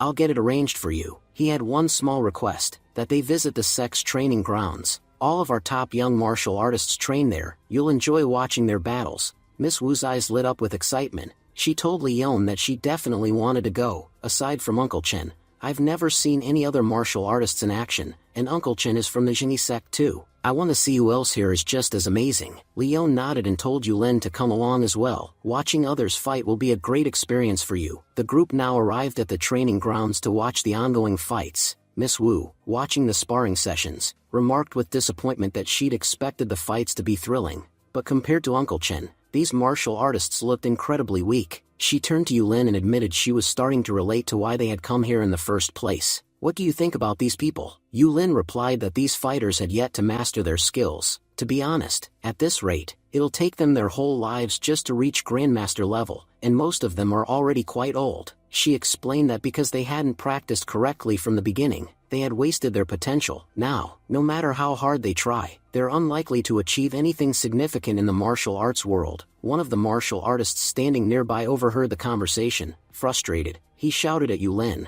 saying he had been listening to her badmouth them for a while. You can only criticize someone when you're qualified to do so, and without proper qualifications, you have no right to speak about others. I've been training my body for over 20 years, and never in that time has anyone insulted me the way you just did in 2 minutes. Another fighter joined in, agreeing with his comrade. Yeah, brother, this girl's been talking nonsense about us. She claims we won't amount to anything in the cultivation world. We've been training for over 2 decades. We've given half our lives to martial arts, and now this 18 or 19-year-old girl thinks she can criticize us? He challenged her to bring her master forward so they could see just how qualified he really was. Yulin turned to Leon and apologized, saying she didn't mean to drag him into this, but Leon calmly responded that Yulin hadn't said anything wrong. He addressed the martial artists and stated bluntly, "Your talent is subpar. I'm not saying you haven't worked hard, but the truth is, your bodies have already reached their limit." He gestured toward Yulin. "She is my disciple, and now that you've challenged me to a fight, I could respond. But if I fight you, people will say I bullied the weak. That's why I won't bother." The crowd murmured in disbelief. One man scoffed. "What's this guy saying? That girl looks like she's 18, and this guy can't be more than 20. Now he's claiming she's his disciple and that we aren't qualified to fight him?" He shook his head and added sarcastically, "If this kid accidentally runs into Master Lang, he's gonna get destroyed." Meanwhile, the scene shifted to the senior masters of the Jingyi sect. One of the masters turned to the grandmaster and said, "Did you hear? Leon Lionheart is about to get into a fight. Who do you think will win?" The grandmaster replied that he'd heard Leon Lionheart was the youngest grandmaster in the country. "To be honest, I'm curious myself to see just how capable he really is." Master chimed in, expressing disbelief. "A 20-year-old grandmaster? That sounds absurd. People only used to reach such strength in the age when spiritual energy still existed on Earth. Ever since that era ended, it takes 50 years or more to reach grandmaster level." He added that he'd heard Jia, who didn't like Leon Lionheart either. But if Leon really lets him go, even after becoming a grandmaster, then perhaps he isn't as heartless as people say. One of them suggested they go watch the fight. It was a rare opportunity to witness Leon in action. But the grandmaster advised waiting a little longer. "If we rush over immediately, what will people think? That we were desperate to watch their fight." Back on the training grounds, Leon addressed the martial artists and announced, "Since you want to fight, I'm sending Yulin forward. But don't complain later if she ends up beating you too badly. In fact, I suggest you both fight her together." A martial artist responded confidently, "If that's the case, I'd like to see just how skilled your disciple really is." Yulin, however, looked nervous and turned to Leon. "Young master, I'm scared. What if I lose? It might damage your reputation." Leon reassured her, "We don't lose unless we accept defeat in our hearts. As long as you're afraid, you'll lose for sure. So go without fear, and fight with everything you've got. I believe in you. You'll do great." Taking a deep breath, Yulin stepped forward with determination. She looked back at Leon and said, "Young master, I promise I won't let your name be tarnished, no matter what it takes." One of the martial artists looked at her and scoffed. "She looks so weak. I don't even feel like attacking her. What if I accidentally break one of her bones?" Another added, "Yeah, take it easy. She's just a kid." The first fighter, who looked to be in his 40s, laughed and said, "She's the same age as my son. If I manage to beat her, I'll introduce her to him." Yulin calmly stepped forward and apologized for her earlier comments. "I shouldn't have criticized you all like that. Even if I wasn't wrong, this is my first real fight, so I'll do my best not to hurt anyone." The older man encouraged her not to hold back. "Go ahead, use your full strength." As soon as the fight began, Yulin dodged her opponent's attack effortlessly, and countered with a powerful strike. She remarked, "Uncle, I told you, your movement technique is weak. As long as you keep using it like this, you won't be able to lay a finger on me." The man stumbled back and shouted to his partner, "I can't beat her alone. You'll have to help me." Without hesitation, the second martial artist charged forward to join the fight. The second fighter stepped forward and said he acknowledged that Yulin might be a half-step grandmaster, but pointed out that she lacked real-world experience. According to him, that was exactly why she was bound to lose today. Yulin,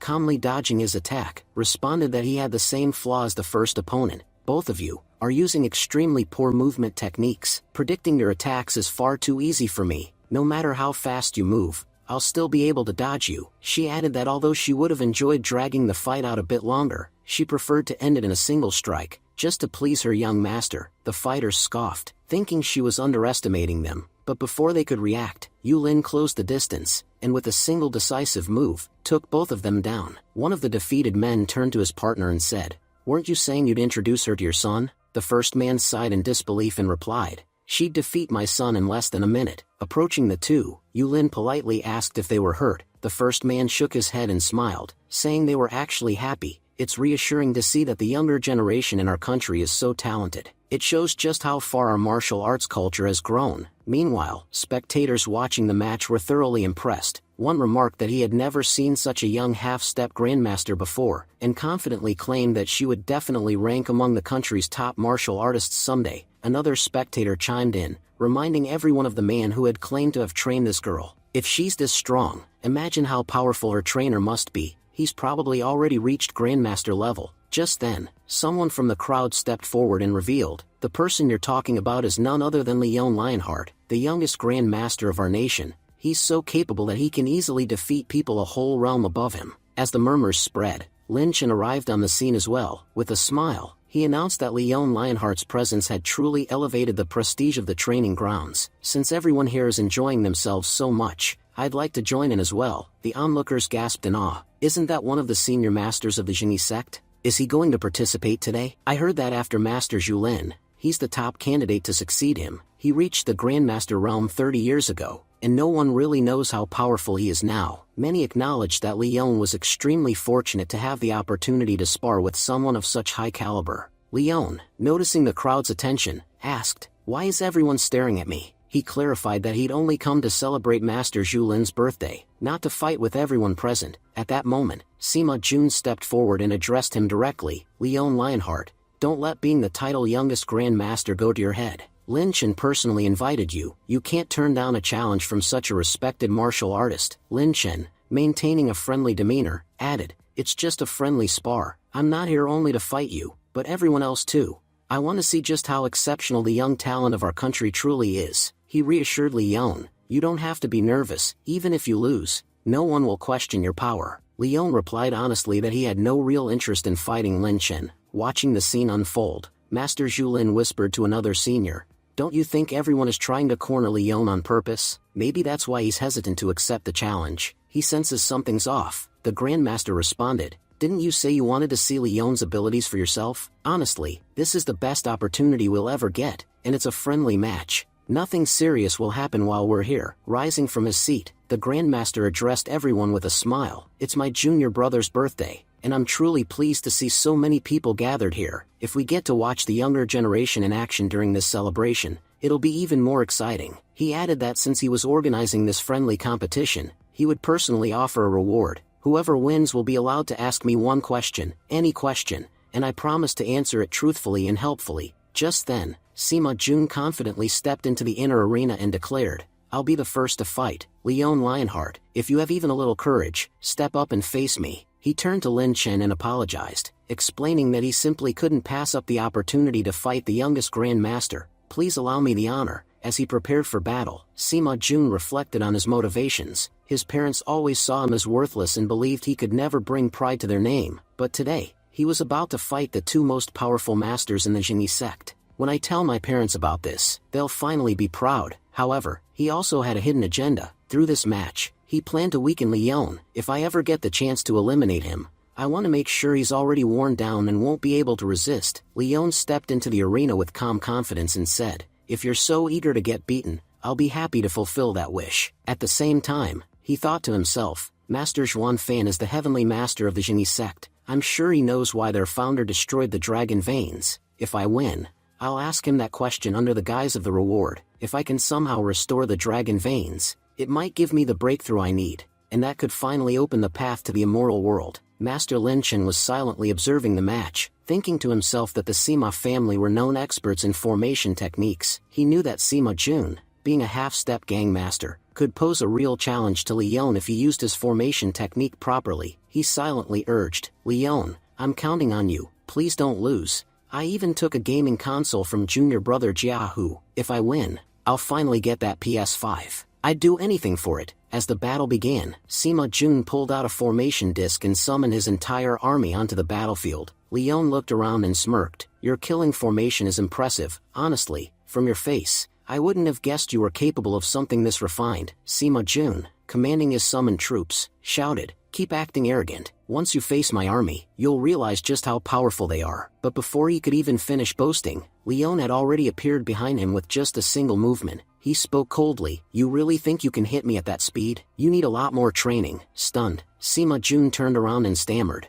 when did you? Before he could finish, Leon knocked him out with a single strike. Looking around at the stunned crowd, Leon said, just moments ago, everyone was so eager to fight me. So what now? Why is everyone so quiet all of a sudden? If anyone else wants to step forward, hurry up. I don't have the whole day to waste. Master Zhulin, visibly annoyed, muttered, damn, Sima Jun was too weak. If the fight had gone on a bit longer, I could have gauged Leon's real power, but he got knocked out with just one slap. Master Zhuanfan spoke up, Leon Lionheart isn't a grandmaster yet. Master Zhulin, shocked, asked, he's not? Then what realm is this boy in? Zhuanfan replied, at the very least, he's at the innate realm. That kind of movement speed, it's impossible for a grandmaster to achieve that. Zhulin, still stunned, asked, is this some kind of joke? He's so young. How can someone not even 20 years old reach the innate realm? He recalled a genius from 200 years ago who had become the fastest to reach the innate realm. It had taken him nearly 40 years, and yet this kid,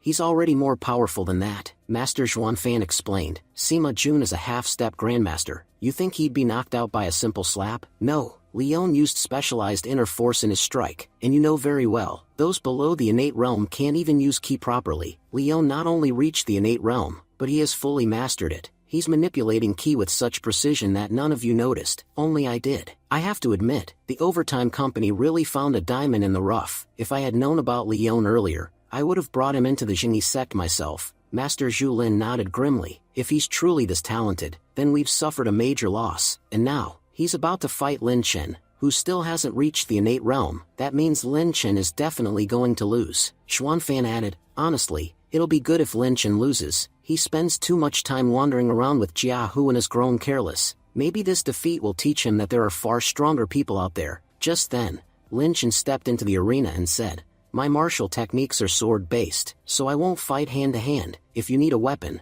let me know. I'll get one for you. Leon replied, no need.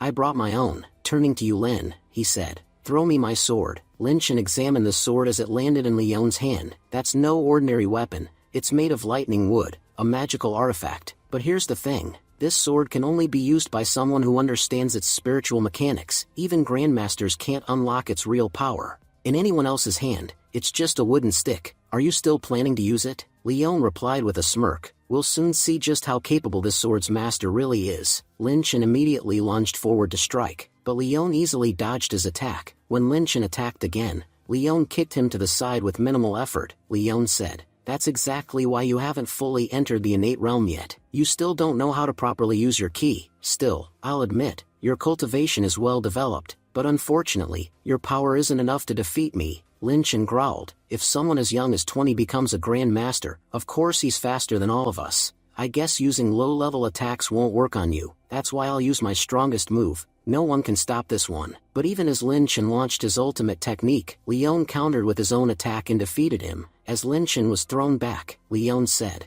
if I hadn't been your opponent, your technique would have definitely unstoppable. Watching from the sidelines, Master Zhulin was shocked. I can't believe what I'm seeing. This boy, his power is extraordinary. Master Zhuanfan nodded. Even for me, it's hard to believe, but there's no denying it. He's a genius, and now I'm certain, Leon hasn't just entered the innate realm, he's mastered it. He's likely already at the key conditioning realm. He turned to the Zhulin and said, come, let's go meet Leon in person. The scene shifted to the mountain bridge behind the Jingyi sect. There, Big Dog had arrived with a few of his men. He instructed them, saying that they needed lightning wood to execute their future plans. He told his group to change their identities and infiltrate the Jingyi sect. This was their last chance to get the lightning wood. As he made a call, Big Dog added that the lightning wood would arrive at the Jingyi sect within 2 days. He ordered someone to inform Jiang Kai that he'd receive half of the lightning wood as payment for his assistance. Meanwhile, back inside the sect, Sima Jun regained consciousness. Confused and angry, he muttered to himself, wondering how he could have possibly lost, especially in front of such a large crowd. That Leon had defeated him with a single slap, and he couldn't make sense of it. He growled, saying it was clear Leon had done this on purpose to humiliate him in front of everyone. Sima Jun clenched his fists and decided that things had gone beyond just a tournament match. It was now a matter of pride.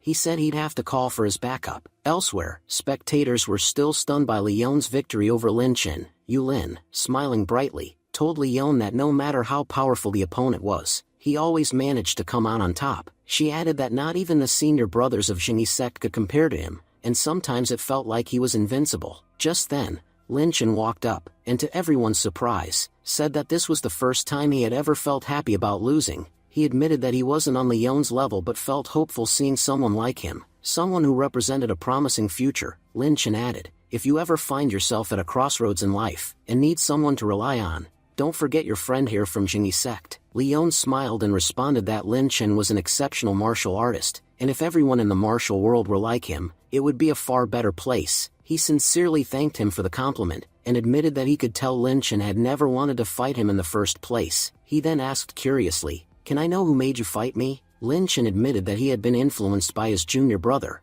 but assured Leon he'd go back and teach that brother a proper lesson. Leon, who had been watching, laughed and said the entire situation was actually kind of funny. He remarked that the guy in question was talented, but he needed to be taught a lesson, otherwise, he might get himself into serious trouble someday. Meanwhile, Jia, who was quietly worrying, he thought to himself that even the sect's senior brother, the second most powerful after the master, couldn't defeat Leon. If even he failed, how will I ever win Jia Fang back? He also grew increasingly paranoid, wondering what Leon might have said to senior brother that caused him to ignore Jia Hu completely. Why do I feel like I'm about to get beaten up? He panicked and quickly ran off, shouting, "Senior brother, I'm sorry, please forgive me." Back near the group, Lin Chen turned to Jia Hu and commented that instead of checking Leon's skills, he should have been checking his, since Jia Hu was known to be causing all sorts of trouble outside the sect. Yulin, picking up a gaming console, looked confused and asked, "Young master, Lin Chen is a martial artist, right? So why did he have a gaming console?" Leon chuckled and replied, "You're absolutely right.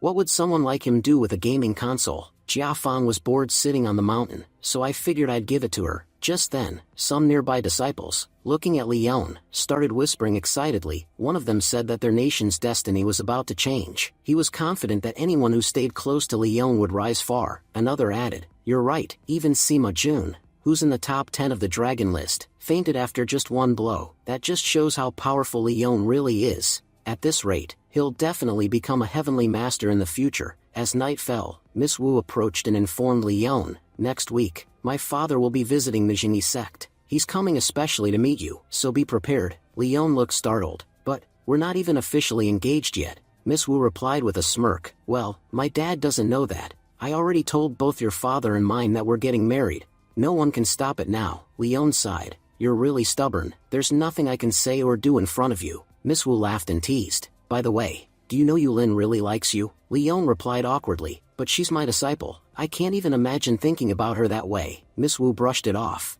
"I don't care who likes you or who you hang around with. You're a genius. Hundreds of girls will like you. I know you won't be able to stick to just one. But just remember one thing. No matter how many girls you have, I will always be the most important." Leon paused, then asked quietly, "What nonsense are you talking about?" Tears welled up in Miss Wu's eyes. "At first, I thought it was just attraction. But now, I truly love you. I could never imagine leaving you." Leon looked at her gently and said, "I didn't think someone like you would cry over something so small." Then he gave her his word.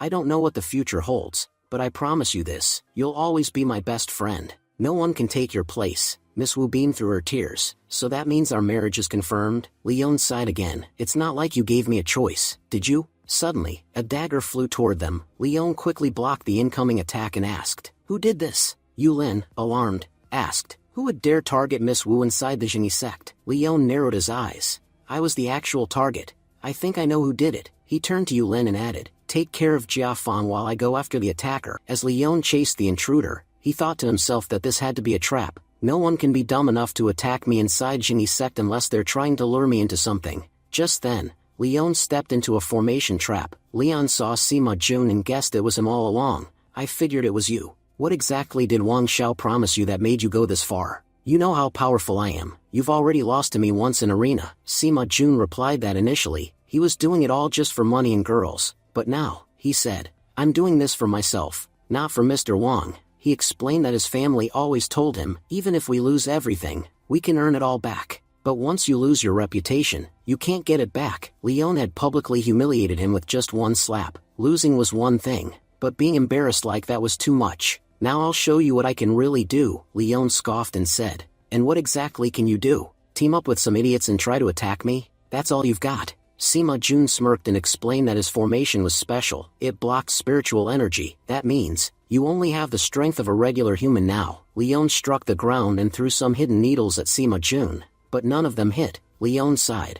I knew this formation wasn't that simple. You must have rigged it somehow. He thought to himself that if he really wanted to, he could break this formation in 2 minutes flat. But he didn't want to waste that much power on a fool like Sima Jun. Instead, he wanted to prove how terrible Genie Sect's security really was. How someone could be attacked like this inside the sect, without anyone stopping it. Sima Jun began throwing daggers at Leon non-stop. His men were confident, even if he's a big deal, he's just a normal human inside the trap. He can't dodge all our daggers, Sima Jun added smugly. Let's see how long you last. 10 minutes at best, and we've got an endless supply of daggers. We can keep this up all day. Leon calmly pulled out his phone and called Uncle Chen. Your Genie Sect's security is a joke. This idiot Sima Jun trapped me. Come break the formation yourself, because if I break it, things are gonna get ugly. As he talked on the phone, Leon casually dodged all the flying daggers. Unfazed, shocked Sima Jun muttered, is this some kind of joke? Even with spiritual energy, dodging daggers is hard,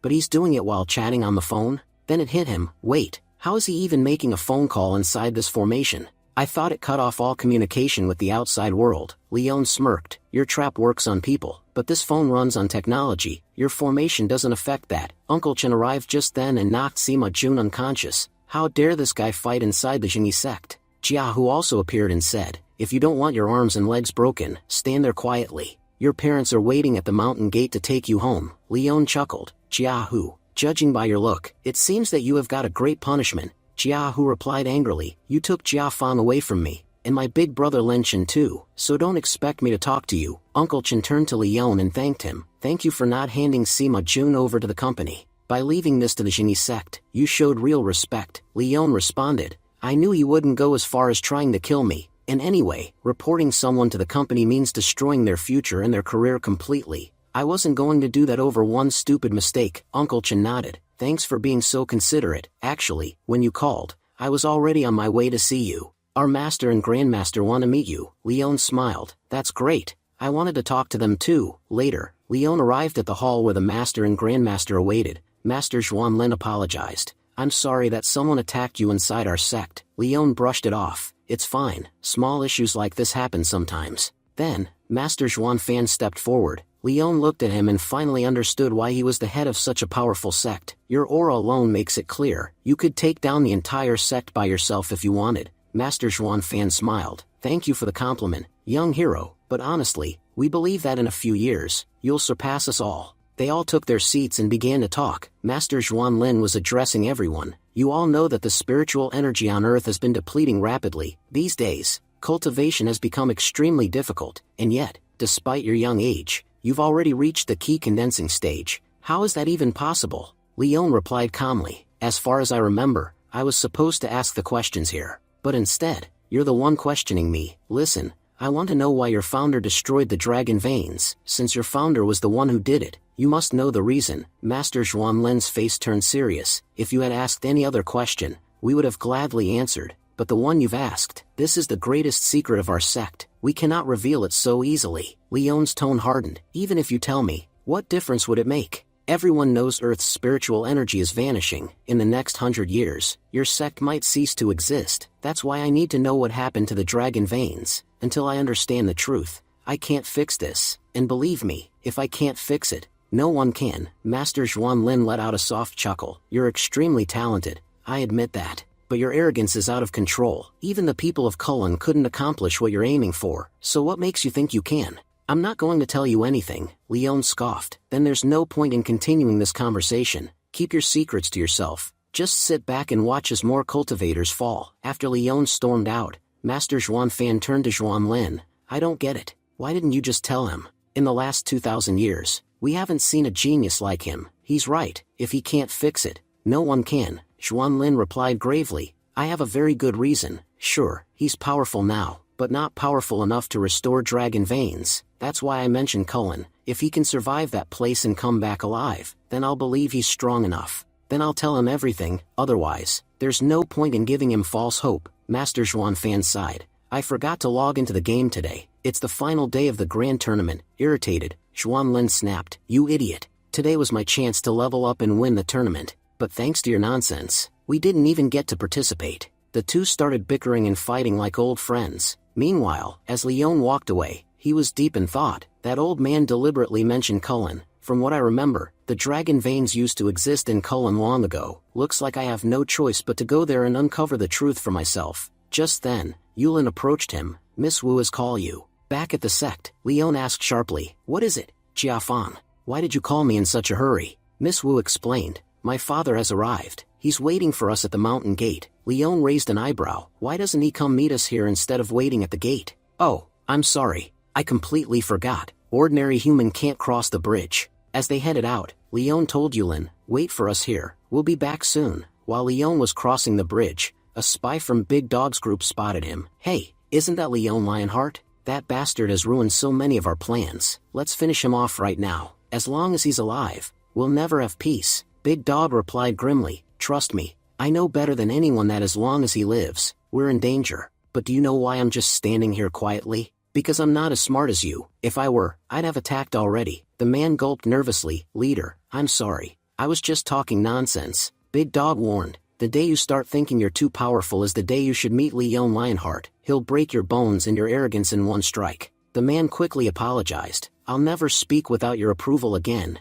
Big Dog continued. Master Zhuan Lin's birthday is coming up. Many experts will be attending, and the sect will be heavily guarded. That's why we won't attack yet. When they least expect it, when they believe they're safe, that's when we'll strike, and we'll take what's rightfully ours. Scene shifts to Lin Chen's residence. Lin Chen sighed. After fighting someone like Leon, I've realized just how many geniuses are out there. Turning to Jiahu, he added, I knew a guy once, not as powerful as Leon, but he had great potential. Unfortunately, he never grew because of his own foolishness. Jiahu raised an eyebrow. If you're talking about me, just say it directly, no need for sarcasm. Lin Chen chuckled. I'm 80 now, no matter how much I try. I know I have limits I can't surpass, and not enough time. You, on the other hand, have time, something very precious. Once it's gone, it never comes back. All you're left with are regrets. Then he asked seriously, do you know why Leon came here? Normally, people from the company never show up at places like this. Something big must be happening at the Genie sect.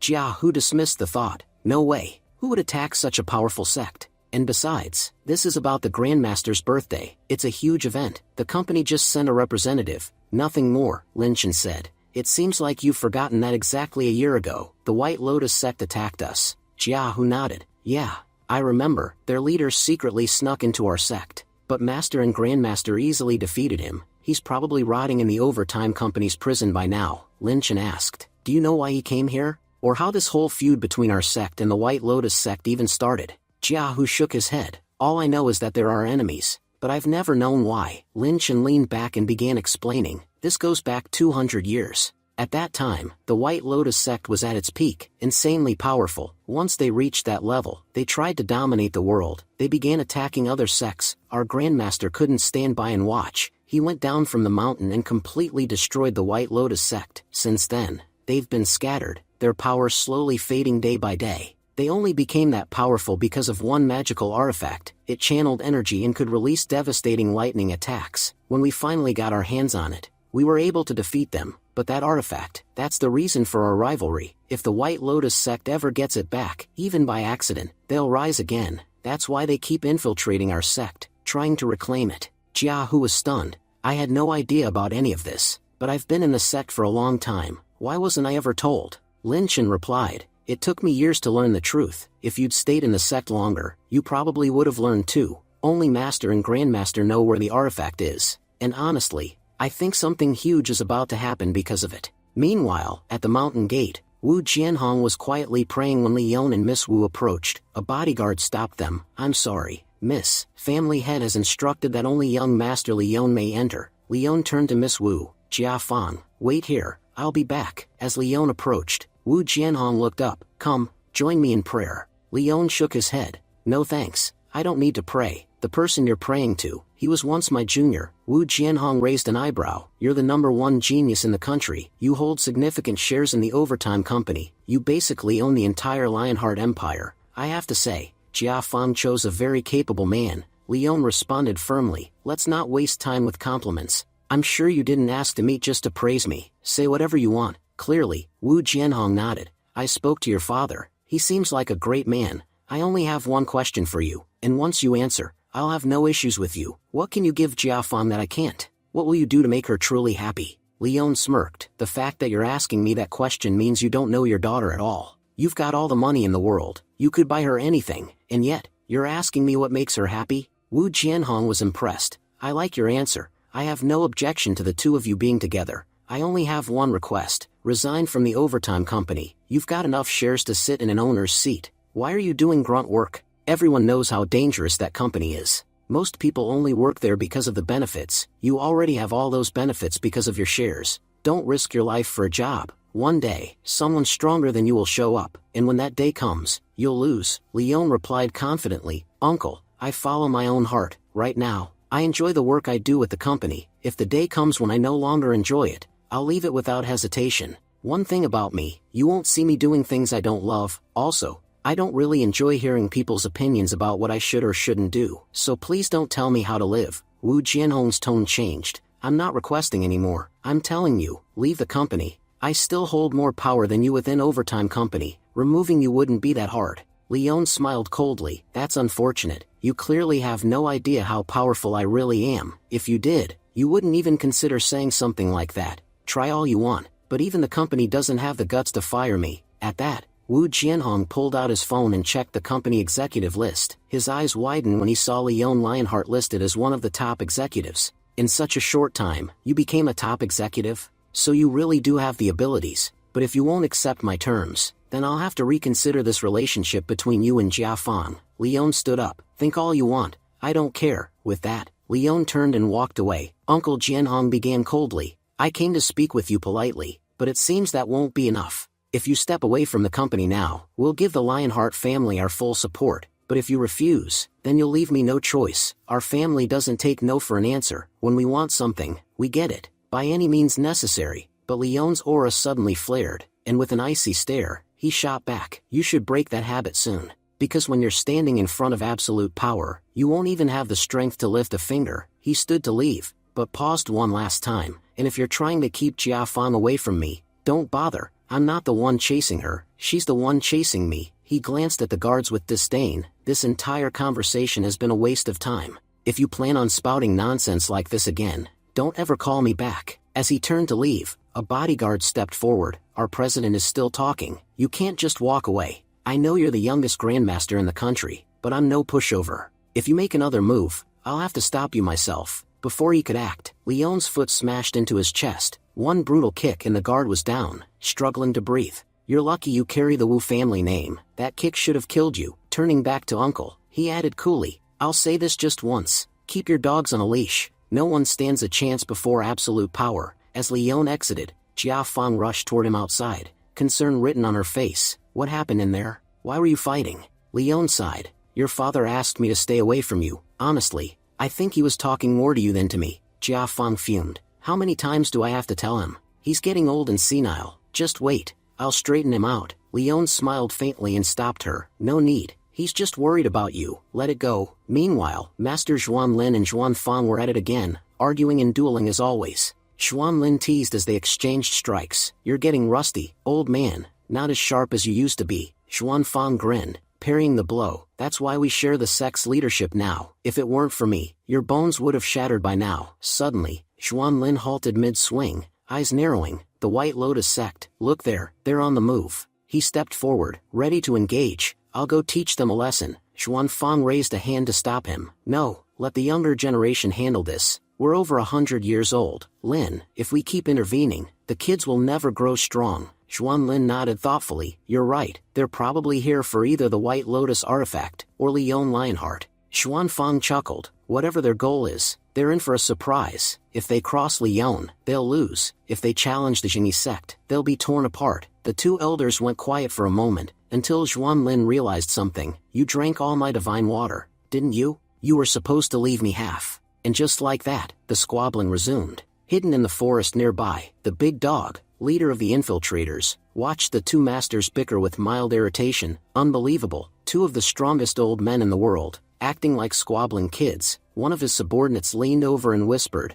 "Leader, why are we even here? What are we getting out of this?" Big Dog turned to him with fire in his eyes. "I swear, I've filled this sect with nothing but donkeys." He gestured to the masters. "Do you have any idea what you're witnessing? These men have spent a century refining their cultivation. Just being near them is a chance most would kill for. But you underestimate Leon, and you think these masters are irrelevant." He sighed and barked out an order. "Two of you stay behind. Monitor the masters closely. If they make a move, report immediately." One cloaked man stepped forward. "Leader, if we get the opportunity to kill them while they're tired from fighting, should we take it?" Big Dog's tone turned deadly serious. "Don't even think about it. Even exhausted, either one of them could slaughter 4 of you before you blink. Just watch them, nothing more." An hour passed. 2 men, Hulei and a fellow sect member, remained stationed outside the master's residence. The first man muttered, "This is getting boring." They stopped fighting and went to bed. "Shouldn't we act now?" Hulei stayed silent, his eyes sharp and calculating. The man persisted, "Come on,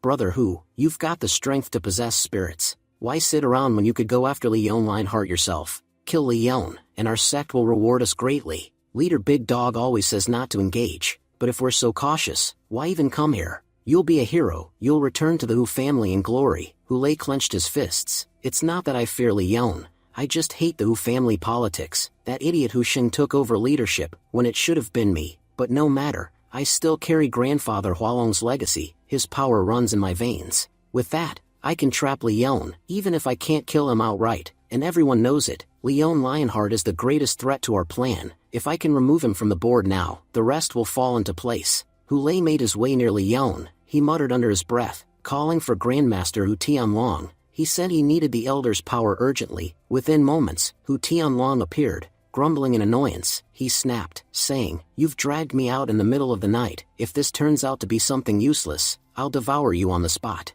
Trying to calm him down, Hulei explained that his target was a very powerful individual, and that if they managed to trap this person, the rewards would be extraordinary. Hu Tianlong looked intrigued but warned, "If we're just setting a trap, that's easy." But his voice trailed off as he sensed Leon's overwhelming energy. He froze, visibly shaken. With a frown, Hu Tianlong hissed, "Are you trying to get me killed? Going after someone this powerful is nothing but foolishness. He could crush me in an instant. He'll destroy my spirit too." Hulei, trying to keep him focused, insisted, "Grandpa, please stay calm. I told you, we're not here to fight him, only to trap him." Still skeptical, Hu Tianlong grumbled, "Fine, but if I'm going to risk it, I need payment. At the very least, bring me 10 bottles of strong old wine. I'm not lifting a finger without that." Hulei nodded earnestly and promised, "Don't worry, I'll get you the best quality." Satisfied, Hu Tianlong began preparing the trap. Meanwhile, Jia Fang sighed as she walked with Leon. She said, "You know, my dad always acts this way. Every time I find something I like, he immediately becomes suspicious about it."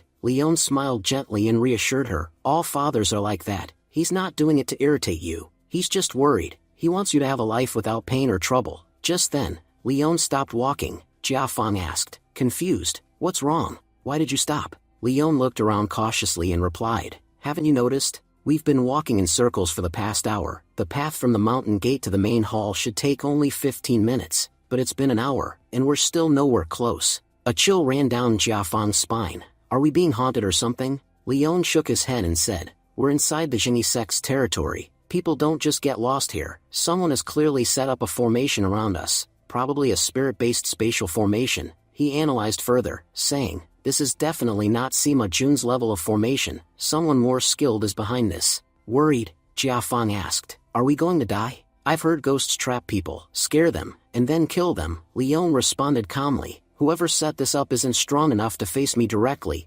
otherwise they would have already appeared. This trap is meant to delay me for a while, likely to buy time for whatever plan they've set in motion." She asked nervously, "Are you going to break the trap with your power, or will you call Uncle Chen again like last time?" Leon chuckled and replied, "Neither. We don't need to panic when we have Google Maps." Jia Fang looked at him, stunned. "I thought you'd use some high-level spiritual technique, but you're just using Google Maps." Leon grinned. "Formations affect living beings. They have no effect on electronics. That's why this phone is immune to it. Remember this, science can rival cultivation, as long as you know how to use your brain. He checked the GPS and added, Yulin shared her current location with me, now we can get out easily. They continued walking, and Leon pointed toward a thicket, saying, we need to go through those bushes. It may look like dense forest, but it's actually the exit. Jiafang groaned, my feet hurt. You'll have to carry me. Leon rolled his eyes but didn't argue. As they moved ahead, he noted, it seems like we're climbing a hill, but in reality, it's a flat path hidden within the terrain. Suddenly, Jiafang noticed who lay running nearby. She gasped, it has to be him.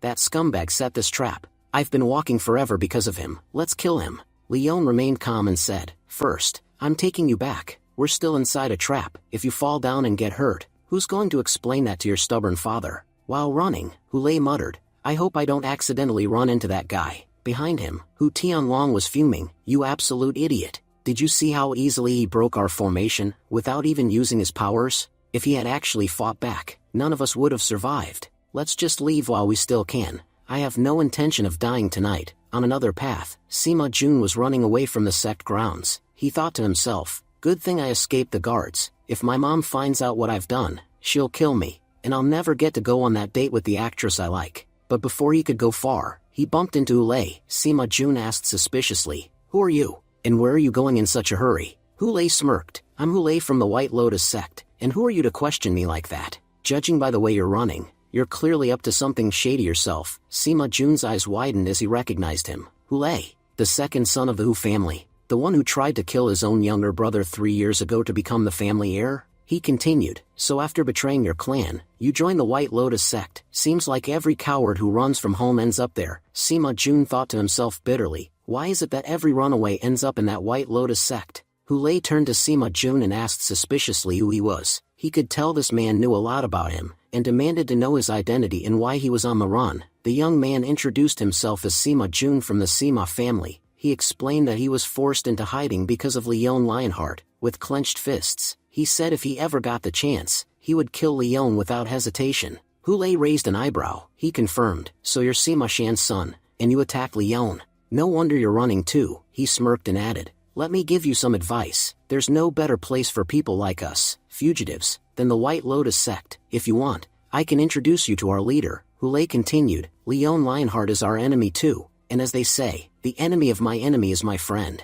Sima Jun agreed, I accept your offer. I know I can't defeat Leon on my own, but maybe if we work together, we stand a chance. As they sat down to talk, Hule shared his own experience. I tried to kill him too. Even my grandfather, Hu Tianlong, said he couldn't match Leon's strength. Do you think we can actually take him down? Sima Jun replied seriously, a direct fight with Leon is nearly impossible, but the people around him, they're weak compared to him. Still, we can't touch Miss Wu. Her background is too powerful. If we attack them, both our families will be wiped out. Then, Sima Jun narrowed his eyes and proposed, but, Leon as a disciple, she's only a half-step grandmaster. She could be our target. If we capture her, Leon will come for her, and that's when we trap him. Meanwhile, Leon and Miss Wu returned from the sect grounds. Leon asked her to check the guest list for the upcoming event, and dig into the background of every attendee. Miss Wu looked at him, confused. Why are you asking me? You could have just assigned this to the company staff. They'd handle it more efficiently.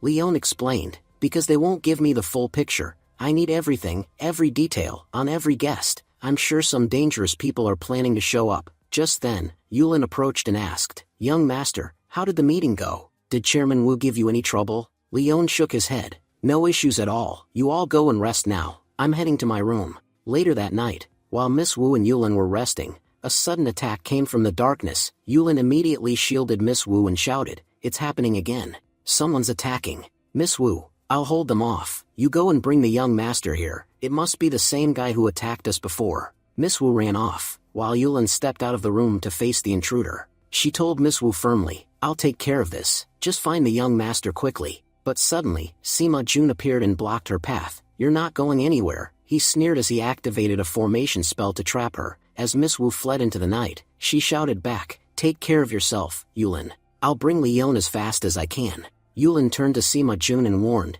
you still have a chance to stop. If the young master gets here, you won't survive. Inwardly, Yulin was tense. I'm not strong enough to break this formation. My only chance is to injure Sima Jun and buy time. Sima Jun laughed confidently. I know you're not as strong as Leon. In this whole world, the only person who can stop me is my mother, no one else. Yulin stepped forward defiantly. Last time, my young master forgave you. If he had reported you to the company, you'd already be rotting in jail, but maybe you mistook his mercy for weakness. With that, she hurled a brick at his head, striking him. Infuriated, Sima Jun screamed, "How dare you hit me? No one has ever laid a hand on me before." Yulin kicked him and shouted, "Now it's two people who have touched you. You might be good at setting up formations, but if you've come face to face with me, you won't be getting out of here." Just then, Hulei appeared and cast a sleeping spell on Yulin, rendering her unconscious on the spot. Hu Tianlong grumbled, "You've disturbed me twice in one night, now your offering better be double." Sima Jun, pleased with himself, grinned and said, "You've got to admit, this girl is really cute. Let's take her back. Once we're safe, we can have some fun with her." Hulei interrupted, "Let's go now. If we stay even a minute longer, Leon will show up, and then we won't be having any fun." Meanwhile, Jia Fang came rushing to Leon, out of breath. She told him, "Sima Jun attacked us again." Leon, panicking, asked, "Where's Yulin? Why isn't she with you?" Jia Fang replied, "She told me to come find you. She stayed behind to fight him alone." Leon clenched his fists. "I'm going to rescue her. You alert Jia Hu and the others, and make sure to stay close to them. Don't go off on your own." When Leon arrived at the scene, he immediately noticed that everyone was gone. After examining the residual energy in the area, he realized it was all the doing of Sima Jun and Hulei. Furious, Leon muttered to himself that he had expected the Jingyi sect to be at least somewhat competent. They can't be so pathetic that we've been attacked twice while inside their territory. I must have overestimated this garbage. We've been attacked a second time, and still, no one could do anything. Just then, Lin Chen appeared and quickly informed him, "We know what happened here. Some of our disciples saw two men abduct a girl and take her away. They're currently pursuing them. Please, forgive us for what happened today." Leon released a burst of energy and anger and retorted, "The first time something like this happened, I came to you and warned you. You gave me your word it wouldn't happen again. So tell me, what were you people doing when they attacked? Grazing like cows? If your explanation doesn't satisfy me, I'll handle this my way, and I promise, you won't like my methods." Trying to calm the situation, Lin Chen said, "Give me 1 second, I'll call higher-ups here." However, the disciples informed Lin Chen that the two kidnappers had already escaped. Enraged, he snapped at them, "Idiots! Why weren't you keeping an eye on them?" Turning back to Leon, Lin Chen bowed his head and apologized. "We may have lost them for now, but we'll find them again. I truly don't understand how they managed to infiltrate our sect twice." Leon stared him down coldly and said, "You're standing here, apologizing to me personally, but I don't want a personal apology. I want to speak directly with the highest authority in your Jingyi sect. Go call someone who actually has power." Soon after, the Grandmaster and Master arrived. Master Zhuan Fang contacted Chairman Lucian to inform him of the incident, and pleaded with him to find a way to calm Leon down. Master Zhuan Fang stepped forward and addressed Leon, "As the heavenly master of this sect, I sincerely apologize to you. I've already discussed everything with your Chairman Lucian. Please don't worry, we'll find Miss Yulin as soon as possible. I swear on the Jingyi sect's name, we will not let any harm come to her." Leon's expression softened just slightly as he responded, "Because you've sworn on your sect, I'll give you 1 day, find out where Yulin is. But mark my words, if even a scratch appears on her body, I will break the arms and legs of an equal number of your people." Xuan Fang bowed his head, "It's our fault. We're ready to take full responsibility. Don't worry, if we said nothing will happen to Miss Yulin, then nothing will happen." At that moment, Master Zhuan Lin spoke up arrogantly, "Senior brother, why are you even arguing with this man? Our Jingyi sect has 1,000 years of history. This isn't even a big mistake, it's just a small issue. He has no right to talk to you with such an attitude. Just say the word, and I'll throw him out right now." Leon glared at him and said coldly, "It's your birthday today, isn't it? If you want to celebrate it, then shut your mouth, otherwise, your elders might have to celebrate your death instead." Zhuan Lin's temper snapped, "I'm not as calm as my senior brother. Now you'll see what happens when you speak so disrespectfully to your elders. If you're young, then act your age," he shouted, charging forward with a punch. But Leon effortlessly blocked his attack, not even flinching. "You hold your Jingyi sect in such high regard, but to me, you're no more than an ant. In fact, you're even smaller. Just because I stand on the same ground as you doesn't make us equals. A god, even if he walks the earth, is still a god, and a dog, no matter how high it climbs, remains a dog." As he spoke, Leon struck Xuan Lin in the ribs with a brutal elbow, sending him flying. Leon continued, "You think that just because you talked to the chairman, I wouldn't take action? This is your final warning. Jingyi sect, use the time I've given you to find Yulin. If any of you dare to challenge me again, I'll destroy your entire sect within 24 hours. He then turned to Xuanfang. I trust you, understand what I'm saying. Xuanfang was left shaken. The sheer pressure of Leon's energy had made it difficult for him to even breathe. He thought to himself, this power, it's terrifying. He wasn't bluffing. There truly is a vast difference between us and him. Just then, Leon's phone rang. It was Chairman Lucien. Lucien spoke urgently, telling Leon they had discovered Yulin's location, and would send the coordinates to his phone shortly. He tried to reassure him, saying, Leon, I guarantee you, nothing will happen to Yulin. Please, I'm asking you, don't do anything to the Jingyi sect. They're a righteous group, and they weren't at fault. The true culprits will soon be in our custody. Meanwhile, the big guy, disguised among the disciples, was observing the chaos. He silently thought to himself that the sect had once been so peaceful, and yet the White Lotus sect had managed to infiltrate it with ease. Hulei had escalated things by kidnapping Yulin,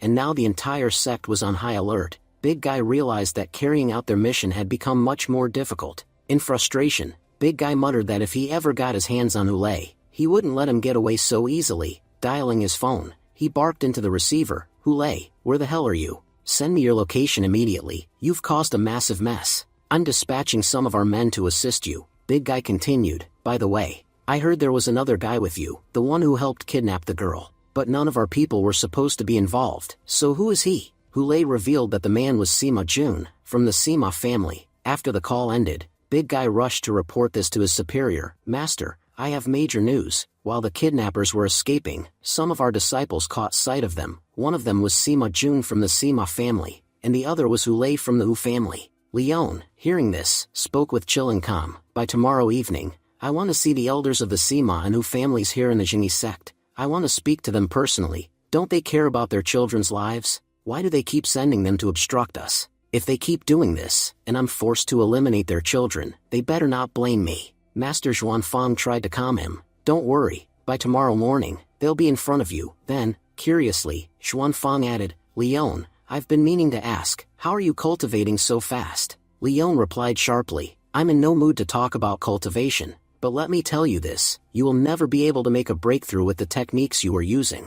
At that moment, Jia Hu and Jia Fan arrived. Leon looked at them, irritated. Didn't I tell you to stay inside the sect? What are you doing here? Jia Fan, determined, replied, I want to help save Yulin. She sacrificed herself to protect me. If I don't help her now, I'll be buried in guilt forever. Without warning, Leon moved swiftly and rendered Jia Fan unconscious. He turned to Jia Hu and explained, I don't know how many people Sima Jun and Hulei have stationed there. It's far too dangerous. That's why it's better if she sleeps through the next day. Jia Hu protested, if you were going to stop her, you could have just told me. Why knock her out? Leon replied firmly, she doesn't listen to me. Do you think she'll listen to you? He looked Jia Hu in the eyes and said, I'm trusting you to take care of her. Jia Hu nodded. You don't need to worry about that. Leon then turned to the disciples and gave orders, set up chairs near the bridge, summon the Hu and Sima families to the sect immediately. A short while later, Leon sat by the bridge, waiting. Uncle Chen approached him and sat nearby. Leon glanced sideways and said, Uncle Chen, if I start beating up their families, you won't be able to stop me, so why are you sitting here? Uncle Chen chuckled lightly and said, You're right, I can't stop you, but my master told me to sit here, so I'm just following orders. Leon sighed, his tone softening, I know neither your masters nor Jingyi sect were at fault last night, but I was furious, and I had to vent that anger somewhere. Unfortunately, it landed on your master Zhuan Lin. Uncle Chen smiled patiently. Don't worry, the Jingyi sect has never brought harm to anyone, I promise. We won't let anything happen to you either. Leon nodded. If you want to sit here peacefully, that's fine, just don't interfere with what happens next. Then, a young man named Zhuge Tianfang arrived. I want to help you rescue Yulin. I'm a Tai Chi martial artist, and I'm great at breaking formations. Whether it's the Hu families or the Sima families, I could be very useful. Leon looked skeptical, but the Zhuge family has nothing to do with this. Why would you risk making enemies for my sake? Zhuge Tianfang answered honestly, because I want to join your company. Leon raised an eyebrow. Do you think I'm an idiot? Everyone knows your family is powerful. It wouldn't be hard for you to join if you wanted to, so why ask me? Zhuge Tianfang scratched his head, embarrassed.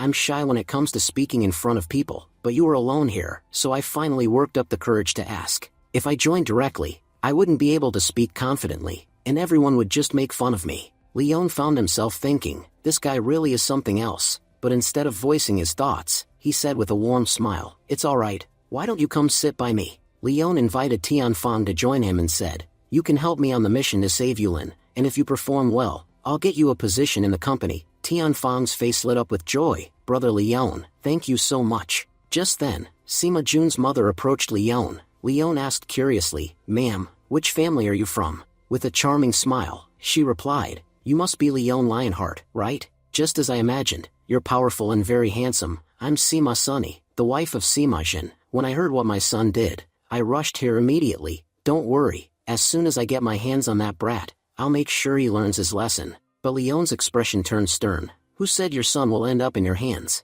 I've already forgiven him once, and I won't make that mistake again. He'll spend the rest of his life working in the company's prison division." Sunny tried to defend her son. "Kids make mistakes, don't they? And they deserve punishment, but also forgiveness. Can't you forgive him just this once? I promise I'll make him into a better person. He won't repeat his mistake again." As they were talking, a man approached. Leon turned to him and asked, "Which family are you from?" The man introduced himself. "My name is Hu Jin. I'm the head of the Hu family. May I ask why you summoned me here?" Leon narrowed his eyes. "Even after knowing the reason, you're still asking me that?" He leaned in and added, "I've received multiple reports about your family. They say your house is full of vile, corrupt people. Within 3 days, a company team will inspect your home. If we find anything suspicious, your entire family will face legal action." Hu Jin laughed smugly. "Your people can't bully me. No one's ever dared inspect our home before, and now you think you can. You may be a top company executive now, but I'm connected to people you can only dream of meeting. They have tea at my place regularly.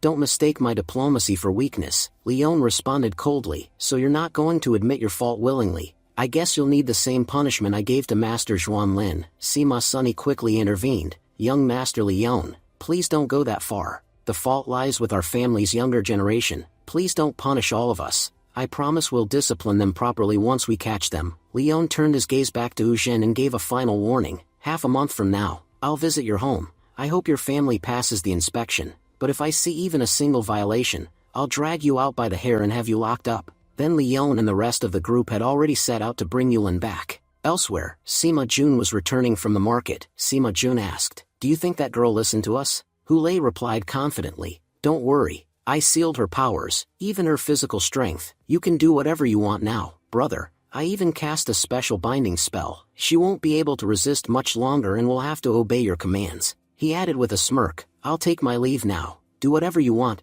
Our allies from the White Lotus sect will arrive soon. By then, she won't stand a chance." Yulin glared at them, trembling. "You're disgusting. When young master arrives, he won't spare you. What have you done to my body? Why can't I move?" Sima Jun chuckled darkly. Hu Lei's technique is impressive. Her body, apart from her mouth, is completely under control. She's helpless. Then he ordered her, "Change your clothes. I'll be back in 5 minutes. If you resist, you'll regret it." Tears welled up in Yulin's eyes. "Why won't my body listen to me? What kind of magic is this? Young master, please come soon, before it's too late." A few moments later, Yulin sat in the room, dressed as commanded. Sima Jun entered, wearing scandalous clothing. Yulin backed away in fear. "Stay away from me. How could you wear something so filthy?" Sima Jun grinned. "Don't worry, I'm coming closer." Yulin broke into sobs. "Young master, where are you? Please save me. My body, I can't control it." Just then, as Sima Jun approached Yulin, he spoke shyly, "Master, please train me." Suddenly, the door burst open. Leon and his group stormed in. Everyone stopped in shock upon seeing Sima Jun's outfit.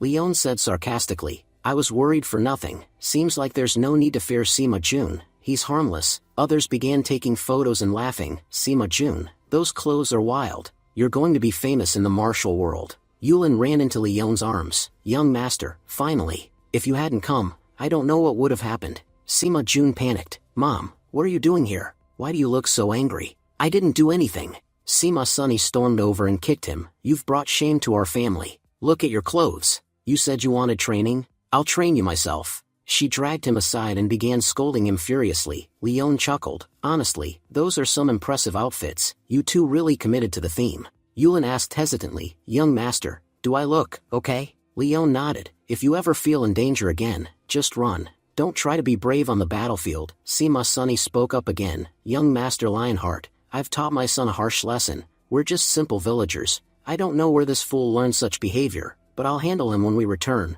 I promise, he won't cause trouble again."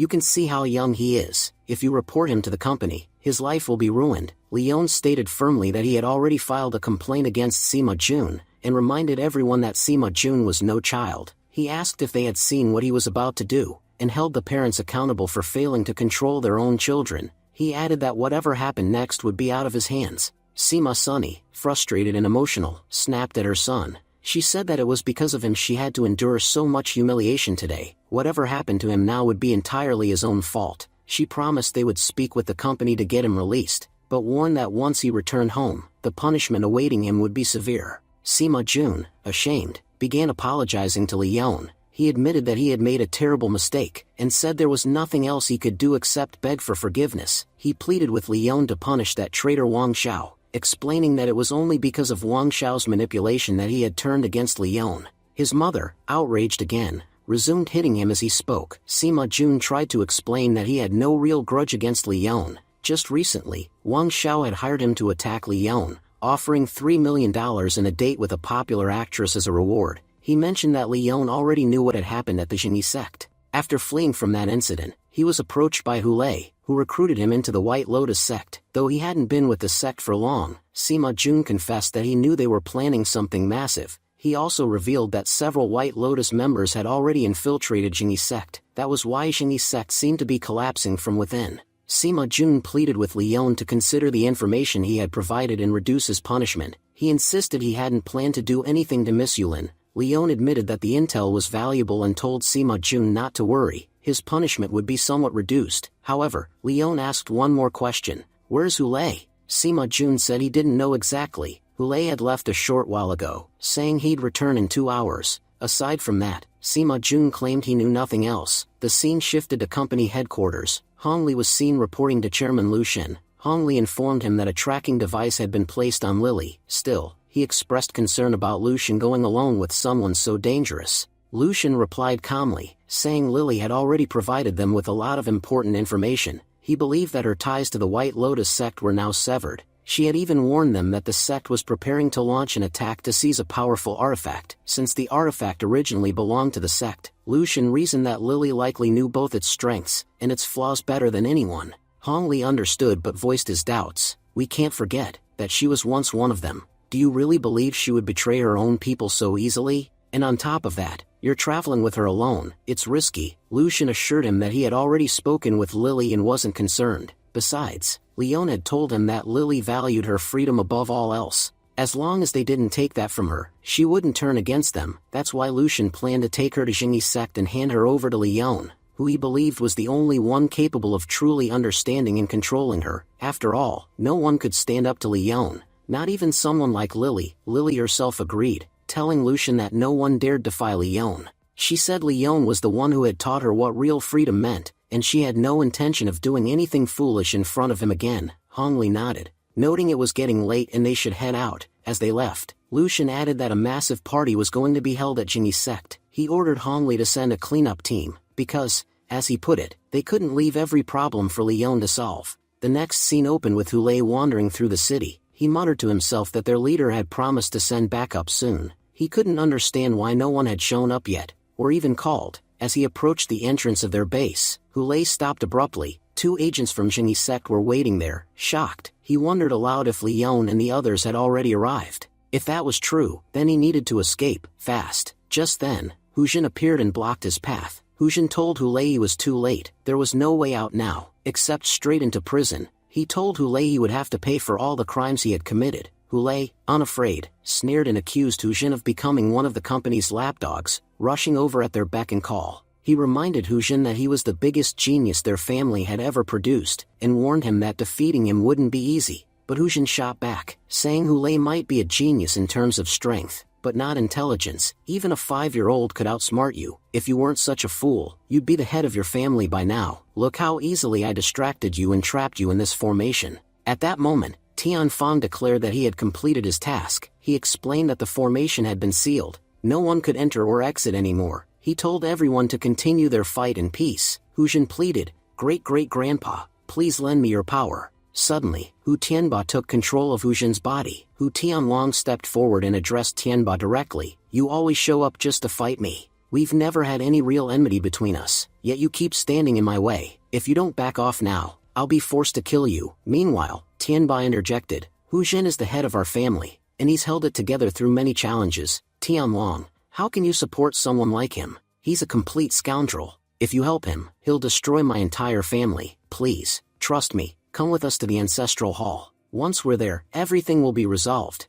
But instead of responding, Tianlong charged forward to attack. From a distance, Leon watched the conflict unfold. He reflected on the Hu family, noting that they were not cultivators in the traditional sense. They were a shaman clan, relying on shamanic techniques rather than standard cultivation. Their strength came from forming spiritual contracts with spirits, and once those spirits merged with their bodies, they became significantly more powerful. Their technique was a hybrid, part divine power, part soul power. Leon noted that while Earth's spiritual energy was currently very limited, the ancestors of this world had immense reserves. If someone at the Grandmaster level managed to possess a powerful spirit, they could become truly formidable. I have to admit, the Hu family has found a remarkable way to survive, especially in a world this weak. Just then, Hulei destroyed the formation. Hulei turned and mocked Tianba. "You can't compare to me. Sure, the owner of this body is much weaker than you, but his mind is far sharper. That's why he'll surpass you all in the future." Before Hulei could flee the battlefield, Leon swiftly intercepted him with an attack, cutting off his escape. Leon coldly asked, "Who told you that you could leave while I'm standing here?"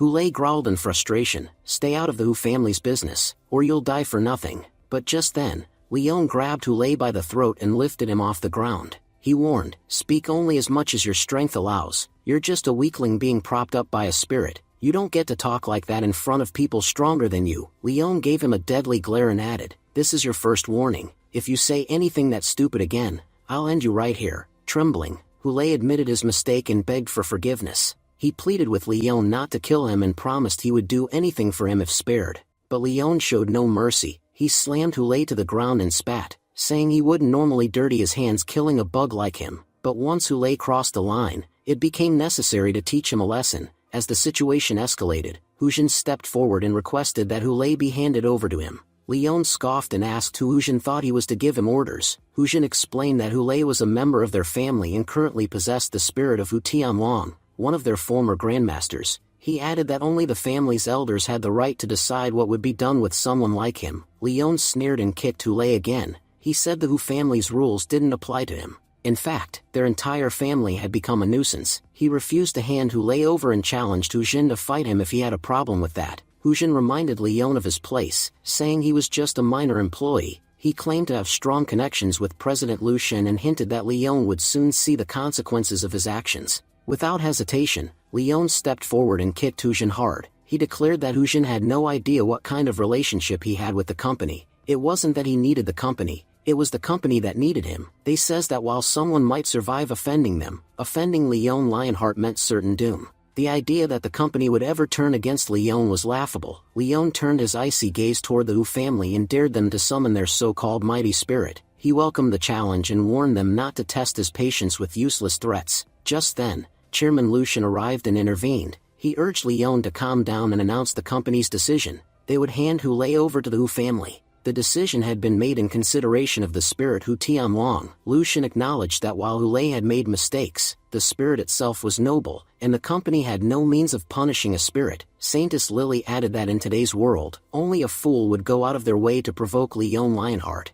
Turning to him with a gentle smile, she asked if there was anything she could do to help ease his anger. Leon interrupted and questioned why the chairman had released Saintess Lily in the first place. Lu Shen explained that the White Lotus sect had attacked the Jingyi sect not out of hatred, but to steal a powerful artifact hidden there. Lily had promised to help stop her sect, and her intelligence on the matter far exceeded their own. More company cleaners would be arriving soon to assist, but the rest of the situation was in Leon's hands. Lily called out to President Lu Shen, reminding him of the promise he had made to her. Lu Shen reassured her that as long as she kept her end of the deal, he would too. He vowed to legitimize the White Lotus sect, just like he had with the Jingyi sect, ensuring they would never be attacked again. But before that could happen, she needed to stop the corrupt elements within her own sect. As he prepared to leave, Lu Shen turned to Leon and told him that from now on, Lily would be his colleague. With a swift motion, Leon kicked Hulei toward Hu Jin and ordered him to take the scum away. He warned him to remember that he would soon be visiting the Hu family himself. His anger hadn't subsided, and until it did, No one from their family should dare appear before him. This time Lucian was there to restrain him. Next time, there might be no one. Later, Leon asked Lily what kind of artifact was so important that her sect would risk stealing it from the Genie sect. Lily explained that the White Lotus sect possessed a secret technique that required a rare item called the Abracadabra Stone. With it, they could unleash incredibly powerful lightning-based attacks. But even more impressively, the stone could serve as a key to enter a hidden realm called Cullen. She added that entry to Cullen required special keys, and the Abracadabra Stone was one of them. All one had to do was reach the gates and chant a specific spell, Open Sesame. Leon was stunned. He asked if they could really use the stone to access Cullen. Lily nodded and confirmed it, but warned that the spell required immense spiritual power, something very few people possessed. Leon, unfazed, calmly drew his wooden sword. Leon reminded everyone that while this world might be low on spiritual energy, he was not. Impressed, Lily held onto Leon's arm and asked if he could teach her his techniques. Internally, she was amazed by how much the world had changed. Just 15 years ago, the Overtime Corporation had arrived. In 15 short years, they had accomplished what the Genie and White Lotus sects couldn't do in 1,000. Now, with someone as powerful as Leon Lionheart on their side, she knew the smart move was to cooperate with them. It was the only way to secure her sect's future. Leon brushed Lily aside and warned her to never forget one thing. If she had any clever tricks up her sleeve, she should keep them in her head. If she ever dared to try anything against him, he wouldn't hold back. No amount of cunning matters in the face of absolute power, and if you find yourself standing against absolute power, there's only one ending written for you: defeat. Later, Leon arrived near Sima Jun. Sima Jun's mother anxiously asked, "I saw Chairman Lucian here earlier. Did any of you talk to him about my child? What exactly are you planning to do with him?" Leon replied calmly, explaining that Chairman Lucian no longer held authority over this matter. From now on, anything involving her child would be his responsibility. He added, "Sima Jun, I've brought someone very important to meet you today. After this, you'll realize the magnitude of your mistake. Meet Lily, Saintess of the White Lotus sect, who is currently working as my assistant." Sima Jun was shocked. The Saintess of the White Lotus sect has joined our company. Leon nodded. "Yes, the very people you relied on to betray the company are now joining us. Do you understand how badly you miscalculated by trusting them?" Confused and frightened, Sima Jun murmured, "How is this possible? Brother Hulei told me they had a massive plan to strike against the Genie sect. If it succeeded, they'd overpower the company and Genie sect. So how could they suddenly change sides?" Without warning, Sima Jun's mother kicked her son in frustration. "You couldn't even become a proper villain. The people you aligned with for evil have now chosen the path of righteousness." Lily stepped forward. "Please calm down, Sima Sonny. Your son is still young and was simply manipulated. Don't worry, the company won't harm him. But we need to know what the White Lotus sect was planning." Relieved, Sima Jun said eagerly, "Saintess, I'll tell you everything." Lily asked, "Did they come to the Genie sect to attack Leon?" He admitted, "Initially, they didn't plan to, but then Hulei came up with the idea to attack Leon. Big Dog knows nothing about this. By the way, our main mission was to steal the Thunderwood. Honestly, I always felt like they were hiding a lot from me because I was new." Lily turned to Leon and said, "Their primary target is still the artifact. I think they plan to steal Thunderwood first to distract everyone. Once people believe the Thunderwood is gone, they'll relax, and that's when they'll strike for the real artifact." Leon frowned. "So they crafted quite the clever plan. But unfortunately for them, the company already knows. Lily, you'll be leading the wild side in the future. How do you suggest we handle them?" Lily smirked. "I have the perfect plan to trap them all. I just can't believe someone as simple-minded as Big Dog managed to come up with all this." Sima Jun's mother interjected, "Mr. Leon, you still haven't told me what you plan to do with my son. I promise, whatever punishment you give him, our family will accept it with gratitude." Leon reassured her, "Your family has never done anything wrong, and your son isn't entirely evil either. So I'm only sentencing him to 6 months of company service. Zhuge Tianfang, take him to our branch office. He'll help out with work there. If he completes his tasks successfully, he'll be allowed to leave the village after 3 years." Sima Jun's mother bowed gratefully. "Thank you so much. This is a very light punishment. I promise you, 3 years from now, you'll see a reformed, honorable young man." Leon turned to Tianfang. "You've done a great job. I'll speak to Hong Li about your company position. You're strong, so there shouldn't be any issue getting you in." Tianfang smiled with joy. "Brother Leon, you're truly a good man." Meanwhile, Thunderwood was being transported to the Genie sect. Big Dog and his men were lying in ambush. Leon followed the vehicle by another route. Leon spoke aloud to Yulin. Yulin, it's noble that you wanted to help, but you put yourself at risk unnecessarily. Remember, fighting isn't always the answer. Sometimes retreat is the smartest move. If you ever find yourself in danger again, don't hesitate to run. Elsewhere, the men from the White Lotus sect began tailing the Thunderwood convoy. The driver called urgently, "Send reinforcements quickly. These guys are about to attack." Chairman Lucian responded, "Hold on just a bit longer, reinforcements are almost there." Suddenly, a powerful figure stepped onto the road and smashed it. "Did you really think escaping the White Lotus sect would be so easy?" Chairman Lucian asked, alarmed. "What's happening?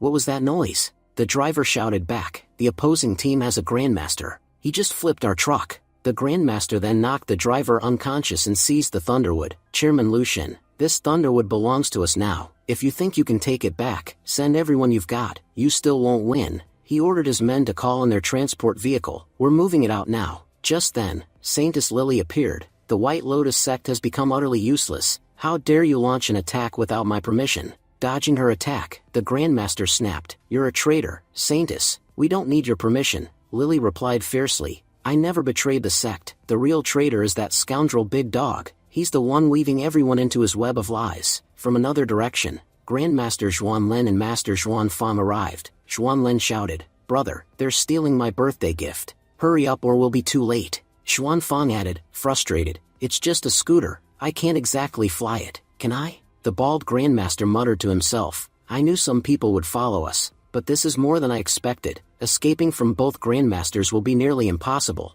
I just hope Leader Big Dog manages to retrieve the artifact in time. This is our last chance." Turning to his men, the Grandmaster ordered them to avoid capture and flee as fast as they could. Just then, company agents arrived on the scene, mocking him, "Leaving so soon? Didn't you tell our chairman to send all the men he had? Well, we're here now. Why are you running away in fear? You have no path left for escape." Meanwhile, Big Dog had already infiltrated the sect grounds. The guards, unaware of the danger, chatted among themselves. "I heard Master and Grandmaster are both out. I just hope nothing goes wrong while they're away." The other guard replied confidently, "This is the mighty Jingyi sect. Very few people even know the leaders are gone. Do you really think anyone would dare attack us? No one here has a death wish." Suddenly, Big Dog appeared from the shadows and knocked one of them unconscious. The remaining guard narrowed his eyes. "You may be wearing our uniform, but you're not one of us. Reveal yourself, now." Big Dog responded by lunging forward and grabbing the man by the throat, rendering him unconscious with a swift blow. Striding forward, Big Dog muttered, "I'm the nightmare about to shatter the Jingyi sect's peace. If my information is correct, this must be the treasure room." He entered the chamber, eyes scanning the artifacts. Inspecting one, he scoffed, 500 years old and still useless, too rare to be of any real value. Then, after examining another, his expression shifted. "Now this is worth something." His gaze landed on a locked box. Opening it, he gasped, "How could they leave such an important artifact here? The Jingyi sect truly has gone mad since our downfall. They've grown arrogant in their power." Holding up a gleaming stone, he continued, "But with this abracadabra stone, I'll crush both their pride and their sect." From behind, Leon spoke up, "Impressive plan. What's the name of this artifact?" Big Dog turned and replied, "It's called the abracadabra stone, though in our sect, we used to call it the lotus pendant." He froze, suddenly alert. "Wait, when did you get here?" Leon stepped into the light, smirking, "I've been here the whole time. You're such a clueless thief. You didn't even notice who else was in the room." Leon chuckled and added sarcastically, "I was just wondering who gave you the name Big Dog. Whether it's your body or your brain, everything about you is tiny. Now tell me, are you going to surrender, or do I have to beat it out of you?" Big Dog scowled, "I came up with a perfect plan. I don't know how you figured it out." Leon shrugged, "Perfect? That garbage plan? Even fourth graders could spot its flaws, and yet you're still acting arrogant?" Big Dog snapped, "I don't care what you think. If you don't get out of my way, I'll make sure this is your last stand. As long as I have the abracadabra stone, no one can defeat me. You'll realize the difference between us after taking just one of my punches." With that, he charged forward, but Leon caught the punch mid-air. Leon said evenly, "The artifact is powerful, sure, but its wielder? Weak. A weapon's strength depends on the one who wields it, and people like you just diminish its true power." Staggering back in disbelief, Big Dog muttered, "No one below Key Condensing Realm cultivation could have stopped that punch." "Wait, are you at Key Condensing Realm?" Leon replied coldly, "Stop guessing, fool. You have no idea how powerful I really am." He stepped forward. "Your White Lotus sect always relied too much on artifacts, but even with one in your hand, I'll beat you today." Big Dog narrowed his eyes. So that's why you came alone on behalf of the overtime company. They must have trusted your strength. Well, no problem. I've got my own methods to take you down. With that, he smeared his blood on the artifact. Now that I've infused it with my blood essence, my power has increased. I don't care what tier you're on, you can't defeat me now. Leon warned him. Do you even know what you've done? You've destroyed your cultivation foundation. You'll never progress again. Big Dog sneered. Who cares? I knew exactly what I was doing. I may have sacrificed my foundation, but once I restore Earth's energy, everything will return to normal. Leon's voice hardened. You're not capable of that. I'm taking the artifact back to the council. The two clashed again, their powers colliding with a blinding force. Big Dog was thrown backward, crashing into the ground, spitting blood. He cursed. Damn that witch Lily. I brought her into our sect. That was our biggest mistake. Leon stood tall and replied. No, the fool is you. The world has changed in the past 1,000 years, but the White Lotus sect's mentality is still stuck in the past. That's why your sect has declined. If Lily hadn't taken command, you would have destroyed it yourself. Big Dog, still on the ground, muttered. I knew from the beginning that Lily and I were on different paths. That's why I set this up, so you would take her out. But I underestimated you. You saw through my plan and won her over. Suddenly, Big Dog threw the artifact to the side and made a run for it. Before Leon could retrieve the stone, Big Dog vanished into the shadows. As he fled, Big Dog thought to himself, Leon Lionheart, I couldn't match your strength today, and I probably never will, but next time, I'll return with a plan so devastating, you won't escape. I'll destroy everything you hold dear. Back in the room, Leon examined the artifact and thought, that fool had no energy of his own, and used up the entire power of the stone. Let's see how he plans to escape from the Genie sect now. Meanwhile, the scene shifted to Thunderwood. Watching the fierce battle unfold, Yulin turned to Lily and asked, Sister Lily, shouldn't we be helping them? At that moment, Lily turned to Yulin and said, if you truly want to rise and become someone great, you'll need to learn how to ignore certain things. She pointed toward the ongoing battle and explained that all the people fighting there were low-ranking employees of the company. Fighting was simply their job, their assigned role. Then she gestured toward two senior members standing off to the side. She told Yulin that, despite their overwhelming power strong enough to defeat all the present fighters with a single strike, they were doing nothing. Yulin looked confused and replied, but I'm just a maid serving my young master. How can my status ever be equal to those masters? Lily responded firmly, you're not just a maid, you serve Leon Lionheart, and right now, he stands far above everyone else. If you want to walk beside him, shoulder to shoulder, you'll need to change yourself. Still uncertain, Yulin asked, is he really that special? Lily smiled and said, Leon is the kind of person born once in a century. To be near someone like him is already a great honor, and to be honest, he's about to do something far beyond what we can even imagine. That's why there's no need for you to feel inferior. Encouraged and hopeful, Yulin said with a smile, you're right, from now on, I'll carry myself with pride, just like the young master. The scene then shifted to two masters from the White Lotus sect. They began eliminating the cleaners, and muttered to each other that they had to escape, no matter what. The others were too weak to matter. Their own survival was all that was important. Without hesitation, they abandoned their allies and fled. Yulin, shocked by what she witnessed, turned to Lily. Sister Lily, you're a saintess of White Lotus sect, right? Why don't you order them to stop fighting? They'd definitely listen to you. And why would two powerful people like them abandon everyone and run? Lily's expression darkened. It's because betrayal runs deep in the veins of the White Lotus sect, and the worst of them all are the people under Big Dog. You can't even imagine how vile that man is. At that point, the scene transitioned to a flashback from Lily's past. After her parents died, Big Dog approached a grieving Lily. He told her to come with him, promising good food and clothing, but Lily refused. She said her parents were only asleep,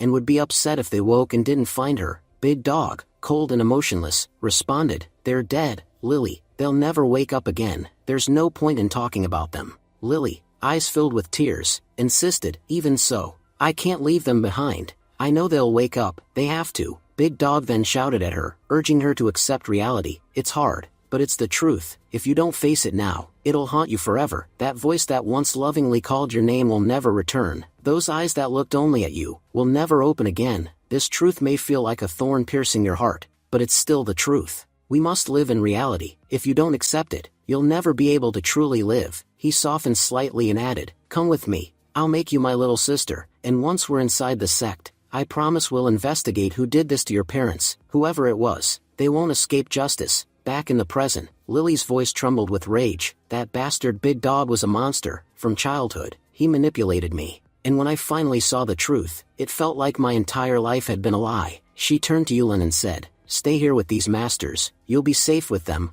I'm going to check on Leon." Lily then began heading toward the battlefield, determined, but on her way, she spotted a battered figure approaching. It was Big Dog, heavily injured. She confronted him. "Big Dog, what the hell are you doing here?" Big Dog, barely able to stand, cursed under his breath, thinking, "First I ran into Leon, and now this bitch Lily, what a cursed day." The scene shifted again to a girl arriving at Jingy's sect. She remarked aloud, "Big Dog is a terrible leader, he doesn't know how to do anything properly. Unlike him, I'm smart, I'll show them how a plan should really be executed." She turned to Leon and asked, "Brother, is something happening here on the Jingy sect? The atmosphere feels tense." Leon gave her a stern look and asked, "Who are you? And even if something is going on, what business is it of yours?" The girl introduced herself. "My name is Lu Jin, I belong to the Lu family of Zhong Yuan. I came here to celebrate Master Zhuan Lin's birthday. Also, you're quite handsome, can I get your number?" Leon turned away disinterested. "I don't waste time on strangers. For your information, this place isn't safe. If you value your life, find a secure spot and stay put." But Lu Jin stepped closer and said,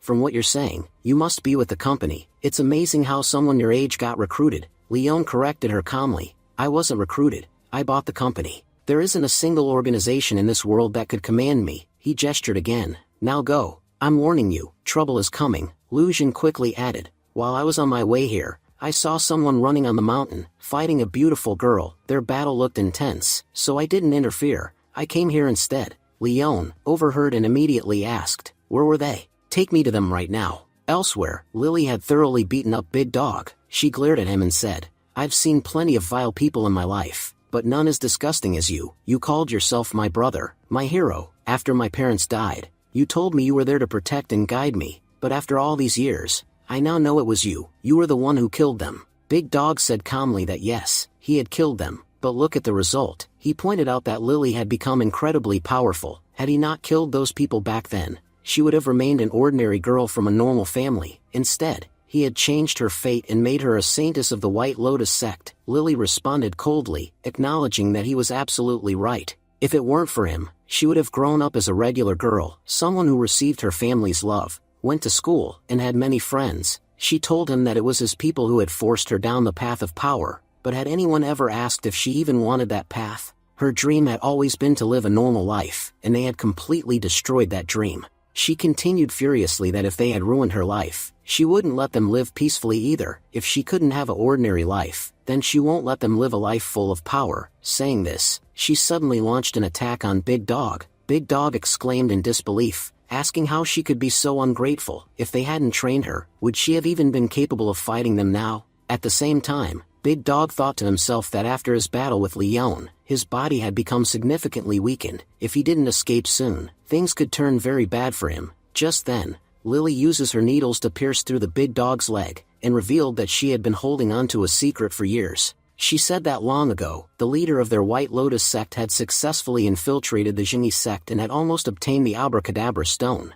But just before he could, he was caught, and it was Lily herself who had betrayed him. She confessed that she had joined the Jingy sect and exposed the infiltration, leading to his capture. She declared that her mission to dismantle the White Lotus sect hadn't started today. She had been working toward it for years, and because she had once been part of the sect and owed her life to it, she would now lead it down a new path. A path where the old corrupt leaders were forgotten, and a peaceful future could be built. Big Dog, stunned, asked how she could betray her own sect and even its leader. Lily, still attacking, shouted that she hated them all. Big Dog, the leader, everyone. No one had ever treated her like a human being. They had forced their version of life onto her, and now they had the nerve to act like she owed them for what she had become. She attacked Big Dog again, injuring him badly. She told him that the needle she now used to strike him down was a gift from him, and there was a special kind of satisfaction in killing someone with the needle they themselves had gifted her. Big Dog, bloodied and on the ground, muttered that he had never imagined they had been feeding milk to a snake all these years. He wished he had ended her life the very day they had met, so he wouldn't have to face this day now. Lily said his time had come to go to hell, and he shouldn't worry. The former leaders of the sect had already been crippled and weakened. Within a few years, they would all be joining him in hell anyway. With that, Lily delivered the final blow, killing Big Dog. Just then, a company agent arrived and shouted in shock, asking what she had done. He reminded her that company rules strictly forbade killing. and she had broken that rule right in front of him. Lily responded without hesitation. She said, first of all, she was not an official member of the company, and even if she had been, she still wouldn't have hesitated to kill him. She admitted she had broken the rules and was ready to face the punishment. At that moment, Leon arrived and said that Lily had made things unnecessarily difficult for him. Lily says no one here needs to trouble themselves for her. She knew she had made a huge mistake. She was ready to accept whatever punishment the rules required. She declared that she had killed the man who had destroyed her life, and she had no regrets. Leon then ordered the agent to report to the president that Big Dog had been accidentally killed during an attempt to capture him. The agent protested, saying he had seen everything, but Leon reassured him, saying not to worry, he would take full responsibility for the incident. Lily looked at Leon with gratitude and said he truly was a good man. She hadn't known he cared that much about her. She offered to thank him in any way he wanted. Leon calmly replied that he didn't need her gratitude in any special way. This should be her first and last mistake. If anything like this happened again, not even he would be able to protect her. Lily, half joking, remarked that young Master Leon was like a magnet for beautiful women, first Jiafang, then Yurin, and now her. She said it seemed like all three of them were destined to be with him. Leon asked what she was even talking about. Embarrassed, Lucian said there was nothing like that. She was just showing Leon the way. Leon then asked her if she had learned anything important from Big Dog. Saintess Lily responded that nothing particularly significant had been discovered, but she was sure Big Dog had only been able to cause such chaos because he had the support of someone very powerful. She added that she still didn't know who that person was. The scene shifted to a company board meeting, where the directors were discussing the increasing threat posed by rogue cultivators. One of the directors voiced concern, stating that the number of evil cultivators had been steadily rising.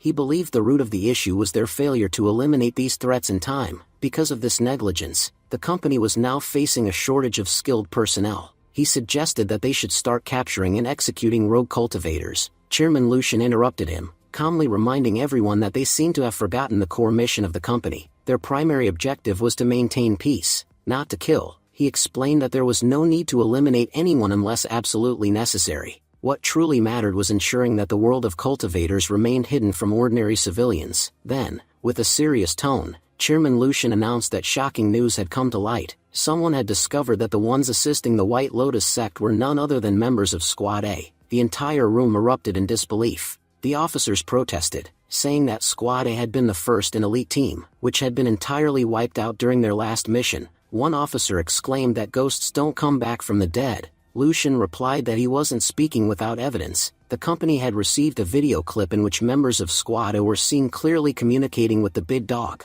He pointed out a distinctive symbol visible in the clip, one that had only ever belonged to Squad A. It was impossible to fake or replicate it. He reminded everyone that Squad A had been assigned a highly classified mission, to quietly eliminate the enemies of the nation. However, they had failed to complete it, and the squad was believed to have perished. What puzzled him was that if any of them had survived, why hadn't they returned or made contact? Lucian proposed reopening the investigation into the mission from 10 years ago. At that moment, an internal announcement was made. The mission from 10 years ago was a highly classified operation, and no further information about it could be disclosed. Therefore, the proposal to investigate that mission was formally denied. However, the possibility that Squad A members were still alive was of critical importance. As such, a new mission was issued: find Squad A and bring them back at any cost. Lucian began to reflect on the many recent irregularities within the company. Several high-ranking officials close to him had gone missing without explanation. Strange incidents were happening to key personnel connected to the company. He realized all of this had started after Squad A had disappeared. Could all these events be linked to them? A director present at the meeting confronted Chairman Lucian, saying that he hadn't been transparent about what was happening inside the White Lotus sect, and yet was leaving without offering full disclosure. Lucian replied that he had already shared everything he knew. He didn't believe sharing any more information would be appropriate or necessary. As Lucian stepped out, he immediately called Leon and informed him that there was a major mission awaiting him. He was to go to the Wu family and investigate someone named Hu Ji. Leon asked who Hu Ji was. Lily chimed in, saying that she had heard the name before. Apparently, Hu Ji had disappeared about 10 years ago. Leon asked if she knew anything more about him. Lily admitted she didn't know much, but she was aware that Hu Ji had been a prodigy, and possessed the Hu Ji and Jia's spirit. He had disappeared alongside Hu Ji and Jia. Lily speculated that Grand Elder Hu Xin of the Hu family might know something. She had the ability to detect the spirits of her entire family. if they could track Ji and Jia's spirit, they might be able to locate Hu Ji. Leon remarked that if Lily knew this much about Hu Ji, she must know something about the Hu family's whereabouts as well. Lily explained that all major ancient families operated in secrecy. Knowing their locations was equivalent to provoking them, therefore, she had no idea where they were based. If he really wanted their location, he should ask the company, they would provide it within minutes. Leon responded that he wouldn't bother the company for such trivial matters. At that point, Lu Xin spoke up, saying that she knew the location of the Hu family. As a child, she had visited their home multiple times. Leon, somewhat skeptical but amused, asked her to guide them there. Lu Xin reassured her grandpa's spirit that she knew how much he missed brother Hu Ji, and promised she would do everything she could to reunite them. Grandpa's spirit was speaking solemnly. He said that the family had once had only one true genius who could have taken them far. It was tragic that this genius had disappeared. But then he spoke of Leon, expressing his astonishment. Though his spirit was 500 years old, he still felt like a child compared to him. His spiritual energy was so powerful that he couldn't even peer into it. He concluded that if there was anyone in the world capable of bringing Hu Ji back, it was Leon, and if even he failed, then it would be time to forget about Hu Ji altogether. Later, Leon arrived in a different city. As per Lu Xin's instructions, at the airport, he was warmly welcomed by several guards from the Hu family. The family's butler greeted him, expressing how delighted they were to see him. He said that the moment they learned of his arrival, all preparations had been completed. Leon remarked that it seemed the Hu family had people within the company feeding them information. The butler smiled politely, saying he was just a humble servant and didn't know anything about such matters. Onlookers at the airport watched the scene unfold in awe. They murmured among themselves, wondering who this mysterious young man was, so important that the city's most powerful family had come in person to receive him. They speculated that he must be a major young master from a prestigious background. Leon suggested that they get into the car first so they could see what kind of welcome the Hu family had prepared for them. As soon as they reached the Hu estate, the first person they encountered was Hu Jin. Leon remarked with a smirk that it seemed they were eagerly waiting for him. After all, Hu Jin had come out personally to greet him. Hu Jin responded politely, saying that young master Leon was true to his word. He had promised to visit for an inspection, and here he was. Still, Hu Jin admitted he doubted Leon would find anything particularly interesting within the family. Leon replied that they wouldn't know until they looked. As Leon stepped into the Hu residence, he noticed a temple built inside. Hu Jin explained that since the company was aware their family used spirit-based powers, the temple was legally allowed. Leon casually replied that Hu Jin seemed too nervous. He hadn't even said anything yet. If he had wanted to make a complaint, he would have pointed out the fire hazard caused by the candles burning inside, which could endanger their family and neighbors. He smiled and noted that, despite noticing everything, he had stayed silent. Lily laughed and commented that young Master Leon really knew how to provoke people. She pointed out the irony. How could a place surrounded by living spirit be at risk of fire? Clearly, Leon was just teasing them. Hu Jin apologized nervously, saying they hadn't considered the risk of fire before. Another clan member interjected sharply, warning Leon not to misuse his authority. He said as long as they respected the company, things would remain peaceful.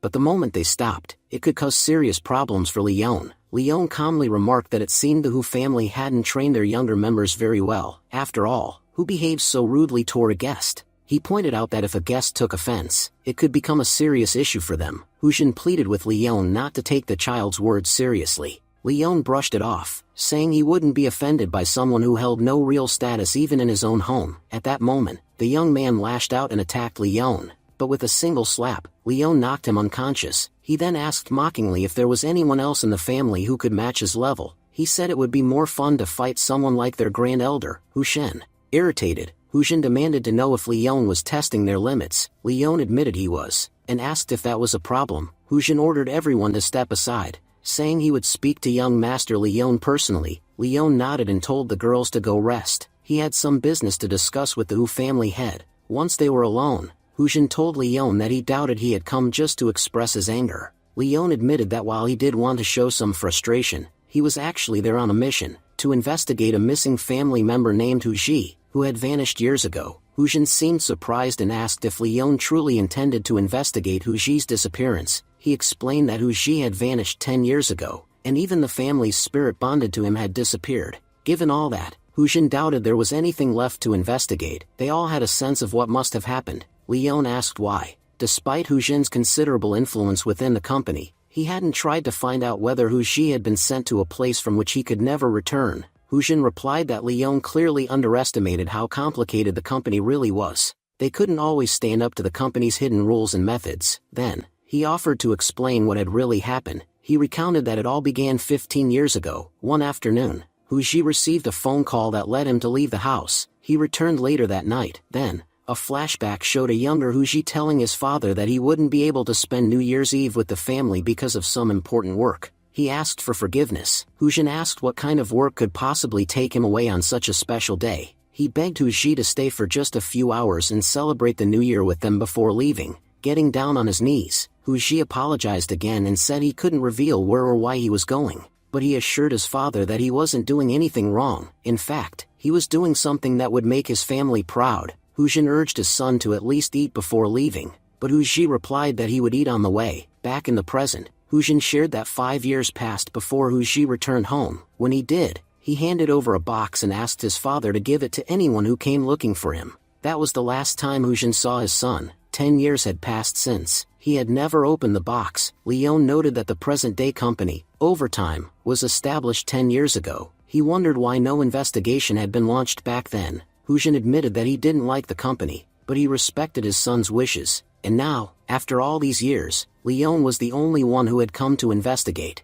That alone was enough reason to hand over the box. He added that he often wondered whether his son had followed the right path, or whether he had strayed and become a bad person. When Leon opened the box, he found a symbol of a dragon inside. He explained that Hu Ji had joined Squad 8 10 years ago, and had worked to protect the country. The diary in the box described how many threats Hu Ji had defeated, and how many nations he had protected. In fact, Hu Ji had aimed to stop future villains before they could even act. Leon told Hu Jin that, without a doubt, his son had done nothing wrong. He had lived and died as a hero who protected his nation. Hu Jin expressed how happy he felt knowing that, at the very least, his son had been a good person. As Leon flipped through the diary, he noticed that several pages had been torn out. He commented that perhaps the truth behind Hu Ji's disappearance lay hidden in those missing pages. Hu Jin responded that since the day Hu Ji had given him the diary, he had taken great care to preserve it. If the pages were torn, then they must have already been that way when he received it. Leon nodded, saying he trusted Hu Jin and didn't intend to drag this matter on any longer. Just then, Hu Jin stopped him and mentioned that their grand elder, Hu Shen, wanted to meet him. The scene shifted to Yan Bei, where Jia Fang was speaking angrily. She complained that her father had kept her confined at home for days, refusing to allow her outside. She suspected that he was deliberately preventing her from contacting Leon. She turned to Uncle Chen, asking whether he thought her father was wrong. Uncle Chen explained that just as she had once used her family's power to make bold moves, her father was doing the same now, using his influence to protect her in his own way. Jia Fang retorted that she had only done those things for the right people. She said her father failed to understand even that simple fact. Changing the subject, she asked about the Wang family's condition. Uncle Chen informed her that after her attack, the Wang family's status had significantly declined. He assured her that they wouldn't dare confront the Lionheart family again. Jia Fang smirked, saying that their troubles were only just beginning.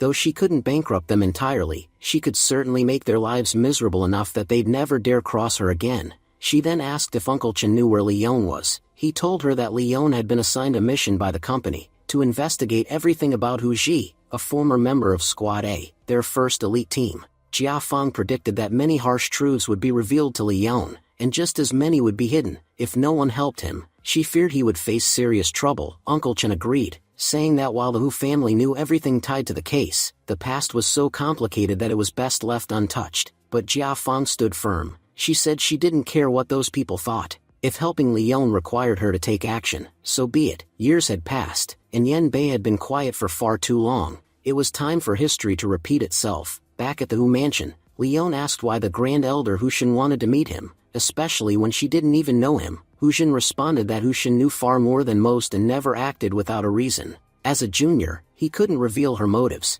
but he was certain she had a significant reason for the meeting. Her spiritual energy remained within the house across from them, and Leon was free to go inside. As Leon entered, he looked around and addressed Hu Shen, accusing her of disappointing him. He recalled reading that she was the daughter of the legendary nine-tailed fox, but saw no evidence of it. He questioned whether she had fabricated her history just to be revered. Hu Shen explained that her spiritual energy had diminished significantly over the years, Maintaining her true form was extremely difficult, and even she no longer remembered how long she had lived in this weakened state. Still, she remarked, Leon was unusually powerful for someone so young, especially in an era where most couldn't even cultivate properly. She asked how he had reached such a level. Leon responded coldly, saying that if she had called him here just to flatter him, then he was leaving. She had wasted enough of his time. Just as he turned to go, Hushin mentioned Hu Ji, saying he had been an exceptionally talented individual. Despite his talent, he remained humble, which is why she asked Hu Ji and Jia to follow his path. She believed Hu Ji would be the one to restore the spiritual vein. Leon asked what exactly she was trying to say. Hushin finally revealed that 10 years ago, Hu Ji returned home and said he was heading to Cullen for a highly secretive mission, one that very few people knew about. He promised that once he returned, many things would change, but he never came back. Even Ji and Jia had gone missing after that. She explained that she called Leon there for a simple reason. She didn't want him to follow the same path and destroy himself. Leon, unmoved, said that since he wasn't part of their family, he didn't feel bound to follow her advice. He made it clear that he would go to Cullen, and no one could stop him. Releasing a pulse of spiritual energy, Hushin warned him. She admitted she had made a mistake once and wouldn't repeat it. She knew he intended to investigate Hu Ji and head to Cullen, but if he truly planned to go, he needed to be prepared for the dangers that awaited him. If he couldn't even defeat her, then death would surely await him in Cullen. She challenged him. If he truly wished to go, he would first have to defeat her. Leon glared at her and said coldly, "Do you even realize the consequences of attacking me without my permission?" Hushin smirked defiantly. "I'm a spirit. It's not like you can kill me." Leon's expression hardened. "That's where you're wrong. People today may have forgotten how to eliminate a spirit, but I haven't. I know exactly how to end you." As Hushin began revealing her true form, she mocked, "You think just because you have some magical artifact, you can defeat me? Let me be honest with you, someone like you can't even touch me." But without hesitation, Leon launched forward, striking with blinding speed. Their powers clashed violently, both attacks perfectly equal in strength. Hushin stared in disbelief. "Your weapon, it's forged from thunderwood, thousands of years old. But what's truly bizarre is your soul. It's ancient, so ancient, I can't even begin to comprehend it. Who are you, really?" Before she could finish her thought, Leon grabbed her by the throat. "How dare you peek into my soul? And after that, you dare call me a child? I've raised your ancestors in my arms, so before you speak another word, think 100 times. The only reason I didn't overpower your attacks was because I sensed no malice in your intent, but if I had even 1% of doubt about your motives, I would have ended you with a single blow." He released a small pulse of energy near her forehead and warned, "All your energy is stored here. One light strike, and you'll never be able to use your powers again, and once a spirit loses its power, it vanishes." Terrified, Hushin pleaded, "Please don't kill me. If you do, the entire Hu family will be destroyed. Even the company will turn against you. I swear my intentions were never wrong. I'm willing to help you in the future." Leon's tone was calm but cold. "And who started all this? From summoning me here to launching the first attack, it was all you. And now, after your defeat, you expect me to believe anything you say?" He let go and took a step back. "I won't kill you, not yet. I want to know everything about the Hu family, but don't even think about lying to me. If you do, I'll destroy you in seconds. And don't fool yourself into thinking being a spirit protects you. I've erased spirits stronger than you with a single finger." Grand Elder Hushin finally spoke, her voice low. "A long time ago, people from the Sakura country attacked us. Their assassin techniques and yin and yang powers had become overwhelmingly strong.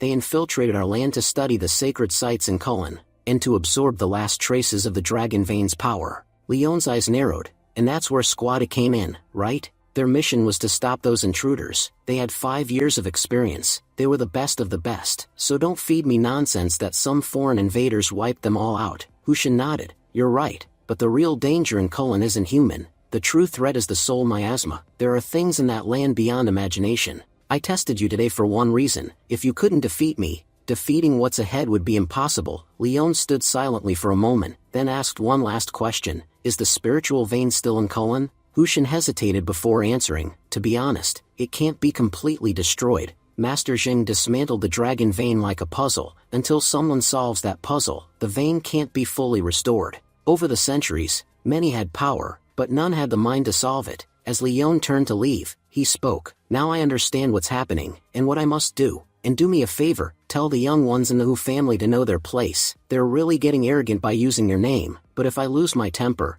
I won't think twice about clipping their wings." The scene shifts to Jin cooperation. Yuhua was now managing the entire company, issuing sharp orders to her team. she stated that they had received directives from the Wu family to purchase as many Wang family shares as possible. Doing so would give them significant advantages in the future. Just then, a man approached Yu Hua, requesting a private conversation. Before he could get closer, her bodyguards stepped in to block him. Unfazed, the man fought them off, insisting he only wanted to talk and meant no harm. He said firmly, "Miss Sheng, I hope you'll give me just 2 minutes to speak, without any interference." Yu Hua, maintaining her composure, replied, "If you want to talk, this isn't the place. We need to change locations." Moments later, they were seated inside a hotel lounge. The man turned to her and asked with a smirk, "Aren't you afraid that I might be some kind of thug, that I could attack and seriously injure you right here?" Yu Hua replied confidently, "Look, everyone knows what the company will do to a martial artist who attacks ordinary people. If you try anything here, your entire future will be destroyed. To be honest, being a common person is my strength. Now hurry up and tell me what you came here for. I don't have time for pointless talk." The man nodded and said, "Now I understand why Miss Wu chose you. I'm actually here on her behalf. If you trust Miss Wu, then come with me to Yanbei. I'll protect you the entire way." He clarified that he wasn't a thug, but rather someone Miss Wu trusted, sent to escort Yu Hua safely. When she asked whether Miss Wu had given him more detailed instructions, he shook his head and said, "We're simple people, we do small jobs for money. Do you really think Miss Wu would share classified information with someone like me? I was just told to get you to Yanbei safely. But one thing is clear, this entire matter is somehow connected to Leon Lionheart." Yu Hua nodded slowly and replied, "Give me 2 days. I need to settle all pending work at the company. After that, meet me under Xin Corporation. We'll travel to Yanbei together." As the man stood up, he muttered under his breath, "They didn't even pay for the food and drinks here. These rich families really are stingy." Meanwhile, Leon arrived at the Wu family's guest house. The butler welcomed him respectfully and informed him that the rooms had been prepared. He added that if Leon needed anything, the staff would be at his service, as the family head had instructed them not to let even the smallest detail be lacking. Leon thought to himself, "I only came here to vent some frustration, but I have to admit, the Wu family head is treating me with a lot of respect. This company has built an incredible reputation in just a few years." As he entered the residence, a staff member offered to take his bag and deliver it to his room. However, she accidentally dropped it, and while pretending to clean it up, she discreetly slipped something inside. Leon narrowed his eyes and asked coldly, "Who are you, and what did you just put in my suitcase?" The woman panicked and bolted out of the hallway. Lily immediately shouted to the others to check the luggage and ran off after her. Leon opened the bag to find a phone inside. He muttered, "Most thieves steal from your bag. This is the first time I've seen one add something to it. Lucian said she wanted to tell you something with this phone. That's why she left it in the bag." But looking at the back of the phone, she said, "This is Brother Huji's phone." Leon's expression darkened. "What did you just say? Brother Huji? Your reaction tells me you know him well. Now tell me, what's your connection to Huji? And what do you know about the Hu family?" Later, Leon brought Lucian into his room. He folded his arms and said sternly, "I suspected you from the very beginning. You suddenly appeared and led us here. It was all pre-planned, wasn't it? Look, it'll be better for you to tell me the truth yourself. If the company starts an investigation, you'll be in serious trouble." Lucian, looking nervous, finally nodded. "I'm ready to tell you everything." She admitted that the Liu family and the Hu family were very close. While she couldn't go into full detail, she confirmed that she and Brother Huji were good friends. Leon acknowledged her response but confessed he was still confused. Why had the phone of Squad A, an elite group that had vanished a decade ago, been placed in his bag? Lucian suggested maybe someone wanted to send him a message. When Leon unlocked the phone, he found a list of names, every member of Squad A. But one name caught his attention, Little Guy. "There's no information about this one." "Lucian, do you know anything about this?" She shook her head. "I don't. I've never heard of them." Unbeknownst to them, the mysterious girl was watching everything unfold through binoculars. She radioed her team and said confidently, "Leon Lionheart has walked right into our trap. Don't worry, we'll separate him from that girl soon." At that moment, Saintis returned to Leon's side. She reported that the girl had been incredibly fast, too fast for her to catch. Just as Leon was speaking to them, a dagger flew through the air in an ambush. 2 intruders burst into the room, declaring their mission: retrieve the phone and take Lucian with them. They were to eliminate anyone standing in their way. Leon immediately took charge. "Lily, protect Lucian. I'll handle these guys." But before he could act, one of the attackers tried to drag Leon away. The man radioed his team. "Leon Lionheart is with me. You can move in on the others." Leon quickly stomped on the man's foot and demanded to know who he was, and who had sent him. The attacker smirked. "Stay out of this, Leon Lionheart. We're not people you want to mess with. keep interfering, and your family's next. Leon scoffed, nice try. It's obvious you're just trying to buy time and keep me distracted. With that, he broke free and sprinted back to Lily and Lujin. Meanwhile, Lily tried to comfort Lujin. She told her, don't worry, Leon may be strict, but he's got a good heart. I know you're hiding a lot of secrets about Huji. If you trust us with the truth, it might actually help you. Believe me, Leon can help you find brother Huji. Lujin nodded and finally agreed. Alright, I'll tell you everything. I know exactly what happened 10 years ago. But just as she began her story, another squad, Team B, attacked them. Lily shouted, we'll talk later. First, let's crush these insects. But one of the attackers quickly grabbed Lily by the throat, while others restrained Lujin. As Lily was thrown aside, their captain declared, we've got the target, let's go. The attackers brought Lujin to a desolate, abandoned factory. The captain struck her and demanded answers. Who are you? What's your connection to Huji? Speak now, or I'll do things you can't even imagine. We were taken back to a scene from a decade earlier. Lujin was shown standing before Squad A. One of the team members announced, Brother Huji, headquarters has sent us a new recruit, from the Lu family of Zhongyuan. Since you're our leader, you'll evaluate her first. Huji looked at Lujin and frowned. Are they out of their minds? She's just a kid, can't be more than 10. How can they send a child on such a dangerous mission? The team member responded, don't underestimate her. She's the most gifted talent of her generation. At just 10 years old, she's already surpassed Huan Tian realms. Huji sighed and turned to Lujin. Alright, kid, wanna join us? Lujin nodded firmly. Yes, brother Huji, I can handle any task, and please, don't call me a kid. I'm part of your team now. Huji smiled. Fair enough. From today, you'll be known as Little Guy. Your body is exceptionally well suited for controlling spirits, which is why I am giving you a very powerful spirit. In a flash, Huji appeared behind her, moving faster than the eye could see. Lujin was stunned. He's so fast. I didn't even notice him move. Huji gently tapped her head and said, no need to be so shocked. That power will soon be yours. He then infused her with the legendary spirit of Grandpa Gray. Back in the present, Lujin had activated the power of Grandpa Gray. Her body radiated energy as she prepared for battle. I've had enough of holding back. I won't take any more beatings. With explosive speed, she shattered her chains and launched a devastating attack on the captain. She warned him coldly, if you don't want to die like a dog, tell me who sent you. Now, the captain was in disbelief. You're not from the Hu family. How are you able to use the spirit powers? Lujin didn't answer. She eliminated another attacker effortlessly. We then saw that Grandpa Gray's spirit had completely taken control of her body. Lujin stood tall, empowered and unstoppable. Grandpa Gray said with a deep, bitter tone, after all these years, I finally get to do something like this. You all deserve nothing less than a dog's death. With that, he released his power, unleashing a surge of energy that began absorbing the souls around him. Captain stood there, stunned.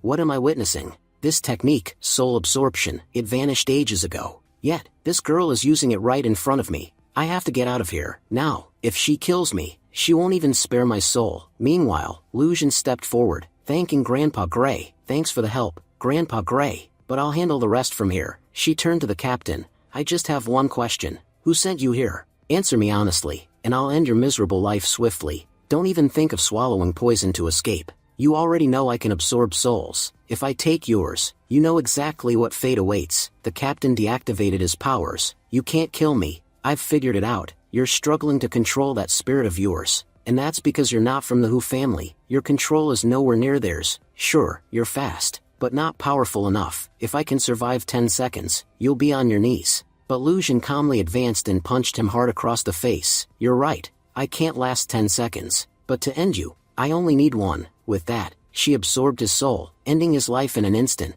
Grandpa Gray's power dissipated from her body, and Lujin collapsed from exhaustion. Panting, she looked up. Thank you, Grandpa Gray. I've been training for 10 years, but I still can't come close to Brother Huji. Grandpa Gray responded gravely, you never will. Huji wasn't just the greatest of his generation, he was the genius of the entire century. It's a tragedy he didn't survive. If he had, there'd be no one greater. Lujin nodded, eyes heavy with memories. You're right, he had already dealt with threats from the outside, but he couldn't survive the betrayal from within. Now I know who all the traitors are, none of them will escape. I admit I'm not the most powerful, but I'll make them pay, one way or another. Outside, Leon and Lily arrived. They glanced inside and saw the aftermath. Looks like the fight's already over. Lujin stood and faced them. I know you have a lot of questions, and I've realized you're both good people. I'm ready to answer anything you ask. Leon nodded. That's good to hear. First question. Who are you? And what are you doing here? Lu Jin replied calmly. You are asking about the little guy from Squad A, right?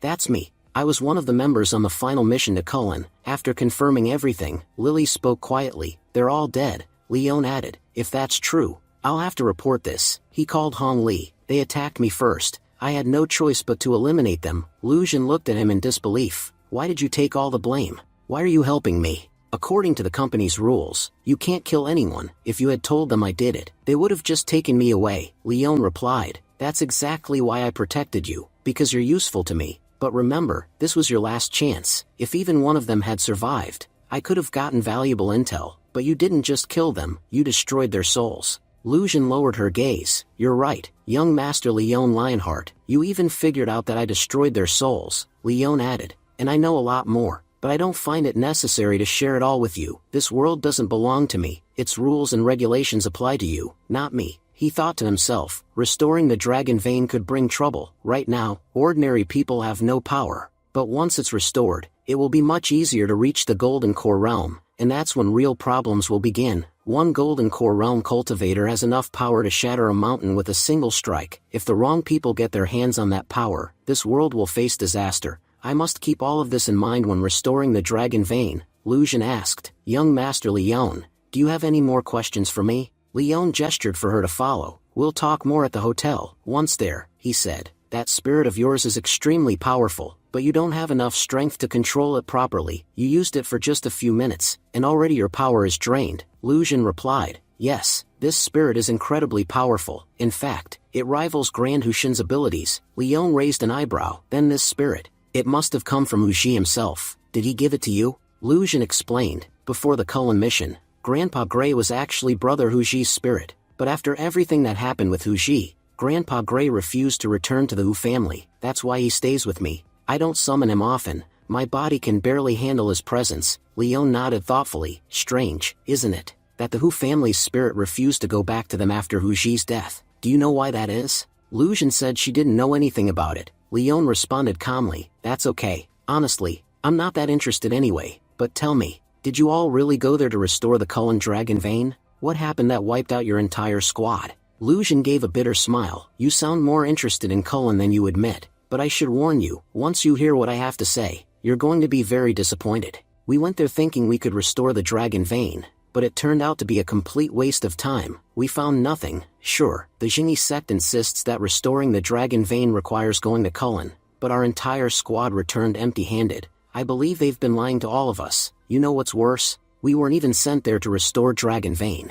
Our mission was to retrieve something the company never fully explained. All I know is, it was something the founder of the Jingyi sect left behind, and supposedly, it's connected to the secret of immortality. They say whoever obtains it becomes immortal. Lily scoffed. Are you joking? The founder of the Jingyi sect, Jing Daoli, was the same man who destroyed the dragon vein. Because of him, humanity is weaker than ever, and now you think someone like him would leave behind a way to make people immortal? Why would someone so twisted want anyone to live forever? I don't understand why anyone still respects that man. He was the worst humanity has ever produced. Sure, Squad A may have been powerful 10 years ago, but they had no common sense. If they'd thought for even a second about Jing Daoli's intentions, they'd never have walked into that trap. Lu Jin's expression hardened. You can make fun of me all you want, but don't insult Squad A. They gave everything for this country and for people like you. Lily smirked. Looks like Miss Lu is getting angry. If you're so furious, why haven't you taken revenge on the ones who destroyed your squad 10 years ago? You've had all this time and done nothing, and now, just because Leon is standing here, you think you can win? If you're that strong, prove it without him. Defend yourself without relying on Leon. I guarantee you can't do this even in 10 lifetimes. Before the tension could escalate further, Leon stepped in. That's enough. Stay focused on the mission, Lily. There's no need to provoke her. The fact that she survived for the past 10 years, despite being a member of Squad A, is a really big deal. We can't even imagine how many assassinations they must have endured. Lily shrugged and turned to leave. Fine, talk all you want. I'm not interested in this drama. Lu Jin was silent for a moment, deep in thought. If I'm being honest, I've become far more powerful than a normal Squad A member. The only one I haven't surpassed is Brother Hu Ji, but this man, Leon, suppressed my ki with just a touch. That alone tells me he's even stronger than Hu Ji. Then she turned to Leon and said, Brother Leon, You really are powerful, Leon asked. So, we were talking about the secret of immortality. After going to Cullen,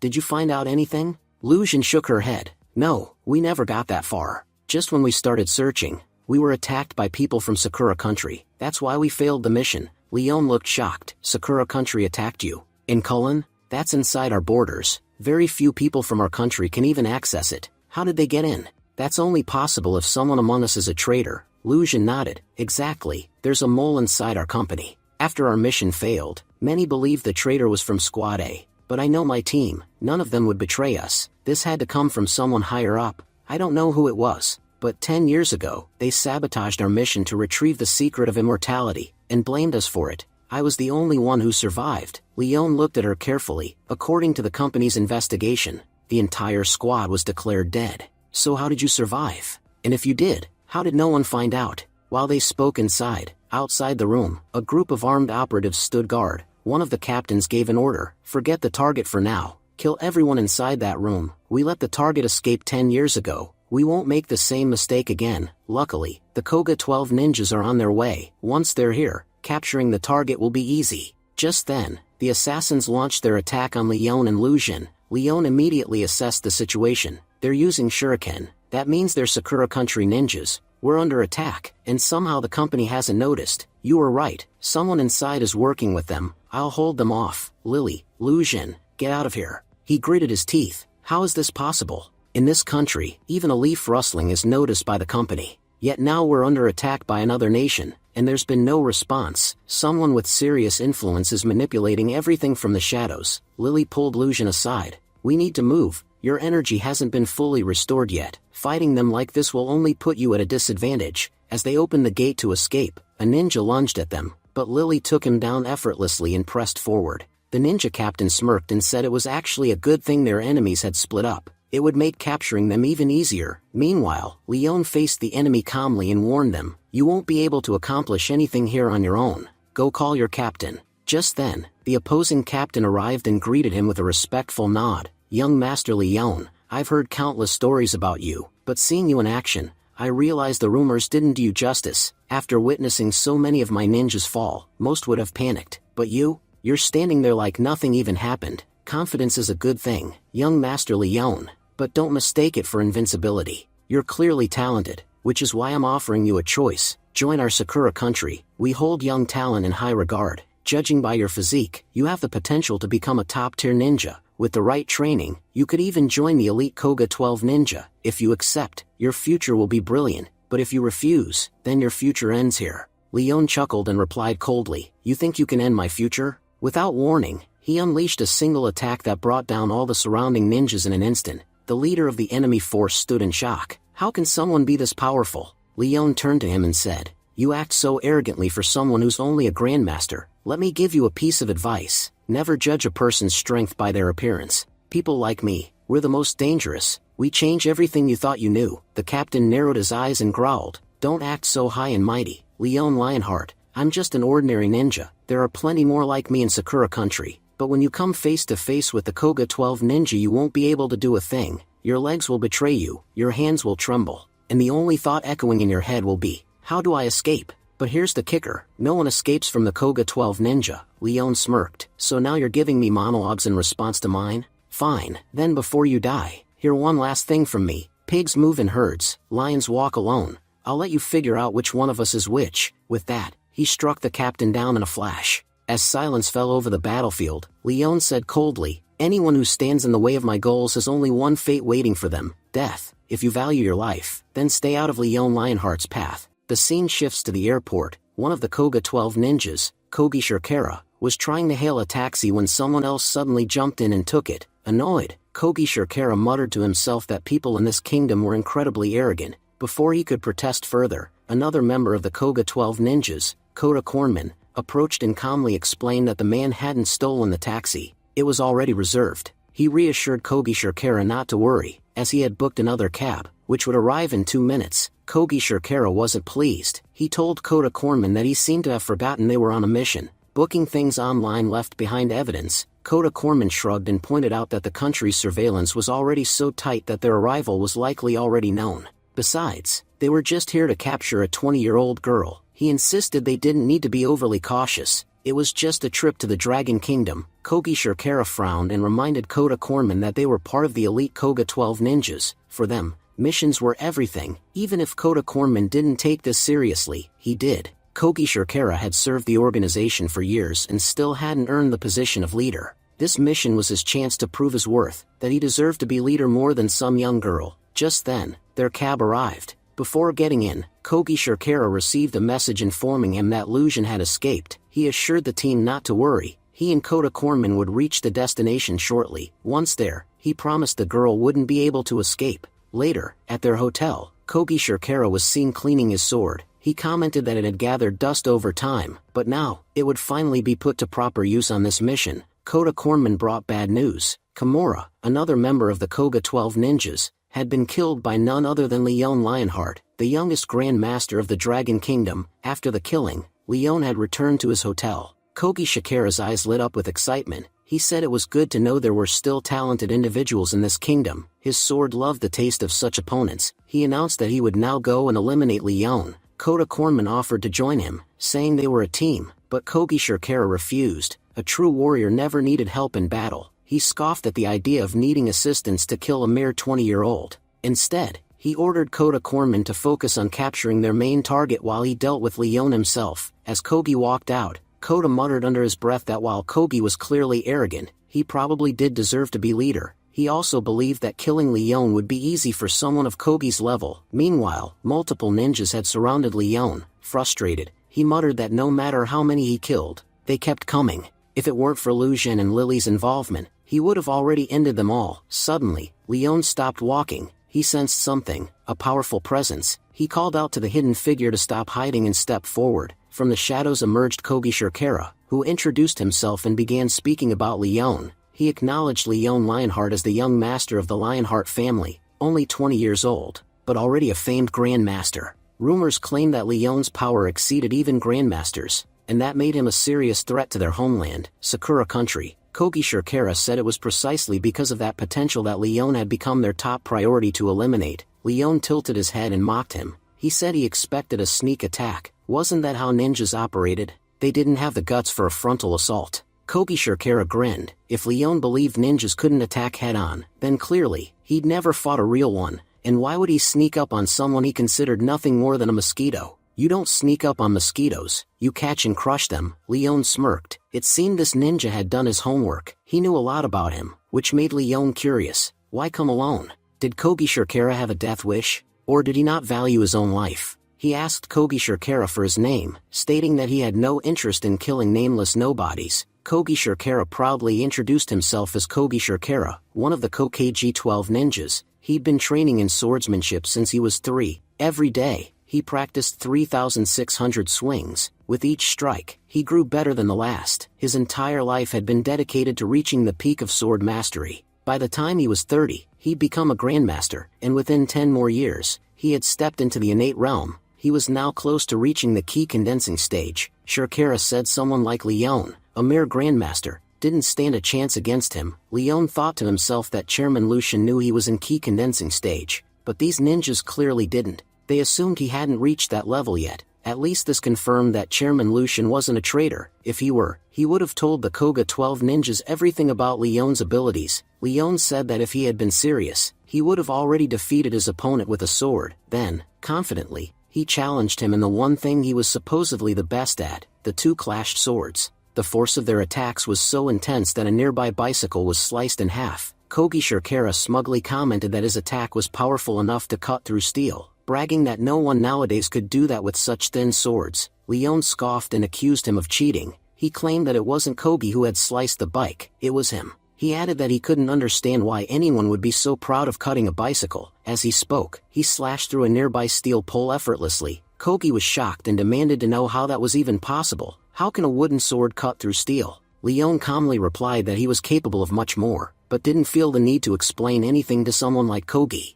Kogi admitted that Leon was incredibly skilled in swordsmanship, and declared that defeating him would make him the best swordsman in the world. But before he could launch a full attack, Leon intercepted every strike and severely injured him. Leon told Kogi coldly that swinging a sword 3,600 or even 36,000 times a day wouldn't help him if he kept holding on to such a pathetic mentality. He explained that to truly grow, one must learn to accept defeat, and Kogi's pride would never allow him to do that. Then, with chilling finality, Leon said that there was no point continuing this conversation because he had already destroyed Kogi's dantian. He told Kogi that from now on, he wouldn't just be disqualified as a swordsman, he wouldn't even be able to stand up again in life. Leon added that he didn't want to dirty his sword by killing him here, and told Kogi to quickly explain why they had come to the Dragon Kingdom. If he cooperated, Leon promised a quick and painless death. Kogi responded with defiance, saying they never betrayed their mission. Leon smirked and said, "Oh really? I've made tougher guys than you, spill everything.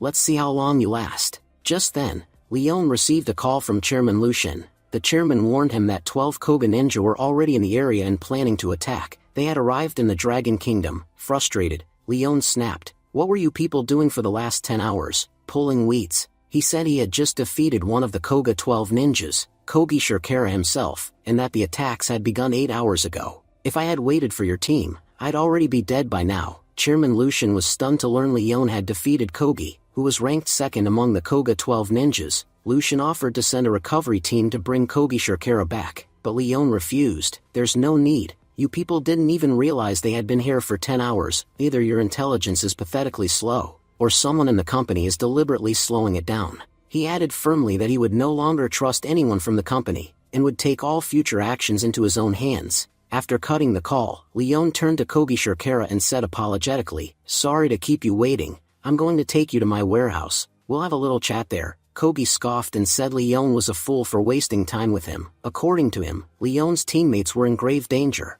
"Don't you care about your people at all?" Leon replied calmly that those who carry the name of the dragon should never be underestimated. By the time you even thought of making a move, your head would already be separated from your body. Meanwhile, at the Wu family estate, Yuhua had just arrived and was clearly on edge. She wondered how strong the Wu family really was, especially since they had managed to bring her there without anyone noticing. They must really have the power to do anything in this country. Uncle Chen explained that the Wu family had many people working for them, people who had no direct ties but were still deeply loyal. He told her to stop trying to understand the scope of their influence. The Wu family has spun a web so vast, that even imagining its reach is like measuring the depth of a bottomless pit. Yuhua then asked why Miss Wu had summoned her. Uncle Chen suggested they discuss everything inside. Once seated indoors, he explained that Leon Lionheart was about to do something big, something so significant that every major family in the Dragon Kingdom had their eyes on him. Miss Wu, unfortunately, had been punished by the family head,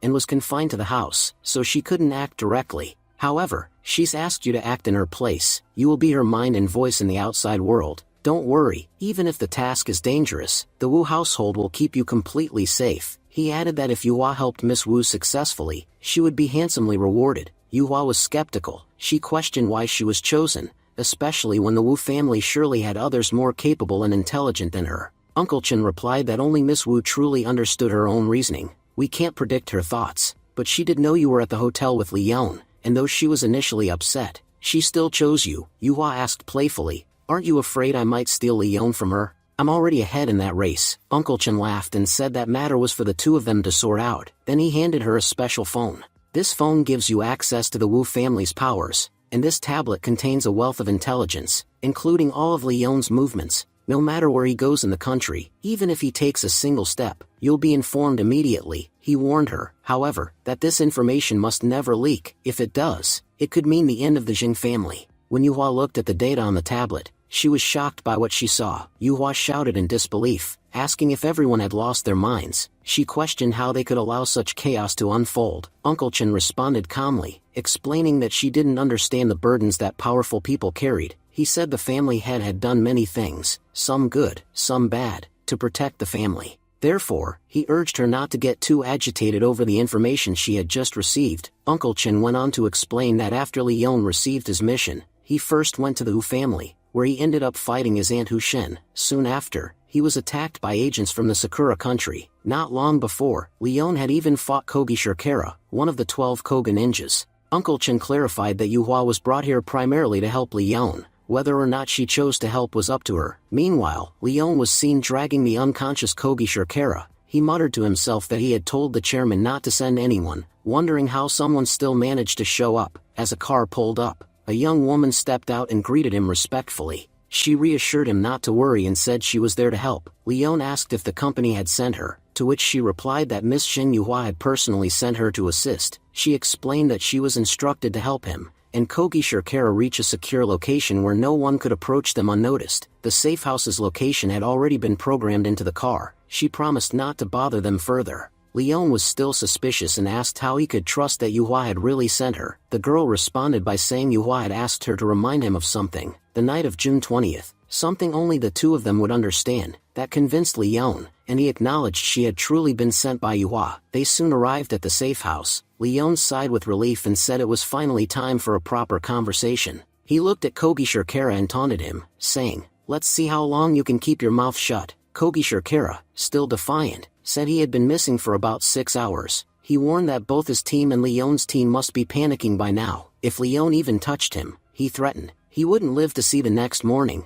Leon scoffed, saying sarcastically that now even high-ranking officials from the company were trying to scare him. "I'll see which of my dogs barks at me." He wondered aloud which of them would dare betray him next. Kogi Shirkera demanded clarification. What did Leon mean by calling someone a dog? He said he knew Leon was just an intern, and no high-ranking executive could possibly be under his command. Leon calmly replied that before he killed Shirkera, there was one thing he wanted to clear up. He owned the majority of the company's shares, which technically made him the owner. Working as an intern was his choice, not a necessity. Kogi Shirkera was taken aback. He said it didn't matter whether Leon owned the company or not. It wouldn't help him uncover anything about the traitor among the higher-ups. He hinted that someone within the company was still feeding them information, even behind Leon's back. Leon responded coldly that while he couldn't speak for everyone, if he chose to use even a bit more of his power, Shirkera's fate would be sealed. Just then, Chairman Lucian arrived outside the safe house. He called out, letting Leon know of his arrival. Leon asked how he had found the place and whether he had come alone. Lucian confirmed he was alone and explained that they couldn't trust anyone at the moment. Lucian admitted he had to give Leon credit. He was incredibly dangerous. Shirkera had wiped out their entire kingdom's team, so seeing him in this condition was nothing short of a miracle. Leon challenged Lucian to prove that he could trust him. He pointed out that there was clearly a traitor among the higher-ups, and Lucian might be one of them. Lucian responded by saying he wanted to explain how the company operated. While their main headquarters was in Yenbei, the company had originally started in Yuzhou. The Yuzhou and Yenbei branches were technically part of the same organization, but they operated almost like separate entities. Leon interrupted, saying that this didn't explain how Lucian had known about the safe house. Lucian replied that he was well aware of Leon's close relationship with the Wu family. The Wu family supported Leon so much that they had transferred their majority shares to his name. Lucian also explained that the Wu family was the only group capable of operating outside the company's surveillance, and coincidentally, he himself worked directly for the head of the Wu family. That was how he had known where to find Leon. He further said that, just as Lan had suspected the Sakura country agents 10 hours in advance, he had grown suspicious of the Yuzhou branch ever since. He added that the Yenbei branch had been around for 10 years, while the Yuzhou branch was 15 years old. That should make it clear for whom Squad A had really been working, and who was behind its destruction. Lucian admitted that every time he tried to investigate Squad A, someone from the Yuzhou branch would shut him down. He couldn't understand how the company had sent its most powerful team on a ridiculous mission involving immortality, especially during a time when everyone's powers were weakened. Leon said he personally believed that whoever was behind this immortality mission was either obsessed with power or suffering from a deadly disease. Only someone afraid of death would go to such lengths. Lucian nodded. He admitted that he had also wondered why Leon, despite being the company's owner, worked as an intern. But after Leon had gone to the Genie sect, it became clear Leon's real interest was never the company. He wanted to restore the dragon veins. Leon agreed. He admitted that restoring the dragon veins was extremely important to him. Not for the good of the world, but for himself. He wanted to grow stronger. Lucian acknowledged Leon's talent, saying that if Earth's spiritual energy increased, they couldn't even imagine how powerful he could become. He told Leon not to waste any more time on the useless ninja and suggested he hand him over. Instead, Leon should head toward Cullen. The deeper Leon went into the mission, the more he would uncover about everyone's true intentions. Something about Cullen was being deliberately hidden by the Sakura country agents and others. something they didn't want Leon to discover, and if Leon wanted to know the full truth, then Cullen was the only path forward. Leon said firmly, "All right then, I'll trust you. I hope you won't betray me, but mark my words, if I come back and find out you've stabbed me in the back, the first thing I'll do is kill you. After that, I'll destroy both the Enbei and Yuju branches of your company. That way, there'll be no trace left of this corporate disease, or the headaches that come with it." Meanwhile, elsewhere, Lujin was running through narrow alleys, desperately trying to escape the ninjas pursuing her. Gasping for breath, she muttered under her breath, "Damn it, these ninja bastards are the worst. Because of them, Lily and I got separated. Finally, I managed to shake them off and buy myself a few moments of peace." But just as she caught her breath, a man approached her. That person is none other than Kota Kornman. He greeted flamboyantly, "Beautiful lady, my name's Kota Kornman. Tell me how I can assist you today." Before he could say another word, Lujin landed a swift kick on him. "I don't want any damn corn. Get away from me, now." Kota chuckled, unfazed. "You've got quite the temper, but you know what? I like fiery women." Lujin kept walking, muttering, "Women with tempers can also be dangerous. You'll never know when one might end you." A fierce fight broke out between them, fast and brutal. As he launched an attack, Kota smirked. "It's a shame I have to kill you. I gave you a chance to live, but not listening to me? That was your biggest mistake." Dodging skillfully, Lujin shouted, "You poisoned me, didn't you?" Kota Kornman laughed and reintroduced himself. "Let me refresh your memory. I'm Kota Kornman, one of the 12 Koga ninjas. My specialty, poison. The one I just used on you will slowly paralyze your entire body. But don't worry, it won't kill you." As Lujin began to lose consciousness, her thoughts drifted. "I know how to use poison too." Then, the scene shifts to 10 years earlier. Young Lujin looked up at her mentor, "Sister Jia, what exactly are we doing?" Jia gestured toward the black, shimmering water. "This is the venomous pool. You're going to sit inside it. The venom will seep into your body, but don't fight it, let it in. It will help you cultivate the 1,000 venom body. If you master it, no poison in this world can ever harm you again. You're surprisingly good at adapting. Keep training like this, and one day you'll master the technique. For now, stay in the water for an hour. After that, I'll teach you more advanced poison control methods." Lujin asked cautiously, "Sister Jia, isn't poison forbidden in the Dragon Kingdom?" The Tang clan, which was known for using poison, was wiped out because of it. Jia nodded. "You're right, poison use was banned for the Tang clan too, but because we work for the company, and we're good at what we do, we're allowed to use it. In fact, I'm the one leading the new generation in reviving this forgotten technique." She looked at Lujin with pride.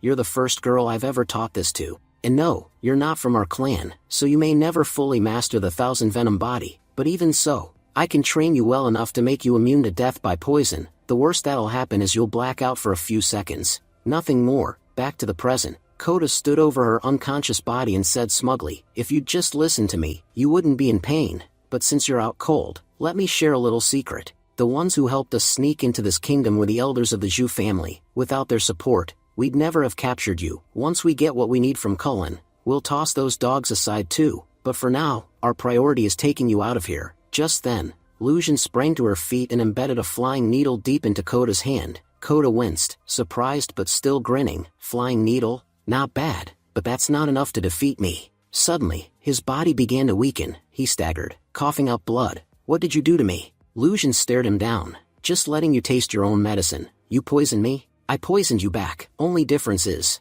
my poison is 1,000 times stronger." Kota collapsed, trembling. "I was wrong. Please, forgive me. Listen, I know more. The Zhu family, they're just company lapdogs. The real mastermind pulling the strings, it's someone else. I'll tell you who they are. I'll even share their plans. Just let me live." But Lujin's eyes were cold. "I don't need anything from you. Watching you die slowly, that's all the satisfaction I need." With those words, she ended him. As she walked away, she muttered under her breath, "Zhu family, your worst days are about to begin." On the other side, when Leon was on his way, he suddenly spotted Lily. She told him that she and Lujin had been separated earlier because of the ninjas. Lily recalled that Lujin had run forward at that time. She admitted she was furious with the ninjas. They didn't have the courage to fight head-on and only attacked from hiding like cowards. She vowed that the next time she encountered them, she would finish them all. Leon, however, urged her to calm down. He explained that their enemies clearly knew about them, while they themselves knew nothing about their enemies, so facing difficulties was completely normal. Lily asked if he truly didn't feel any anger toward them. Leon replied that he had already taken his anger out on several of them, and assured her that they would get their chance for revenge. Leon, meanwhile, was thinking that the Sakura Kingdom's real target might be Luzhin herself, while their own higher-up's target was the treasure from Cullen. He speculated that this person might need mobility to save their own life. If he could find out which higher-up was ill, he might discover who the traitor was. As they moved forward, they came across the body of Kota Kornman. Leon recognized him as being from the Sakura Kingdom and noted that he had been killed with poison. Lily said she had never seen him before and that he hadn't been following them. At that moment, Yulin arrived and explained that his name was Kota Kornman, one of the 12 Koga ninjas and a master of poison. Luzhin had killed him just a short while ago, and apart from that, Yulin hadn't found anything useful nearby. Lily thought to herself that just a few days ago, Yulin had been a half-step grandmaster, and now she had become a full grandmaster in such a short time. She realized that not only Leon but even those who stayed with him were far from ordinary. Leon asked Yulin what she was doing there, reminding her that she should have been in college. Yulin replied that she had been able to come because of the company. Chairman Lucian had spoken with her principal, who told her she could collect her degree after 3 years. That meant she could now devote all her time to assisting the young master. She also mentioned that after interrogating Kogi Shirkara, they had discovered that many more ninjas had entered the country. Leon told her that it no longer mattered because they were heading toward Cullen.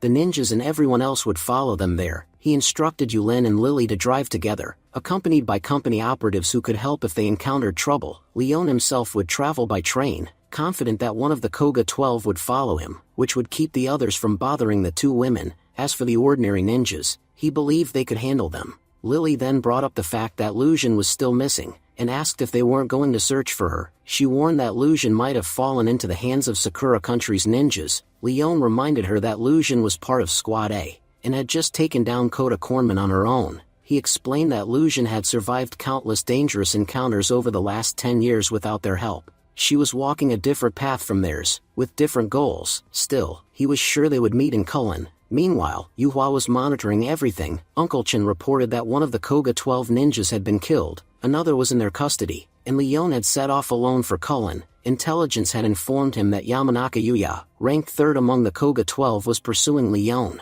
Yuhua confirmed she had already noticed this. Uncle Chen asked if she was worried about Leon, warning that Yuya was known for charming people with her beauty. Even if Leon was strong, such tactics might work on him. Yuhua confidently replied that Leon was far more powerful than he appeared. He had already defeated the 2nd rank of the Koga 12, and she was certain Yuya would regret targeting him. She admitted she wasn't concerned about external threats. The real danger came from their own company's higher up, about whom they knew nothing. She had read in intelligence files that the Wu family had been involved in dubious activities in the past, which made her suspect an inside traitor. Unlschen explained that the Wu family hadn't always been powerful, and had once been subordinate to the Su family. It was possible that the family did know the traitor's identity, but, for some reason, couldn't reveal it. Yuhua concluded that whatever awaited them in Cullen was something the traitor desperately needed. If this person was so powerful that even the Wu family feared confronting them, the matter probably wasn't about money or power, it was about health. She asked Uncle Chen to find out which higher-ups had gone overseas for treatment, and what illnesses they had. Uncle Chen warned that the top executives were extremely secretive, making such information difficult to obtain. Yuhua replied that nothing was too difficult for the Wu family, and suspected he was only pretending it was a challenge. The scene then shifted to Leon's train journey. Yamanaka Yuya approached him, complaining that her bag was heavy and asking if he could lift it onto the rack. Leon, busy enjoying the scenery, told her to take care of it herself. A man stepped forward and accused him of being rude. He said that it was a boy's duty to help a girl, and asked if Leon's parents had never taught him such manners. Leon replied that, unlike the man, he didn't belong to a good family and had been taught to mind his own business. Yamanaka, sitting nearby, remarked that even rudeness looked attractive on handsome men. She told him she had been watching him for the past minute and found him quite appealing, though he didn't seem to react to her at all. Leon suggested she go sit next to the fat man in the corner, as he would surely react. In fact, he had looked quite happy when he saw her earlier. Yamanaka admitted she had a bad habit since childhood. She always made sure to get whatever she couldn't have.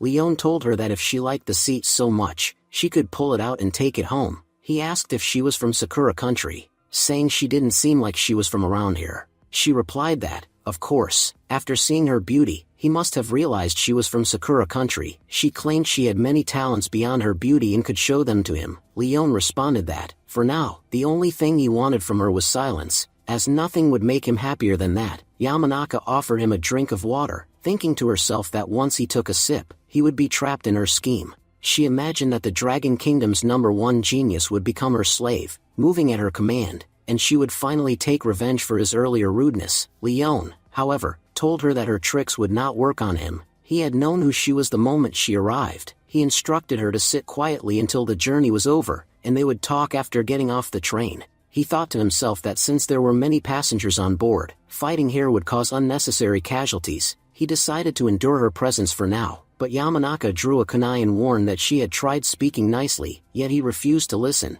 She said she might have to take strict action, regretting that innocent passengers would get hurt in their fight. Leon quickly grabbed her wrist, suppressing her ki, and brought her under his control. Passengers nearby muttered that he was talking to her very arrogantly. A bespectacled man commented that while Leon was indeed handsome, if he took off his glasses, Leon wouldn't look that special. He didn't understand why the girl was giving him so much attention. Leon told Yamaka that thanks to her, he had now made enemies of all the single men on the train. She was shocked, saying it felt as if all the strength in her body had vanished. She couldn't even move a finger. She asked if he had poisoned her. Leon replied that it was just a small trick, and since she was one of the Koga 12, knowing the details wouldn't help her. Yamanaka warned him not to get overconfident. Many Koga ninjas would be waiting for him after the train ride, and their leader was powerful enough to kill him. Leon said that was perfect. It meant all her allies would focus on him, and he would enjoy crushing them all at once. He thought to himself that his plan had worked. Everyone's attention was on him, meaning Yulin would remain completely safe.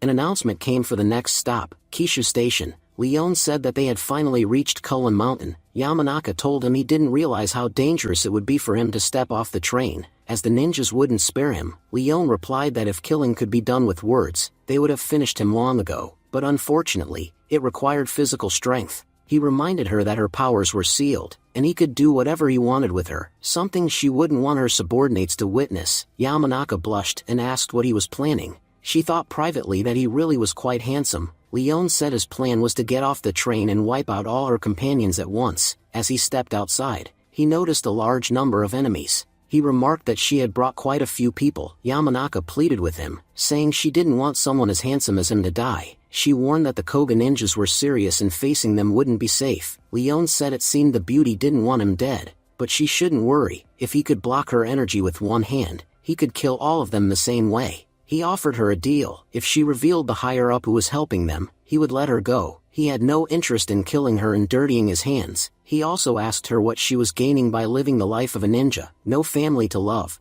no home to return to. If she died, maybe 4 people would mourn her, but if she lived a normal life, she would have friends, family, and people who cared for her. Yamanaka insisted that Koga ninjas never betrayed their team. Leon told her she didn't need to answer immediately but asked her to think. One life where she would do everything for her country but be forgotten, or another where she would do little but be remembered by loved ones even after death. The choice was hers. Saying this, he got into a taxi and left. Meanwhile, a man standing nearby told Morikon that he believed Leon had already fallen into Yamanaka's trap. Morikon responded that everyone said Leon Lionheart was very strong, but against the 12 Koga ninjas, no matter how powerful someone was, they couldn't win. In this case, they were talking about Yamanaka, someone no man could hope to defeat. Morikon suggested they follow Leon and Yamanaka to help if needed. They trailed the two into the forest, but some ninjas reported that they had lost track of Leon after entering. Morikon found this strange. If Yamanaka had brought him there, she would surely have led him straight to them. He wondered if she wanted to personally kill Leon.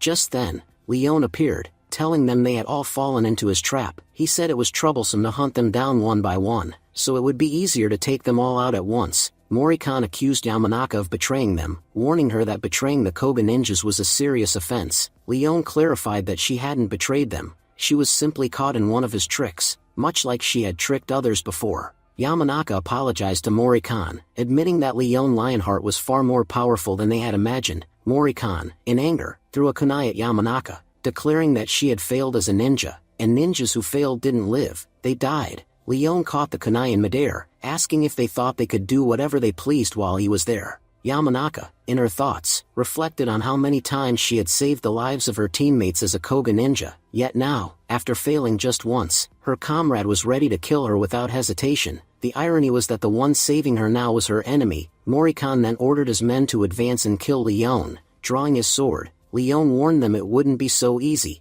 He could finish them without even touching them. He launched his sword forward, eliminating them all in a single strike. Shocked, Morikon admitted Leon was strong but claimed his strength was useless against him. Leon guessed Morikon was preparing to use some trick and told him to show it without wasting time. Morikon removed his shirt, revealing that his specialty was controlling insects, deadly ones capable of killing in a single attack. Sending the insects forward, Morikon's body split apart. Yamanaka shouted for Leon to be careful, warning that Morikon had used these insects to kill people even stronger than himself. Leon replied that perhaps Morikon had done so before, but he had never faced Leon Lionheart. Morikon said arrogant people were his insects' favorite meal, they would enjoy devouring him. Leon retorted that he saw Morikon and his insects as nothing more than pests, and he would treat them as such. With a single attack, he destroyed them all. Before Morikon could recover from his shock, Leon appeared behind him and asked if he knew what it felt like to be killed from the inside. When Morikon said he didn't, Leon told him he was about to find out, throwing the insects back at him. Yamanaka, watching in fear, thought about how close she had come to suffering the same fate if she had used her vengeance against Leon. It was fortunate she had stopped in time. Leon said that if Morikon had stopped, he wouldn't have killed him, but if Yamanaka made the same mistake, she wouldn't be spared. He told her to surrender and follow him, promising her a much better life. Yamanaka agreed, declaring that she was no longer with the Koga ninjas and would follow Leon from now on. As they walked, she asked if he was in the key condensing realm. When he said yes, she wondered how he had achieved it so quickly. She then asked if he would teach her to become powerful if she moved to his country permanently. She admitted she was single and willing to be his girlfriend. Eventually, they arrived at their destination. Leon asked if this small hut was truly the home of the Cullen guards, as he had expected royal guards instead. The scene then shifted to the Zhu family. Lu Jin had arrived at their residence and beaten everyone there. A member of the Zhu family told her she had a lot of courage, warning that anyone who dared to lay hands on them never survived. Lu Jin declared she had come to destroy the Zhu family, and her main target was him. Laughing, the man told her that young people these days dream too big. He said, "To be honest, 3 of my serious moves will be enough for you. You won't survive the 4th. Lu Jin quickly moved behind him, but he blocked her attack, recognizing that she was using Grandpa Gray's power. He admitted he hadn't seen such spirit in a long time but noted she wasn't as skilled at using it as the previous wielder. He reminded her that he had already allowed her 3 moves, and she had used 2. He warned her to use the last one wisely and reminded her that he possessed the Iron Body technique, which made him immune to physical attacks. Lu Jin launched another attack on the Zhu family leader, but it had no effect. The man told her he had mastered the Iron Body technique. Normally, the eyes were its weak point, but once mastered, even the eyes became as strong as iron. Since she had already used her 3 attacks, he declared it was now his turn. Advancing, he delivered a powerful blow that sent Lu Jin flying backwards. The man pointed out that she had attacked his eyes, and before that, she had struck 2 other points where Iron Body users were usually vulnerable. He remarked that she seemed to know quite a lot about the technique. Lu Jin told him that the Iron Body technique and the blood refining technique were not his to claim. They had been stolen. 10 years earlier, he had taken them from their rightful owners, and she was one of those people. The techniques belonged to the Jing family, and only they had permission to master them. She vowed never to forgive him for this theft and struck at his neck. Dodging, the man thought to himself that she had aimed for one of his vital points, something that could have been extremely dangerous for him. Lu Jin then brought up the massacre in Cullen, where the death of Brother Zin had led to their entire family being wiped out in a single day. She was certain that during that time, his Zhu family had also stolen the technique, but she revealed something else. This technique had 2 parts, one that strengthened the body externally, and one that strengthened it internally. He had only mastered the external part, which meant his body was not truly invincible. That was why he would die by her hands today. Releasing his powers, the man responded that her knowledge of vital points made no difference. He claimed to have fully mastered the technique, meaning she could weaken him but not kill him. He admitted he had long wondered who she was and how she knew about the incident 10 years ago. Now he understood.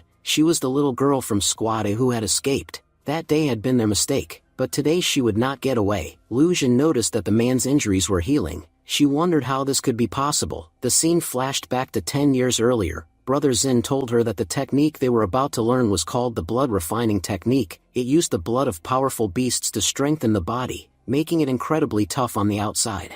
Once she mastered the external training, he promised to teach her how to strengthen her body internally. She asked how a human body could possibly become as strong as iron. It seemed impossible. Zin replied that in the martial world, nothing was impossible. To prove it, he drew a dagger and stabbed himself. but the blade broke against his skin. Lu Xun was astonished and said his body must be even stronger than Brother Hu's. Xin denied being stronger, explaining that while his body could stop iron, it could not stop a sniper's bullet, which was far more powerful. Lu Xun asked why they should go through such effort if a single bullet could still kill them. Xin struck a massive boulder, shattering it instantly. He explained that external strength was only the beginning. Once she mastered the internal power, she could make any weapon far more powerful. But there were rules. She must never use human blood in cultivation. She replied that only a madman would do that. They were training to protect people, not harm them. Xin agreed but warned that not everyone thought that way. In the past, some had used the technique wrongly, and human blood granted an additional ability, an accelerated healing factor.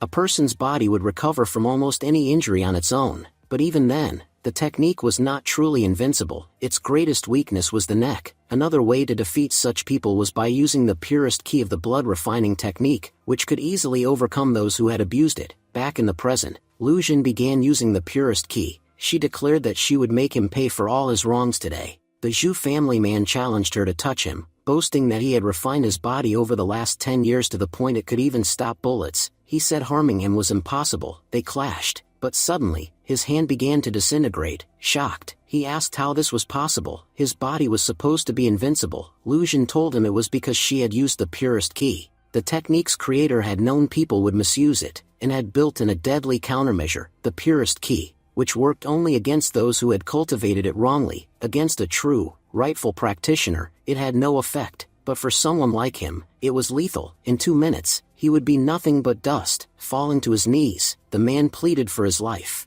He admitted she had come for revenge for what happened 10 years ago, but insisted he had only been a pawn. It was Jia Xizong who had ordered him to help the Koga ninjas reach her group. He claimed to have told her everything he knew and begged her not to kill him. Walking away, Lu Xun told him to ask forgiveness from those he had truly wronged, people like Brother Hu, because she would show him none. The scene shifted. Yuhua was reading the health reports of all the company's top executives. She said that Jia Shizong, one of the company's founders and the chairman of the Yuzhu branch, had been diagnosed with stage 4 cancer 5 years earlier. Since then, he had survived by relying on rare spiritual herbs. However, a month ago his condition worsened sharply, and he had to be admitted to the hospital. There, doctors concluded that he had only a few days left to live and that the herbs were no longer working on his body. Yuhua explained that 3 days ago, Shizong had escaped from the hospital and had been missing ever since. She confessed that she found this deeply suspicious and decided to inform Leon immediately, suspecting that he might be behind recent events.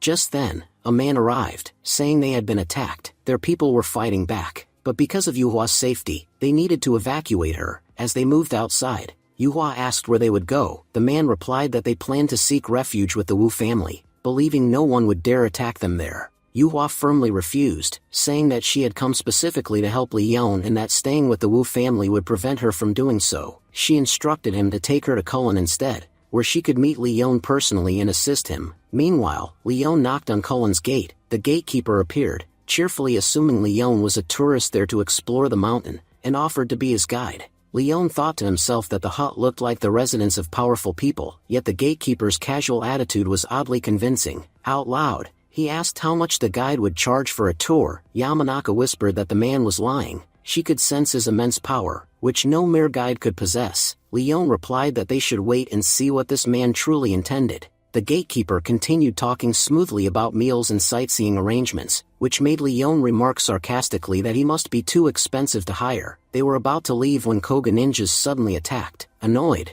the gatekeeper cursed that tourists rarely came to this remote place, and now these attackers were ruining everything. Declaring that whoever planned the attack was in for a terrible day, he rushed to fight back, joined by his wife, who, Yamanaka noted with surprise, was even stronger than him. Leon remarked that this was why one should never underestimate someone from Dragon Kingdom. You never knew which hidden mountain housed a dangerous expert. The scene then shifted to Jia Shizong, who was meeting Yanjing, the leader of the Koga ninjas. He told her he was dying soon and asked if she could forgive him for his past mistakes. Yanjing coldly replied that he wanted her to forgive him and even call him father, but she could not. Shizong insisted that although it might seem as if he had acted deliberately, he had no other choice at the time. He said he had betrayed the company repeatedly to compensate for his mistakes, sharing its secrets with her group. Yanjing retorted that he had betrayed his company because of his own greed, not because of them. She said bluntly that he was a despicable man who had abandoned his family for power, into her, he was nothing more than a client who provided information in exchange for protection. She told him to stop dwelling on the past and focus on what lay ahead. Shizong vowed that once he recovered, he would take revenge on everyone who wronged him, whether it was the Wu family or the company. He added that he doubted Leon Lionheart would even make it back from Kulin, since the Koga ninjas would stop him. Yin Jing laughed and agreed, saying she had full faith in her assassins. No matter how skilled Leon was, he would not escape them. Elsewhere, Leon and Yamanaka were watching as Koga ninjas were beaten badly by the mysterious couple at Kulin's gate. Yamanaka noted bitterly that the warriors they trusted so much were being thrashed like dogs by two unknown people. Suddenly, numerous snakes slithered toward them. Leon guessed that their enemies were targeting them again, and told Yamanaka to hide until he had dealt with the threat. As she moved aside and began removing her clothes, Leon, embarrassed, asked what she was doing. Yamanaka explained that the attacker was named Lu Shen, ranked 4th among the Koga ninjas. His power was to control snakes, and his heightened senses made it difficult for anyone to hide, so she needed to disguise herself carefully. Leon remarked that her people were truly fascinating. Then, delivering a powerful kick, he shouted that there was no need for anyone to hide and challenged the attackers to face him openly, eager to see what they were capable of. Just then, Lu Shen and Na Zhu appeared before Leon. Lu Shen remarked to his brother that they had been discovered and would now be forced to kill this bastard. He released a swarm of snakes toward Leon. Leon thought to himself that these people from the Sakura country practiced strange techniques. Controlling insects or snakes both fell under the art of beast control. Where Leon came from, true beast masters could command any animal they wished, but because the earth's spiritual energy had thinned, the beast masters of this land could control only a single creature at a time. Leon reflected that if the dragon vein were restored, these people would also advance far beyond their current limitations. Sadly for them, they would all die by his hand long before that happened. With a swift attack, Leon cut down the snakes. Laughing, Lu Shen taunted that Leon's leap into the air left him unable to dodge further strikes. He launched even more snakes upward, boasting how good it felt to kill the number 1 genius of the Dragon Kingdom. But Leon descended with a fierce strike, slicing through every serpent. Infuriated, Lu Shen shouted that Leon had slain his deadliest snakes, and swore to kill him in the most brutal way possible. Leon replied coldly that their weak hands were nowhere near capable of catching Leon Lionheart. No matter how strong the snake's grip was, they would never have the courage to face a lion. He struck again, killing more of Lu Shen's creatures. Lu Shen, now enraged, erected a wall of serpents around himself. Na Zhu warned his brother not to use too much power, or company operatives would soon arrive. Lu Shen mocked him, asking which company he meant, the very one working for them. He boasted that it was only because of that company's help they had reached this place. Even if they killed Leon here, the company could do nothing to stop them. Leon unleashed another attack, slaughtering all the snakes at once and hurling his sword straight at Lu Shen. Na Zhu admitted they had underestimated Leon Lionheart completely, and that they were no match for him. Moving to block Leon's strike, Na Zhu grabbed the blade and urged Lu Shen to finish Leon off. Leon observed calmly that Na Zhu must be a body cultivator and criticized him for choosing the wrong cultivation method. Na Zhu declared, "It doesn't matter now, because, Leon, you're about to die at the hands of this fool." He noted that Leon's main strength lay in his sword, and since he had already caught it once, he could do so again while Lu Shen delivered the killing blow. Leon challenged him, saying he wanted to see how many swords Na Zhu could catch. Then, summoning all 7 of his blades, Leon attacked simultaneously. The combined strike overwhelmed them, cutting through their defenses and scattering energy through their bodies, ending them instantly. As the fight ended, Leon noticed Yuhuan nearby and wondered what she was doing there. Yamanaka, who had been watching, was stunned. She thought that both Lu Shen and Na Zhu, powerful warriors, had been killed in a single move. Even her own leader could not stand against Leon, and she feared this might be the first crushing defeat for the Koga ninjas, one that would cost them dearly. Leon made a quick call to brother Hong Li, asking for information on Kulin's gatekeepers. They looked ordinary, but felt incredibly powerful. Then Leon called Yamanaka down, teasing her that she'd missed a perfect chance to escape during the battle. Yamanaka climbed down and replied dryly that she had no desire to die. She knew that running from Leon would only lead her to one place, hell. Leon acknowledged that she was the smartest among the Koga ninjas. At that moment, they saw Yuhua's car surrounded by Koga assassins. Yamanaka warned that without help, Yuhua's group would be slaughtered. Leon told her not to worry. After such a massive fight, the company must already be aware of what was happening and would intervene to save them. Then he remarked that since they had met, She hadn't told him much about herself, and he wanted to know how the Koga ninjas trained. Yamanaka explained that it was like living hell. She had been an orphan wandering the streets until the Koga noticed her. From the age of 3, she had undergone training no child should ever endure. Many other children trained with her, but she was the only one who survived to the end. Later, to hide her ninja identity, she became an actress. Though she hated both roles, she recalled her final lesson as a ninja vividly. After overcoming countless hardships, she and her childhood friend had reached the last stage,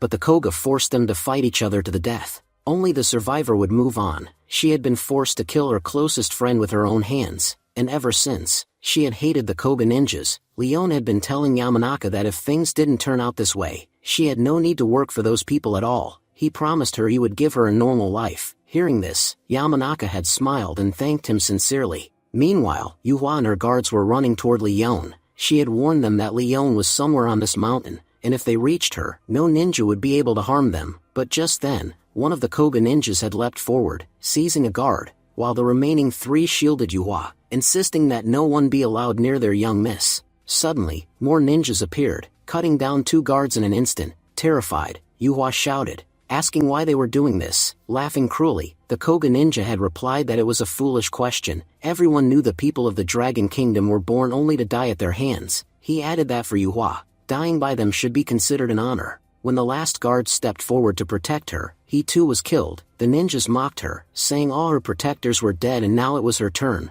Crying, Yuhua asked what they were gaining by killing people, confessing that she had only ever wanted to be valued by others, though even her own family had never done so. Despite that, she had still wanted to live, but now, it seemed that wish would never be fulfilled. Just as a ninja was about to strike her down, Yulin appeared and eliminated him. The Koga ninjas scoffed at her, claiming one girl could do nothing to them, but Yulin had retorted that she hadn't come alone. At that moment, Lily used her deadly needles to take out several more ninjas. Lily remarked that it had been a long time since she had gotten to use her weapons. Soon, reinforcements from the company arrived to finish the fight. Yulin told Yuhua that the company would handle the rest, and when Yuhua asked how they had gotten there so quickly, Yulin said all explanations would be given after they met the young master. Elsewhere, Leon had been speaking to Yamanaka, pointing out how quickly things moved in his country. If there hadn't been a traitor inside their company, none of her people would even have been able to enter. Yamanaka replied that they hadn't yet seen the real threat. When Leon asked what she meant, she told him that her team's top 5 members had already been killed, and only their leader, Yin Jing, remained, but to underestimate her would be foolish. Yin Jing's ambitions were far more dangerous than anyone else's in their group. They were professional killers, Yamanaka admitted, but most of the Koga 12 ninjas only killed because it was their duty, except Yin Jing. She killed because she enjoyed it. Her dream was to wipe out the entire Dragon Kingdom. Leon laughed at how ridiculous that sounded, telling her to research the population of his kingdom. Even if no one fought back, it would take her at least 10 days to kill them all. People might lack power, but they never lacked big dreams. Back at the gate, the 2 gatekeepers were returning. The wife scolded her husband for taking on female ninjas alone, saying she'd warned him not to. The gatekeeper, nervous, muttered that many people had arrived and begged not to be harmed. As he tried to go inside, Leon blocked his way. Leon explained that the company had investigated him but found nothing substantial, asking who he really was. The gatekeeper refused to answer, saying he owed nothing to Leon's company. When Leon pressed, asking how they could know his motives otherwise, the gatekeeper grew irritated,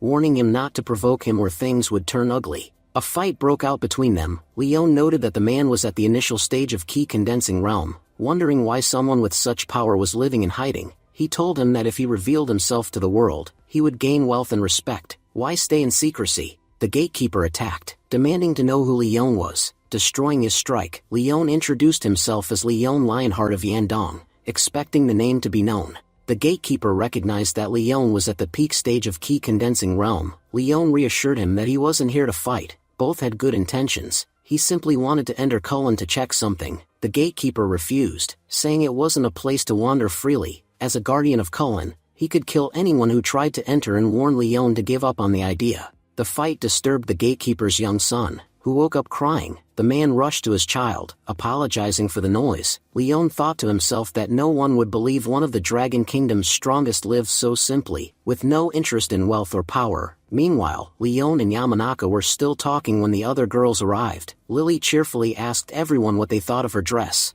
saying she had worn it specially to enter Cullen. At that moment, Leon asked Yuhua why she had come there. He told her that everyone present in this place was extremely powerful, far beyond her ability to handle. On top of that, he reminded her that the Jing family was weak. If anyone noticed her presence, her entire family could be wiped out in a single day. Yuhua replied that there was hardly anything left of her family to destroy anyway. She said that a Wu family had been offering them some protection, and to be honest, she hadn't even thought about these risks before coming. The moment she learned Leon needed help, she had rushed straight there. Lily observed that Miss Yuhua clearly cared a great deal about Leon, but she wanted to know why Yuhua had really come to help him. Leon then told Yuhua that since she was already here, she should stay with them. It would be even more dangerous to try returning alone. Just then, Lu Jin arrived and remarked that it seemed the guards had not allowed them to enter. She explained that these guardians were so powerful that they never appeared in the ordinary world, and they were connected exclusively to one family, the Gu family, known as a family of healers.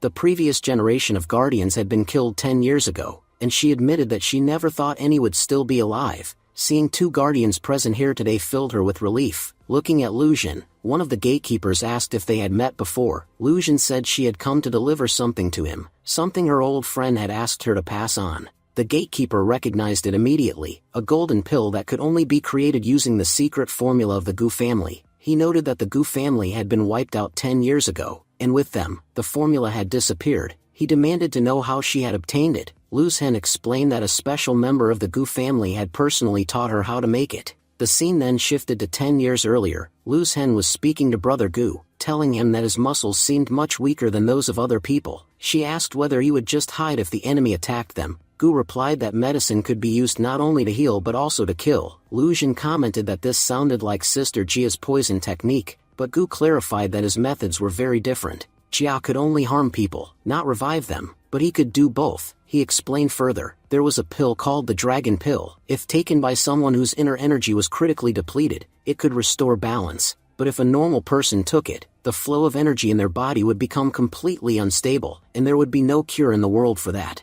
Lu Jin asked whether they could not simply use an antidote. Brother Gu replied that since they were already using medicine to harm, no medicine could counteract it. He told her to train under him for 3 years, and he promised to teach her every technique of the Gu family perfectly. Lu Jin then asked Brother Gu what he was working on. Brother Gu said he was creating a medicine for a friend and her junior sister. If the golden pill did not reach them in time, she would become extremely weak by the time she reached her 30s. Returning to the present, the gatekeeper recognized Lu Jin as the same girl who had accompanied Brother Gu back then. Lu Jin confirmed that she was there to complete squad A mission. The gatekeeper asked who all the people with her were. She replied that they were her companions. The gatekeeper told his wife that these were indeed trusted people, so he would allow them to enter Cullen. He asked them to wait a short while and then began leading them inside. As they walked, the gatekeeper's wife remarked that Squad had made a great sacrifice to protect Lu Jin, and she hoped that nothing would happen to her now. Leon assured her that as long as Leon Lionheart stood with Lu Jin,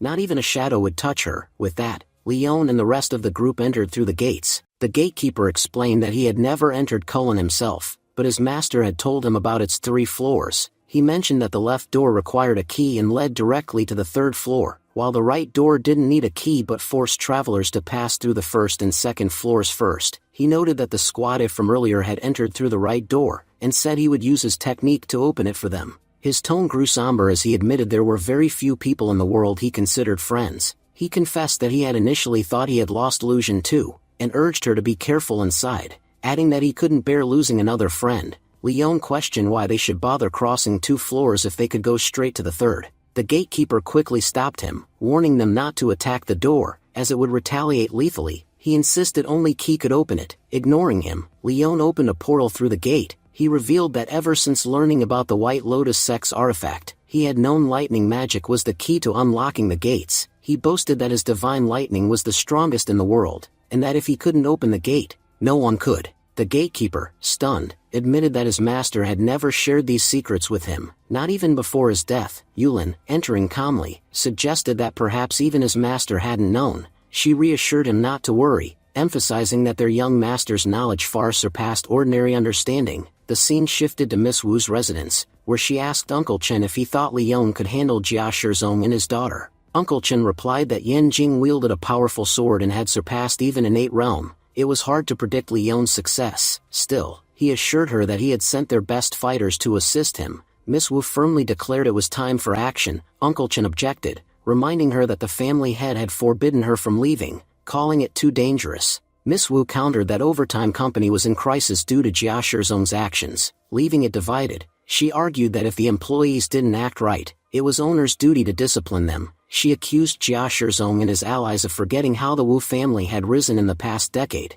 and warned Uncle Chen not to stop her, or it would cost him dearly. The scene shifted to the Lu family estate, where Miss Wu coldly confronted them, accusing them of always causing trouble. She demanded to know how they should be punished for their past mistakes. The Lu family head scoffed, claiming he hadn't realized the Wu family's child had grown so bold. He told her to send their patriarch if she had business. Jia Fang stepped forward, mocking his demand. She ordered the guards to teach them a lesson, and one advanced, brutally beating the Lu family head while warning others not to interfere. Jia Fang sneered that she hated lectures, and even more, she despised cowards who attacked from the shadows. What amused her most was that the Lu family head had done both. The Lu family head replied sharply, warning her not to act too clever. 10 years ago, the Wu family had also been involved in that incident. He admitted their strength had grown considerably, but threatened that if secrets from the past were exposed, they would not survive either. At that, Jia Fang hurled a stick at him and declared that he dared threaten to destroy them. Everyone knew that he was nothing more than Jia Shizong's dog.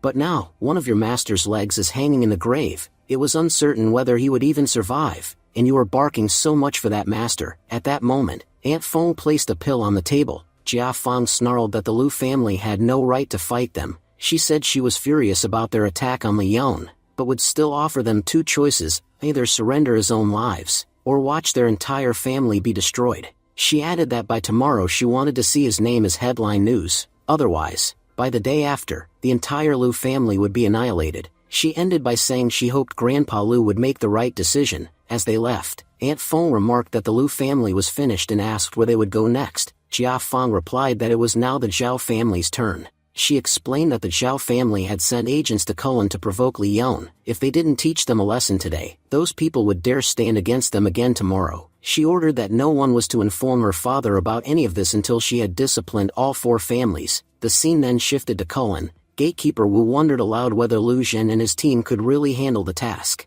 His wife replied that people had been told the dragon vein originated in Cullen and would have to be repaired there, but as guardians, they knew it was just an ancient rumor spread 1,000 years ago, now accepted as truth. Their ancestor had told them that the dragon vein's main root lay within Pengwai, and that it was far too vast to exist solely inside Cullen. It spread across many regions. People were arriving to restore the dragon vein, but their efforts were in vain. The gatekeeper countered that while it was true Pengwai contained roots of the dragon vein, no one knew its exact location. The only path to learn its position was through Cullen. Restoring the vein was an extremely difficult task that even the combined power of the strongest people had failed to accomplish. Now, with humanity's senses so dulled, it was harder than ever. His wife reminded him that Jing Daolin had once predicted someone would come to restore it, and if they compared Cullen to other regions, the energy here was much stronger, proof that the dragon vein still had some connection to this land. While they spoke, Yen Jing and her group arrived. The gatekeeper Wu said grimly that it seemed they would have to return to duty. Placing their child aside, he and his wife prepared to fight. He warned the intruders to leave immediately or face death. If they took even one more step forward,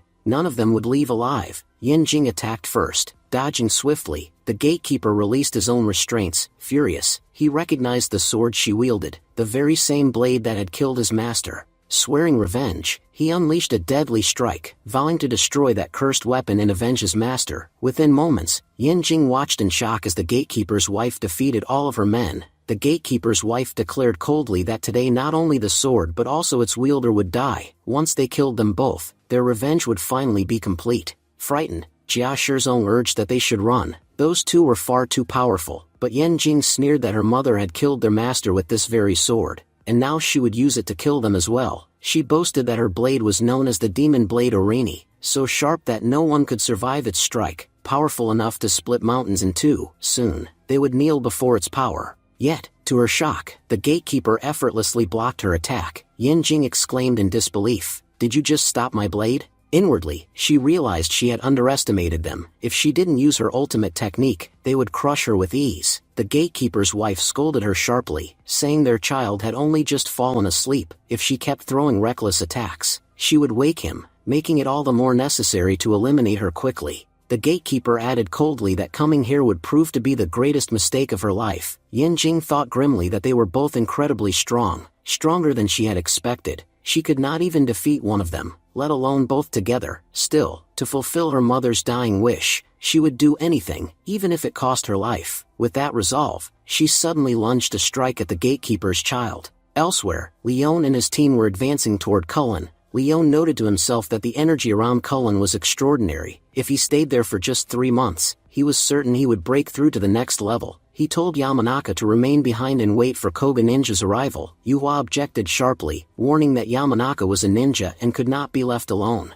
What if she betrayed them and trapped their entire group? Lu Jin agreed and said it would be better to kill her outright. Lily sided with Lu Jin. Yamanaka asked bitterly if Leon truly intended to kill her. Leon replied calmly that Cullen was too dangerous place for tricks. Before trapping anyone else here, one had to prepare to survive oneself. He wasn't trying to harm her. Instead, he was planting a spy inside Koga Ninjas. He trusted Yamanaka enough to believe she would not betray him. He reminded them that both Cullen gatekeepers were extremely strong, but Koga Ninjas would surely resort to dishonorable tactics that even the gatekeepers might not be able to stop. For that reason, he was leaving Yamanaka here, trusting her to stand by him. Yamanaka promised that she would obey his orders, even at the cost of her life. She said he had nothing to worry about. She would play her role perfectly. Moving forward, Leon explained that the greatest threat in Cullen was not physical but spiritual, the soul miasma, which attacked not the body but the soul itself. If they were caught in its domain, escaping would be nearly impossible. He asked Lu Jin,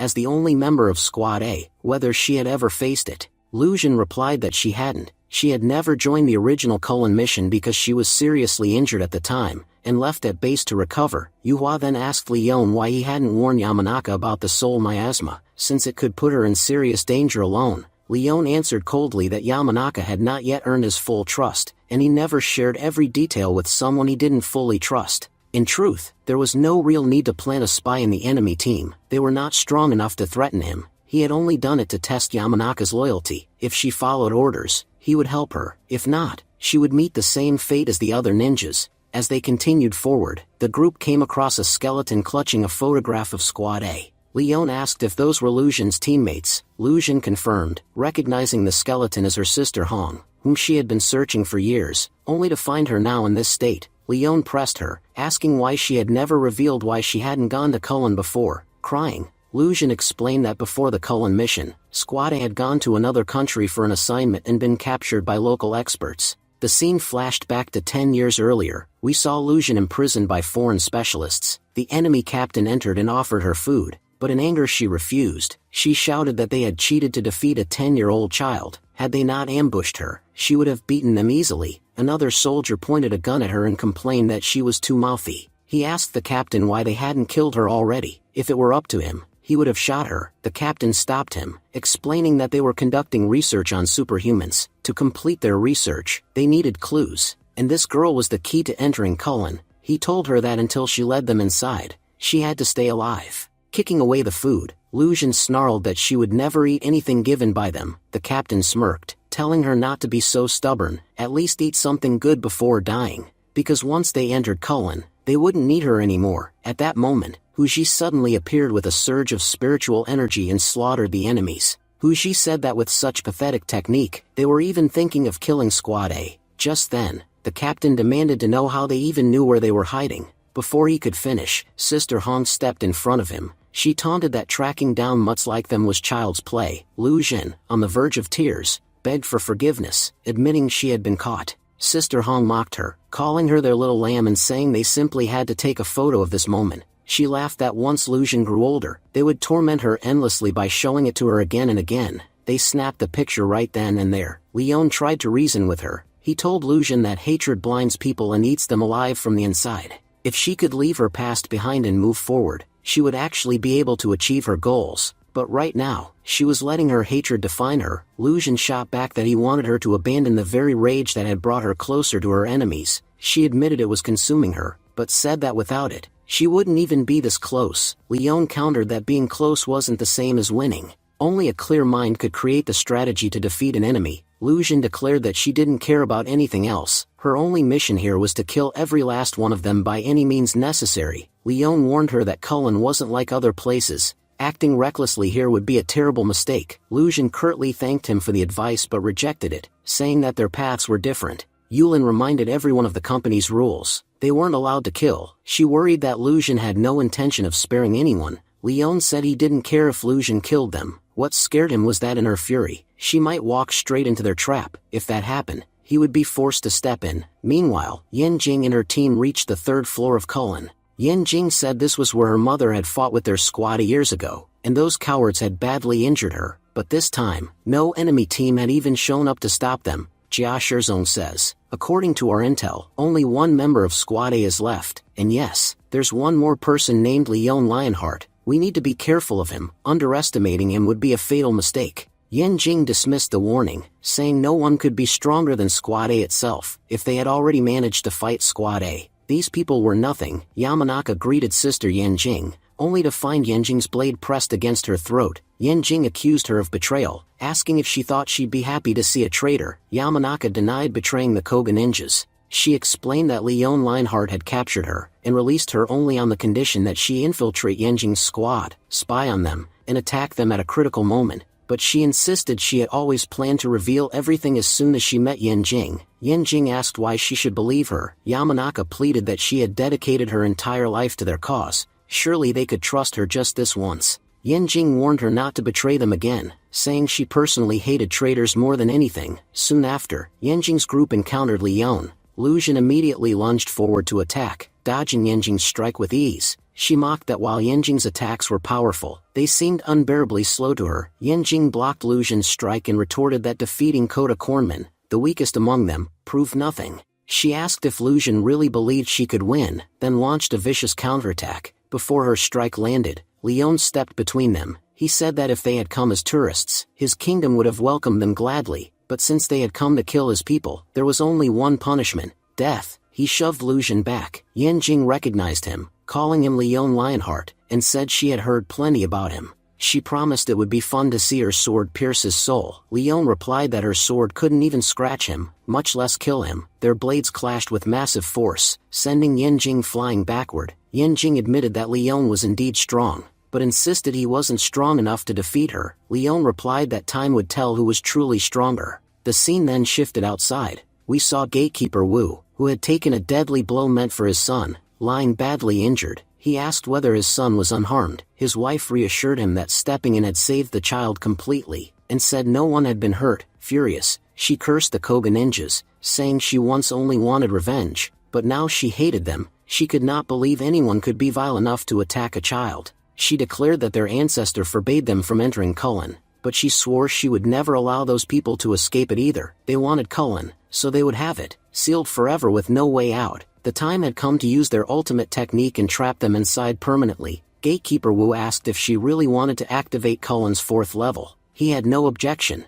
but reminded her of the terrible price they would have to pay. His wife said she understood, but neither of them had ever been greedy for power. Once the 4th level was activated, they would lose all cultivation, become ordinary people, and live as mortals. Gatekeeper Wu responded that there was nothing wrong with living as humans. Their life might become harder at first, since they were unused to living among ordinary folk, but they would adapt. For generations, their family had protected this gate. It was time to free themselves from that burden and finally live like everyone else. He promised that when their son grew up, he would teach him their cultivation techniques and make him strong again. His wife admitted that her only regret was that activating the 4th level would erase Cullen's sacred seal forever. The ancestral gates themselves would vanish, ending the clan's greatest purpose. She asked whether Leon Lionheart and his team, who were still inside, could possibly survive. Gatekeeper Wu replied that Leon Lionheart was an unpredictable man, a mystery even to them. Despite living outside Cullen, Leon had already reached the peak of key condensing realm cultivation before the age of 20, while even they, living in the heart of Cullen,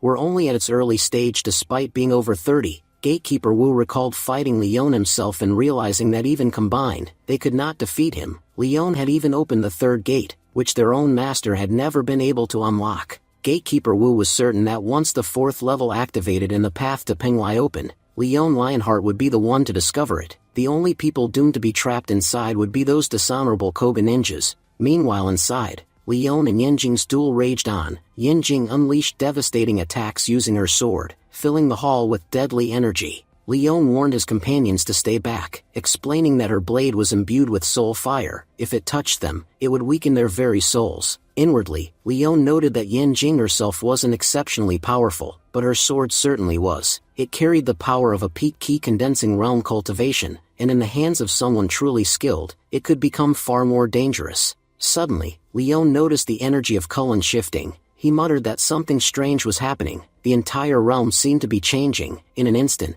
all the Koga ninjas surrounding them vanished. Moving forward, Lily asked, "Leon, where did they go?" Leon replied, "I have no idea. This place is extremely strange. Trying to predict anything here would be a mistake. Everyone, stay alert. The smoke around us carries a dangerous soul power. As long as you remain inside the barrier formed by my sword, you'll be safe. But if you step outside, I can't guarantee anyone's life." Just then, Leon spotted a sword lying ahead. He said, "This looks like Squade's weapon. Originally, it was just a blade forged from powerful steel, but after spending so much time inside Cullen, it has absorbed magical power. Now it can cut directly through a person's soul. It's extremely effective against humans, and with this weapon, you could even fight someone at the innate realm." Lu Jin added, "This weapon belongs to Hong Ji. He always kept it by his side. If it's here, that means the Koga ninjas must have killed him as well." As Leon and his team went deeper inside, he noted, "The power of this smoke is increasing. If our swords weren't protecting us, some hidden attack would have wiped us out already.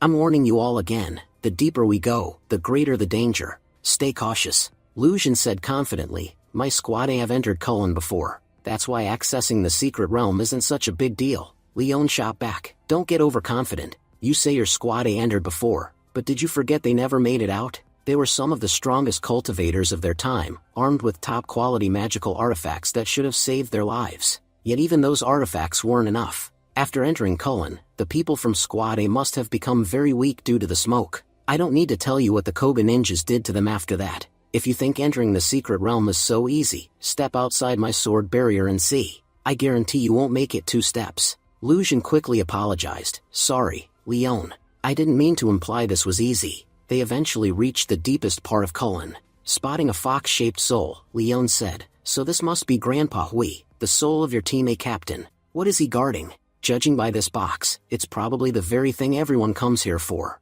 Stay back, everyone. We don't know what's inside." Lily warned, "Young Master Leon, don't touch anything so recklessly. If something happens to you here, we won't be able to escape." Leon replied confidently, "You know that no matter how powerful a soul attack is, it's useless against me. Even if there were 100 Cullen like this, none of their soul attacks would work on me." Privately, Leon thought, "They think I'm strong just because my cultivation realm is high. But what they don't realize is that my greatest strength lies in my soul. My soul is so ancient that all these so-called powerful energies seem new and weak in comparison. Nothing here can harm me." Moving ahead, Leon opened the box, releasing a thick cloud of smoke. Lily shouted, "Everyone, fall back." But Leon called out, "Relax. I'm fine. Didn't I tell you? Small attacks like this can't hurt me." Using his sword, he absorbed the surrounding smoke and examined its source. "So this is the thing everyone risks their lives for." Lily recognized it immediately. "This must be the North Sea Void fish, the one we've heard about only in stories."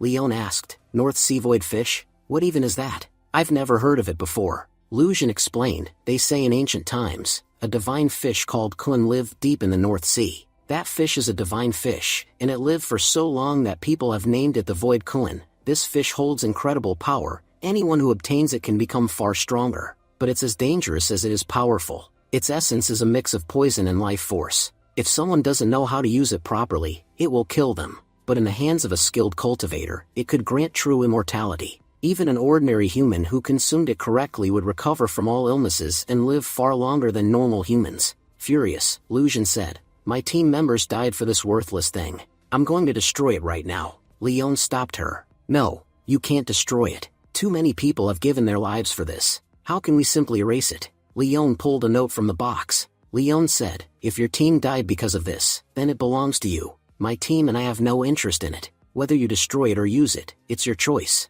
Honestly, this fish doesn't impress me. Cultivators don't get sick, and our lifespans are already long. We don't need to eat some fish to become stronger." Holding the box, Lu Jin began to cry. Lu Jin was speaking with determination. "Today, I will avenge my teammates. Until I kill your enemies, I will not sit still." Lily remarked, "Isn't it amazing?" Leon shook his head. "Not really. Gaining power just by eating something is meaningless. Power earned through your own hard work is always far more reliable, but trying to boost your strength by consuming random treasures? That's wrong. It may feel great temporarily, but in the long run it carries heavy side effects. Lily, you're older than Yulin, yet she behaves far more maturely than you. Look at her, she's calm while you're jumping around in excitement. Lily argued, but this is a treasure that can give us immortality. You know cultivators train for this very day, to become immortal. Even if this fish doesn't belong to me, I can at least watch Lucian achieve immortality. Honestly, just seeing it happen would be thrilling. The scene shifts to the Koga ninjas, who have teleported into the 4th level of Kulin.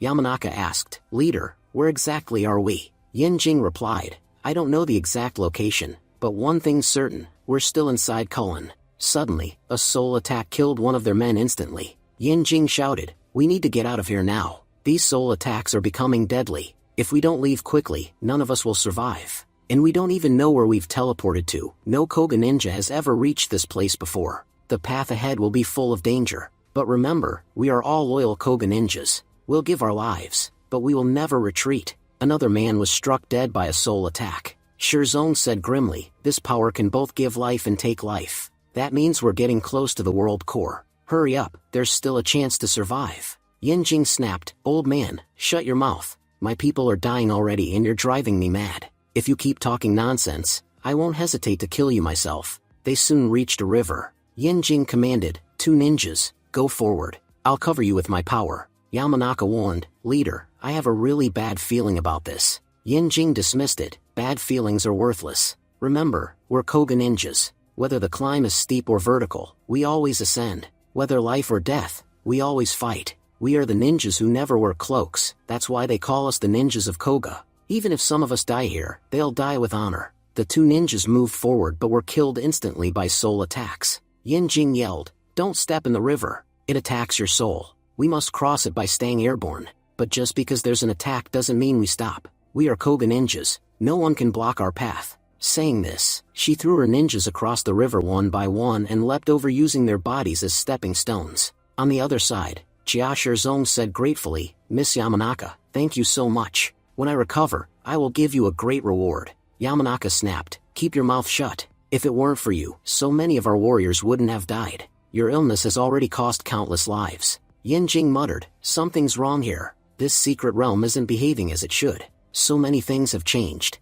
Once the mission is done, I'll fully investigate this place." Meanwhile, Leon opened the note found in the box. It read, "No one in this world can become immortal." Shocked, Lily exclaimed, "What? No one can become immortal? Then why do cultivators even cultivate?" Leon replied, "Why are you trusting this nonsense? Just because someone wrote it doesn't make it true." Lily shot back, "The person who wrote this isn't ordinary, it's Celestial Master Zheng, the last man who ascended to the heavens. How can you say his words are false?" Leon countered, "If this master was so great, why did he destroy the dragon vein? He just didn't want anyone else reaching his level. Believe me, you think celestial masters are at the top, but in this cultivation world, he's not invincible. The path to immortality is endless. Even someone who has walked it for centuries can't claim to know the entire way. So how can an ordinary man write a note declaring no one can become immortal? Trust me, Lily, just cultivate diligently. If you work hard, there's nothing in this world you can't achieve." Just then, the Koga ninjas also arrived there. Furious, Lucian shouted, "You're not escaping this time. I finally have you in my hands." Yenjing blocked her attack and mocked, "You're going to kill me? So many people have tried, but no one has succeeded." Lucian screamed, "Because of you, I've suffered through a hellish life. I lost the people closest to me. I won't find peace until I kill you." Leon observed, "Over the past 10 years, Lucian has trained her body relentlessly, both internally and externally. She's hardened herself in secret. Only she truly knows the depth of her hatred. Her attacks may look simple, but they're anything but. She's putting her entire soul into every strike. Yulin, watch her carefully. Someday you'll need to apply this technique to your own future." We see the force of Lucian's attack, so strong that it even pierces through the wall. Lily said, "What kind of technique is this girl using? If her attack accidentally hits Yenjing, she'll definitely die. There's no power in this world that can save Yenjing from such a deadly blow." Yulin asked, "Young master, I wanted to ask you something. This Lucian girl is about my age, right? Then why is there such a huge difference between her power level and mine?" Leon replied, "The gap is enormous. Aside from Yenjing, there's no one here who can face her. Lu Jin used to be weak because she didn't have a proper weapon, but after getting a good weapon, her power jumped to triple S rank. That's why she can even stand up to Yan Jing now. Without that weapon, she wouldn't have stood a chance of winning. Yan Jing called out, "Girl, why are you struggling so much? You yourself said you love your squad a lot. I'm helping you meet them. I'll kill you, and then you can happily go join them. Why live such a painful life? Take a peaceful death at my hands." But Lu Jin dodged her attack and replied coldly, "I've heard you loved your mother very much. How about I kill you and send you to meet her? Anyway, if you die, this world's burden will be lighter." Saying this, Lu Jin unleashed a massive blast at Yan Jing. Clapping his hands, Leon remarked, "Now this is a fight worth watching.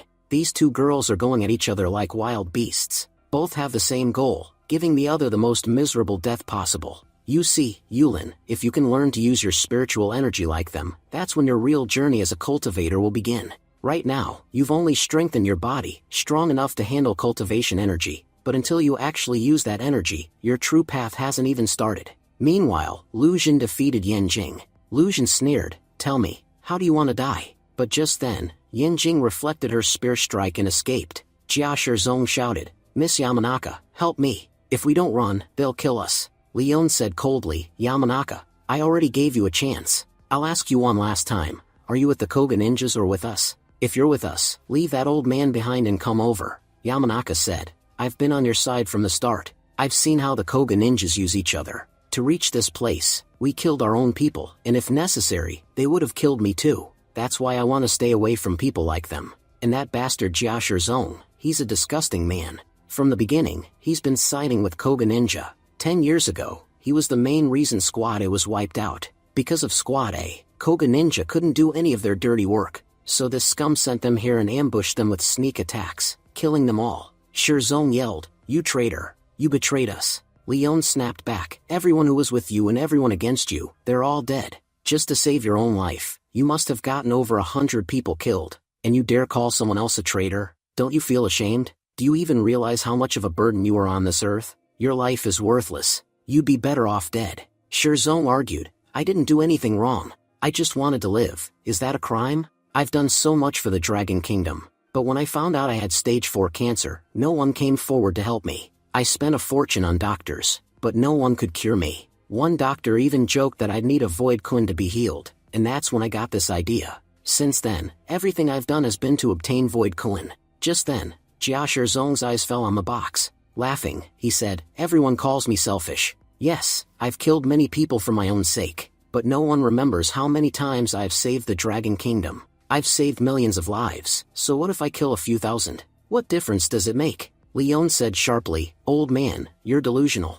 Everyone born into this world eventually dies. Those who accept this reality live peacefully. Those who don't spend their whole lives in torment, always thinking about what they'll do when death comes, and in the process, they never truly live. Whether it's void coin or any other coin, nothing can change your fate. Even immortal gods couldn't change theirs, so who do you think you are?" Jia Shizong roared, "I don't know about immortal gods, but I'll write my own fate. Heaven has no right to decide it for me." Saying this, he swallowed the void coin. Lily gasped, "Leon, look, he's eaten the void coin. Now he really will become immortal." Leon replied calmly, "No, there's no need to stop him. He worked harder than anyone to get void coin, so let him do what he wants. If this fool hadn't eaten this void coin, maybe he'd have had a few months of peaceful life. But now that he's consumed it, he's headed for an agonizing death." Just then, Jia Shizong's body started to swell. Shocked, Shizong cried out, "What's happening to me?" Leon replied coldly, "You're reaping the fruit of your own greed. Even cultivators aren't strong enough to handle this power.